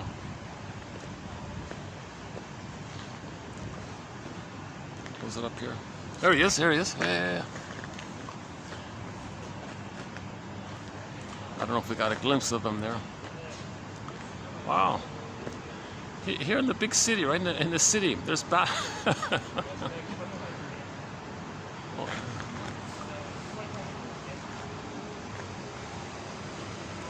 Where's the stray cat? I saw a stray cat. Where's the cat? I wonder if the cat would want to try to catch the bat. Okay, I'm being a little... Robert Bly says when he ends a lecture, he talks about some simple, ordinary, mundane things. I notice myself doing that. He says it's to bring people into the present state, kind of thing.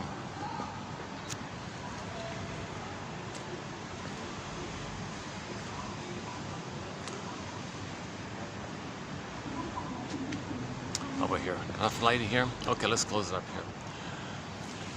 Okay, yeah, so coming up, Ullman and Paul from their book called Narcissus in Wonderland. Whoa, yikes.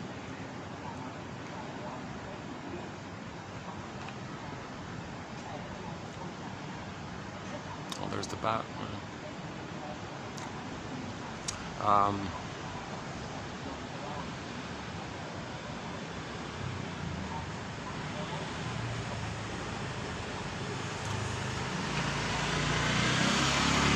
I'm just noticing the sign for a condo down this lane here. I wonder how much it is. Just curious. Wow. This area is expensive. I need to take the SkyTrain to get to this kind of section here, section of town.